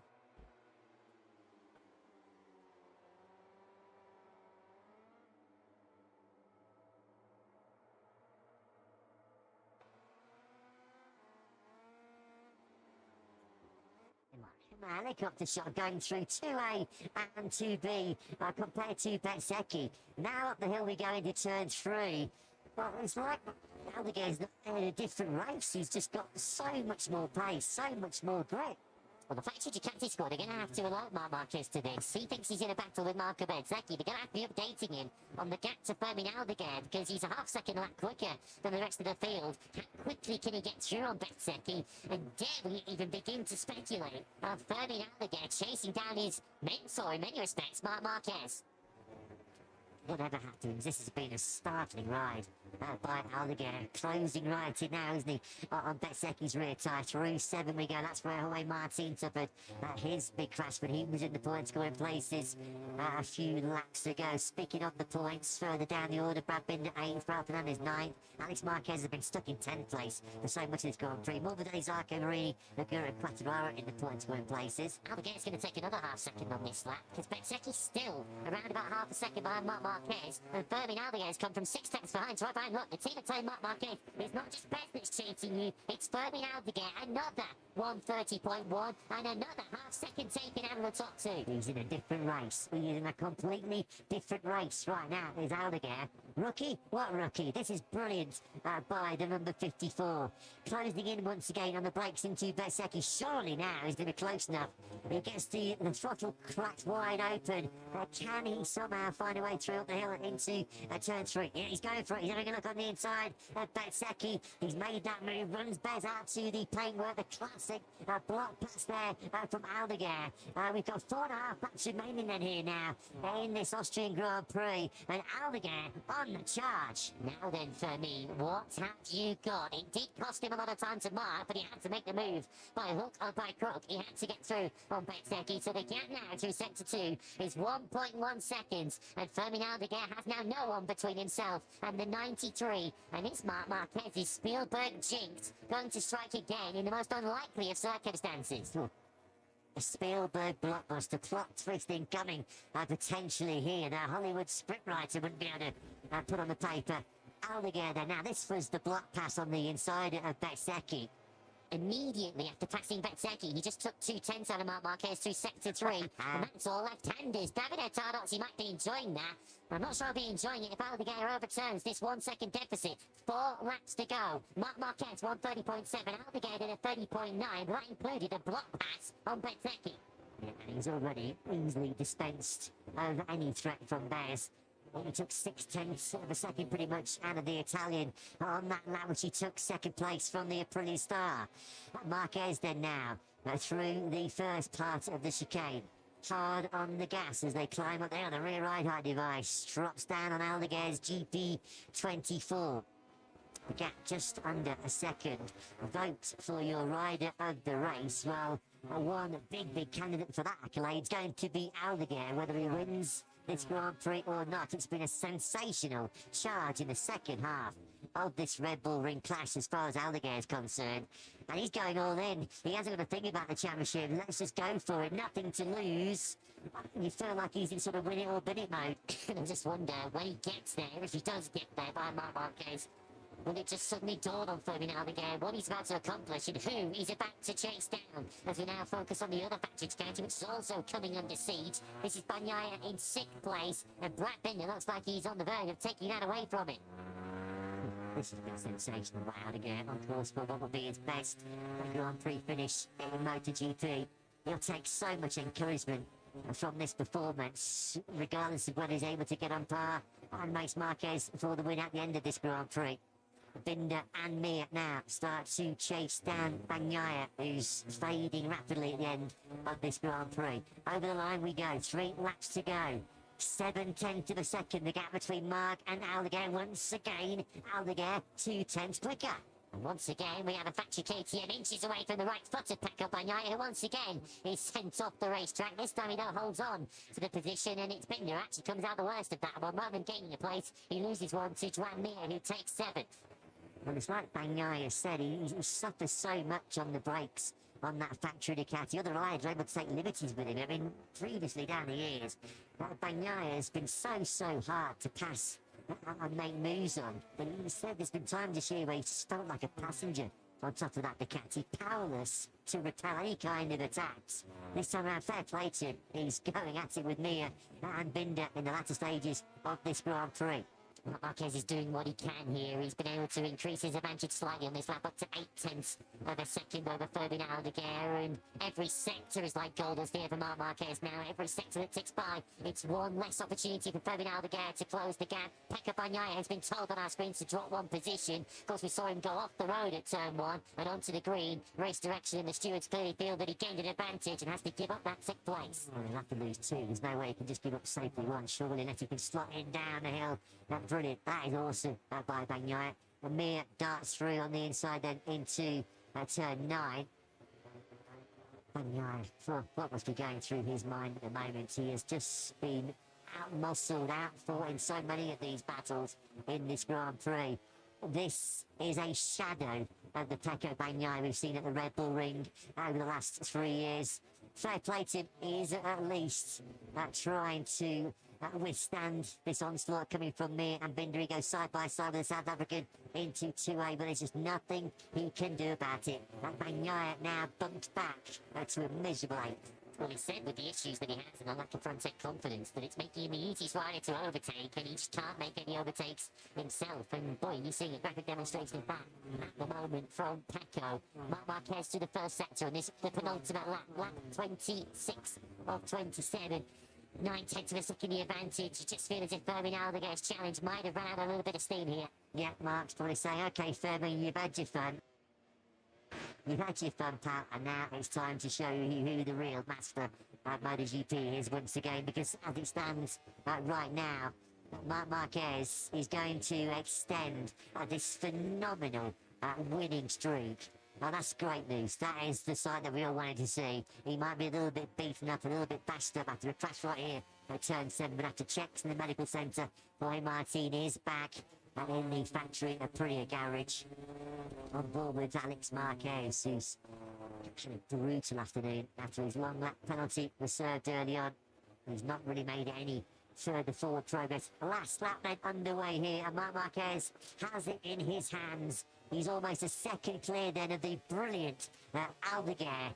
But our 1,000th Grand Prix looks like it's going the way of one of our superstar riders since it all began back in 1949. Up the hill he goes into turn 3.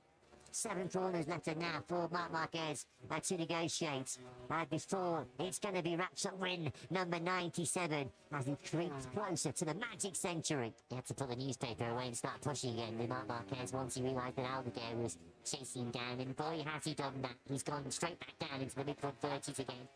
Fabio Aldeguer was doing those low 130s. Once he passed Spectacchi, he couldn't find that pace again. Had he been able to do so, we might have had a grandstand finish. But as it looks now, Marc Márquez looks like he's finally going to tick one of those boxes that has been unticked in his MotoGP career for so long. He's yet to win at the Red Bull Ring. That's about to change. Bogey track? What bogey track? Marc Márquez has been supreme once again. He's about to be, for the very first time, the king of the Red Bull Ring. He's had so many close calls, so many late battles against the factory Ducati, against Andrea Dovizioso and Jorge Lorenzo, but he hits them for 6. It is 6 successive victories then now in 2025 for Marc Márquez. It is 6 successive double wins. He is motoring towards that 7th MotoGP World title. Fermin Aldeguer takes an exceptional 2nd place. What a ride by Aldeguer. His best ever result. And it seems fitting, doesn't it, on that 1000th Premier Class race that one of our legends, one of our icons, Giacomo Agostini, gets to wave the checkered flag. A past superstar, a past MotoGP god, celebrates the checkered flag moment with Marc Márquez, who takes the win, a 1000th MotoGP race. Career win 71 in MotoGP. Aldeguer 2nd. Bezzecchi, who fought such a good fight in the first 2/3 of that race against Marc, takes 3rd. Acosta, a lonely 4th place in the factory KTM. Another top 5 for Enea Bastianini. Excellent ride by him in 5th. Me at 6th. Binder 7th. Bagnaia 8th. And 12.5 seconds back, Marc. Ralph Hernandez and Alex Marquez completely top 10 points for Morbidelli, Zarco, Marini, Agura, and Quartararo. Quartararo salvages at least 1 point from a dreadful weekend as far as the factory Yamaha team are concerned. But once again, just as he did in Aragon, in Mugello, in Assen, in Sachsenring, and in Brno, the sprint and Grand Prix victory has been taken by the invincible and irresistible Marc Márquez. He's not just the king of the Saxon Ring. This year, he is the king of the Red Bull Ring. One of the great unanswered questions of Marc Márquez's career has now been answered. His first victory at the Red Bull Ring, but boy was he pushed by Fermin Aldeguer. What must be a jubilant crew chief. Frankie Carcetti is talking to Jack. Oh, Frankie, what a ride that is from Fermin. For a second, I'm sure you were the same. I thought he was going to win it. Last night, we knew we had the pace. In fact, jokingly, I said to Mark this morning, we might have it, because he always looks at it. And then when I saw, I think we were 4.5 behind, and I thought, well, chance is gone, but once he got into the, I think the Raul, and here, I can't remember, the Binder incident, surpassed those two, helped him, and then he got into his own, so, now, chuffed to bits, he's worked really hard, and, every session he improves, so, mega. Incredible result, go and enjoy it. Thank you, buddy. Yeah, mega. I think that pretty much sums up the emotions inside the Aldeguer side of Gresini Racing. What are the emotions right now for Pecco Bagnaia, who once again has, or is going to play second fiddle to Marc Márquez. 8th over the line for Bagnaia. 6 Grand Prix wins in a row for the first time since 2014. He said himself he probably, not only back to his best, he's surpassing anything he's done previously in his Grand Prix career, and he's had some great moments, hasn't he, the number 93? But right now, you kind of do ask yourself, when's the next time someone's going to beat him? Double wins in the last 6 Grand Prix. Just absolutely phenomenal. Well, Marco Bezzecchi certainly gave it a good go. You can't say that there was much behind that Aprilia today. Valentino Rossi congratulates one of his charges. Bezzecchi did the doctor proud today and did Aprilia proud too. Yeah, let's go and get some post-race thoughts from the boss, Massimo Rivola. 3 podiums in the last 4 now for Bez. Yeah, 3 podiums in the last 4. The guy's just saying, Massimo is in great form. Is Marco at the moment, pushing Marc all the way, weekend after weekend. You must be so proud. He's riding just perfectly, honestly. He's pushing every single lap as it was a qualifying lap. We were not sure about the tire. But being in front is for sure an advantage. It was tough enough to resist to Marc at the beginning, but Marc was obviously too strong. But you know, when it's not your track, you finish him on the podium. I think it's really, really fantastic. Just very quickly, you've seen Jorge back in the box. How is it? Yeah, he's okay, he's okay. Just, you know, now anytime we see him on the floor, we are a bit, you know, scared, but he's okay. He will be fine for Hungary, and mileage, he need mileage. Good to hear. Go and enjoy. Thank you. Yeah, that's great news as far as Jorge Martin's concerned. And great news for Marco Bezzecchi. Brilliant in a Grand Prix here in Austria, and never finished higher than 6th place. Their first podium courtesy of more brilliance from Bez. A damaging day, a real damaging day in terms of the championship as far as Alex is concerned. He said himself over the last couple of Grand Prix, forget it, impossible to reel in and rein in Marc. In terms of championship, 142 points now. Is that massive chasm between the two siblings? But I think many of you at home might be picking this young man as your rider of the race, your rider of the day, because Fermin Aldeguer, that was top draw, that was something extra special. A rookie, there's a lot more to come, and that race showed perfectly why Ducati were keen to get his signature on a contract before we'd even started the Moto2 World Championship in 2024. Looking forward to having a look here when the results come out to see just how far back he was at his furthest, Fermin Aldeguer. But boy, did he rally in the second half of the race. A couple of opportunities did open up for him, but boy, did he take advantage of those. Of course, the Acosta Bagnaia battle opened up the door for him to take that 3rd place. And of course, that later became 2nd. Dwan Mir, his best result for quite some time, as you saw, the thick end of 2 years. And a good weekend for him, where he qualified inside the top 10 and a top 6 finish for him in dry conditions on the factory Honda with no one dropping out ahead of him. That must represent a major step forward for the recently luckless Mir.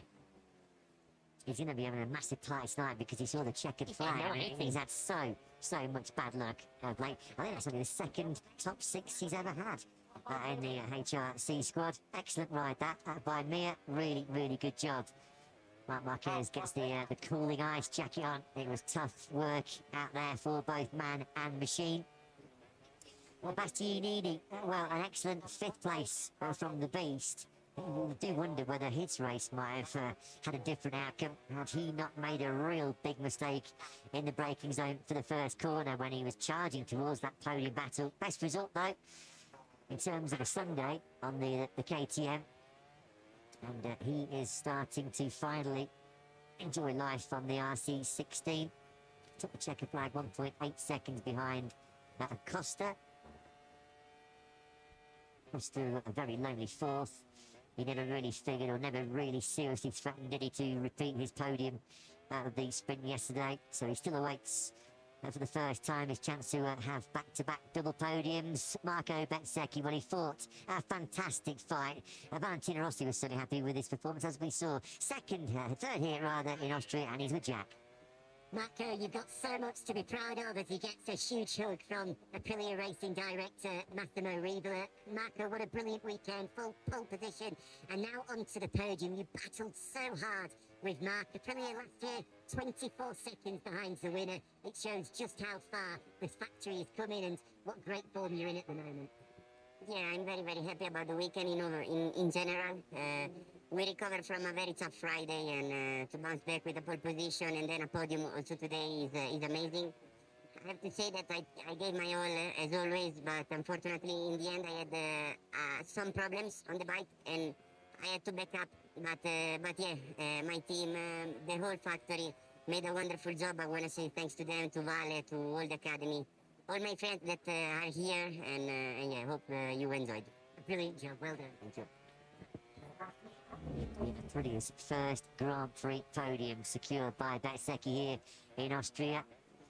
That's how hard he was pushing. That's how hard he fought against Marc.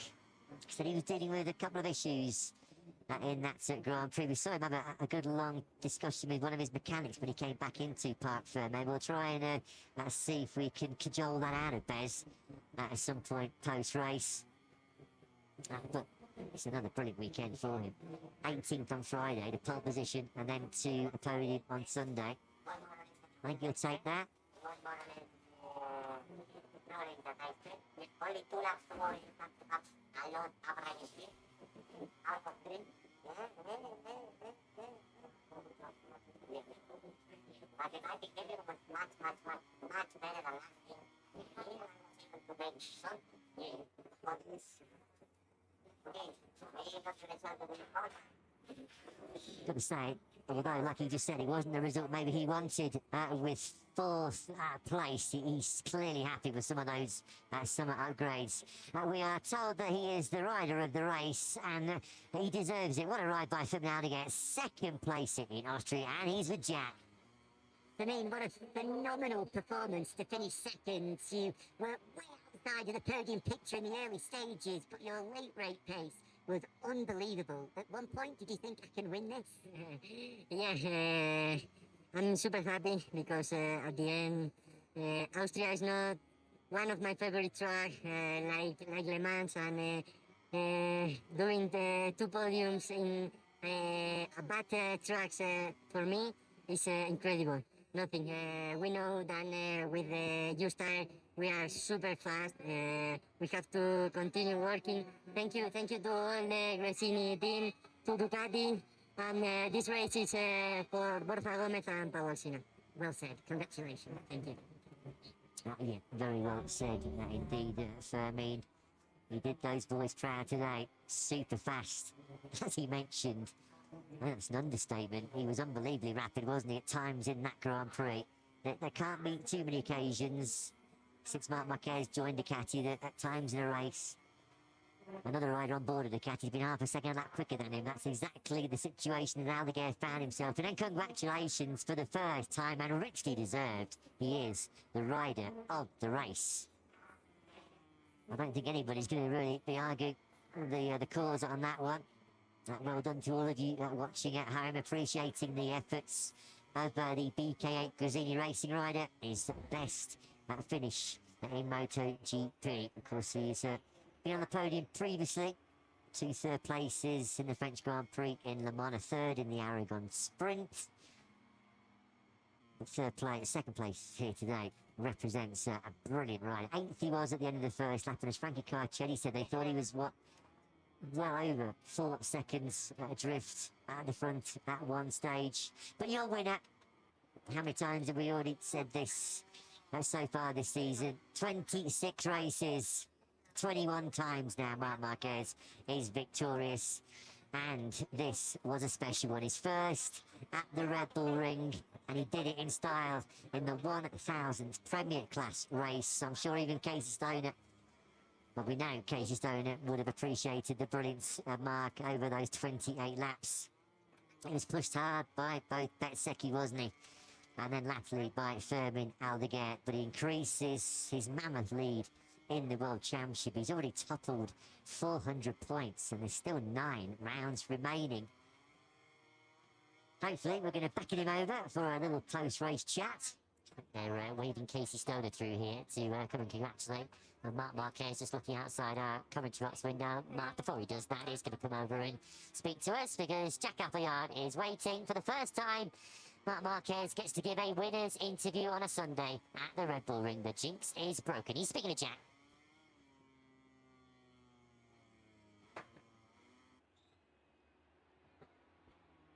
Well, Mark, huge congratulations. That's now 5th straight Grand Prix victory and a huge step towards the World Championship. Marco put up a great fight. Fermin kept you honest at the end. And after all of the years of finishing behind Andrea Dovizioso and Jorge Lorenzo here at the Red Bull Ring, how does it feel to finally take victory here?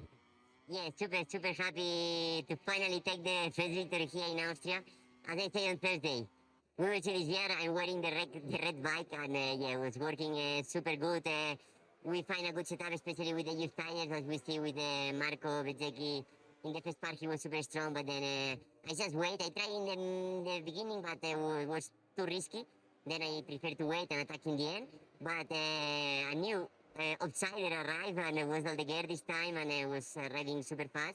But yeah, happy, 6 victories in a row. But keep focused. Next week we have another race. But yeah, enjoy it, and super happy to be in the top of the podium for Pau Alsina. Congratulations. Thank you very much. His first victory here in the Red Bull Ring. Continues this stunning surge of form 6 consecutive double victories. This was the key move as he slotted on the inside of Marco Bezzecchi, the race winning overtake down the hill into the braking zone for turn 4. Wasn't able to relax from that point onwards as the hard-charging Aldeguer put the pressure on. This victory in Grand Prix number 1000 for Marc Márquez, and to boot, this Red Bull Ring circuit is now Ducati's most successful track in history. They came here with 9 previous wins, matching their tally at the Losail International Circuit in Qatar, but now we can say Ducati have certainly enjoyed their times down the years here in Austria. Andre Iannoni's win, of course, in 2016 kicked off this chain of success. That was their first win in 6 long years. Marc Márquez, though, takes his first victory at the Red Bull Ring. Davide Tardozzi, the boss, appreciating another great weekend's work from the 32-year-old Spaniard. A dominant sprint success yesterday over 14 laps, and he was pretty much untouchable over 28 laps. Double the distance and another double victory for Marc. And of course, next week, for the first time since 1992, the first time we head to the Peloton Park circuit, we're in Hungary. Looking forward to that one, where all 6 Ducati riders have already got a bit of knowledge and experience having tested there in the summer break. Vamos 93, Vamos. That Marquez is Casey Stoner embraces the top 3. The MotoGP legend. And Casey acknowledging the brilliance of Fermin Aldeguer. He knows just how strong Aldeguer was in those latter stages. Just brilliant, brilliant by the rookie. Venía su como más. No te patinaba la recta. Se llamó el botón, ¿eh? Sí, ¿no? Remontado a fondo. ¿Y dónde estoy ahí? Adiós. Comunque volavi. Volavi. Sì, però. Ha diritto tutto il tempo spinando. Sì. Anche io lì ho provato a resistere, ma... Dopo... No, è impossibile. Sai cosa ho fatto per sbaglio? Per guardarti a te? Ho toccato la quinta e sei. Hai visto con... Ma è successo lo stesso. Guardava Pecco e mi ha toccato il limitatore. Porca puttana. Si andavano. Comunque lì alla 9 quest'anno era veramente scivoloso. Quando le curva. Ma è frizzante? No, è stile, ma fa schifo. Come mai era frizzante? No es normal. No, es así, aquí es así. Ya, pero la botella de plástico sa tipo di ferro. Ecco, lì ho toccato il limitatore. Dopo ho detto, dai, ma ho sentito, adesso riprovo. Ho sentito che mi fa di pagare. Perché le altre volte appena mi passavi le ultime gare mi andavi via subito. Almeno ho detto, ma ho sentito che arrivavi e dico, dai, lasciamo la porta aperta e veniamo dopo. Al finale apretava. E qua, qui era... Aquí me dirà... Solo che io qua uscivo piano. Vedi quanto ho perso? Boh. Non ho toccato il verde mai. Il vincitore. Tutto il weekend andare fuori, tutto il weekend. Oggi io sì toccato. Ma come fa a essere naturale questa? Così.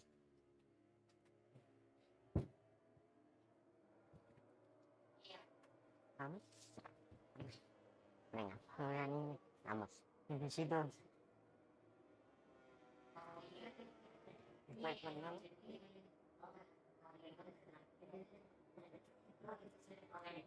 Well, it feels like something that Fermin Aldeguer is going to have to get used to in his MotoGP career. Second Grand Prix podium for him now. And crunching the numbers as we listened in on the top 3 there. It's his furthest, which is at the end of lap 15 of 28. Fermin Aldeguer was 4.1 seconds behind Marc Márquez. He closed that down to 1.1 by the end. As Marco Bezzecchi steps onto a podium once again. It's back-to-back Sunday podiums, and you don't argue really, it should have been 4 in a row without that crash in Germany. But it's a super 6 in a row for Marc Márquez. 6 victories on Sunday, 6 doubles across the weekend. And the 6 MotoGP World Championships is surely soon going to become 7. As the winning trophy is presented, of course, to the Ducati squad. There's the trophies here. And very much like the track layout of the Red Bull ring. It's Dominic Paris, Italian Alpine Ski World Champion. Presents the trophy to a fellow Italian. Marco Bezzecchi. Who is he carrying a Premier on his back at the moment? Well, what a ride. The ride of the race, as voted for by you, Fermin Aldeguer. At a track which, as he pointed out, has not always been his strongest in Moto2, but boy was it today, as Fermin Aldeguer finishes higher in a MotoGP race than he ever has before. But Marc Márquez doing what Marc Márquez does, albeit not before here. The Red Bull ring curse is broken as Marc Márquez finally tastes victory in Austria.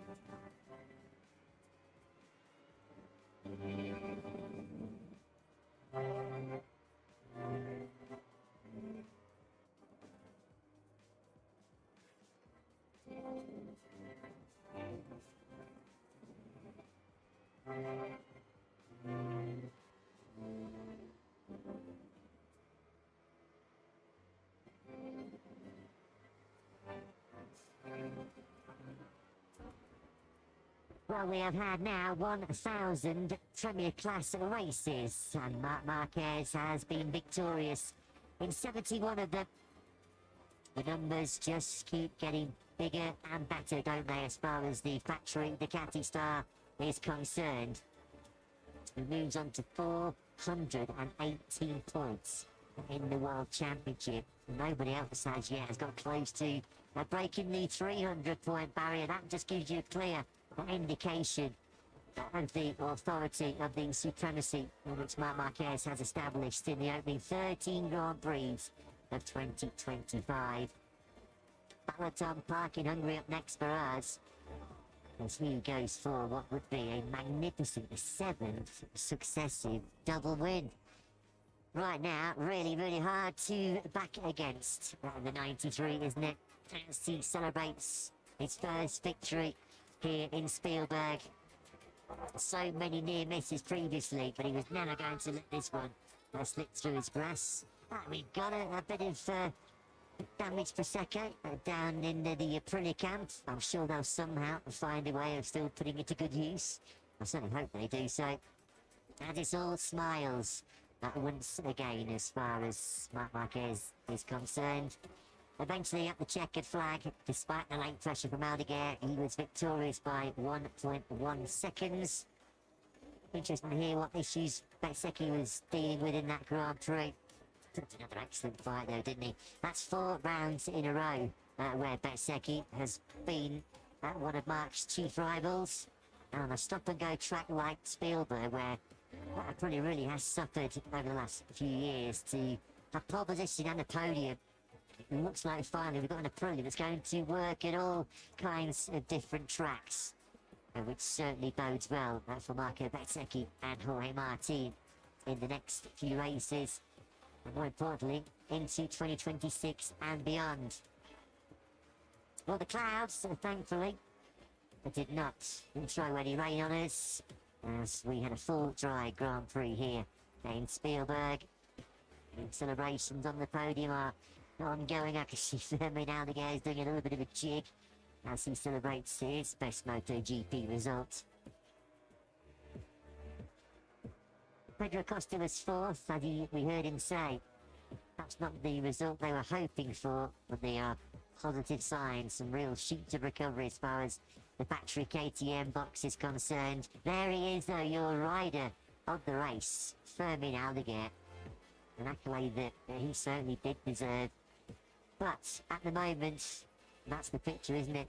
Number 1 is the sign from Marc Márquez. Completely contrasting emotions inside the Ducati Lenovo team garage. As poor Pecco Bagnaia once again has to look on at the opposite side of the red box in full celebration mode, in full party mode, as the ticker tape that now blows around pit lane. We will hot-foot it over the border into Hungary and see whether this incredible winning streak can be extended by Marc Márquez. First time meant since 1992 we topped over the border for the Michelin Grand Prix of Hungary. We've been so excited about the prospects of returning to this part of Central Europe for such a long time, but we are, for the first time next weekend, racing at the new Balaton Park circuit. Well, Marc Márquez will look to extend his advantage and make it 7 doubles in a row. We're going to have to go some to stop him. But we have seen this afternoon some signs for the future that Fabio again might well be a threat as we go through that part of the season and into next year and to Aprilia as well. Marc Márquez now winning today for the first time in Austria from Ferdinand Aldeguer, a stunning second, given that he was over 4 seconds back at one point. Bezzecchi third, having led for so long. Pedro Acosta and Enea Bastianini 4th and 5th for KTM. Joan Mir's best result for a couple of years in 6th ahead of Brad Binder. Pecco Bagnaia faded to 8th. Ralph Fernandez 9th ahead of Alex Marquez, who made very little progress post long lap penalty. Points for Frankie Morbidelli, John Zarco, Luca Marini, Ayagura, and just 1 point for Yamaha. Fabio Quartararo took that. World Championship then. Marc Márquez 142 points is now his advantage. He moves ever closer to that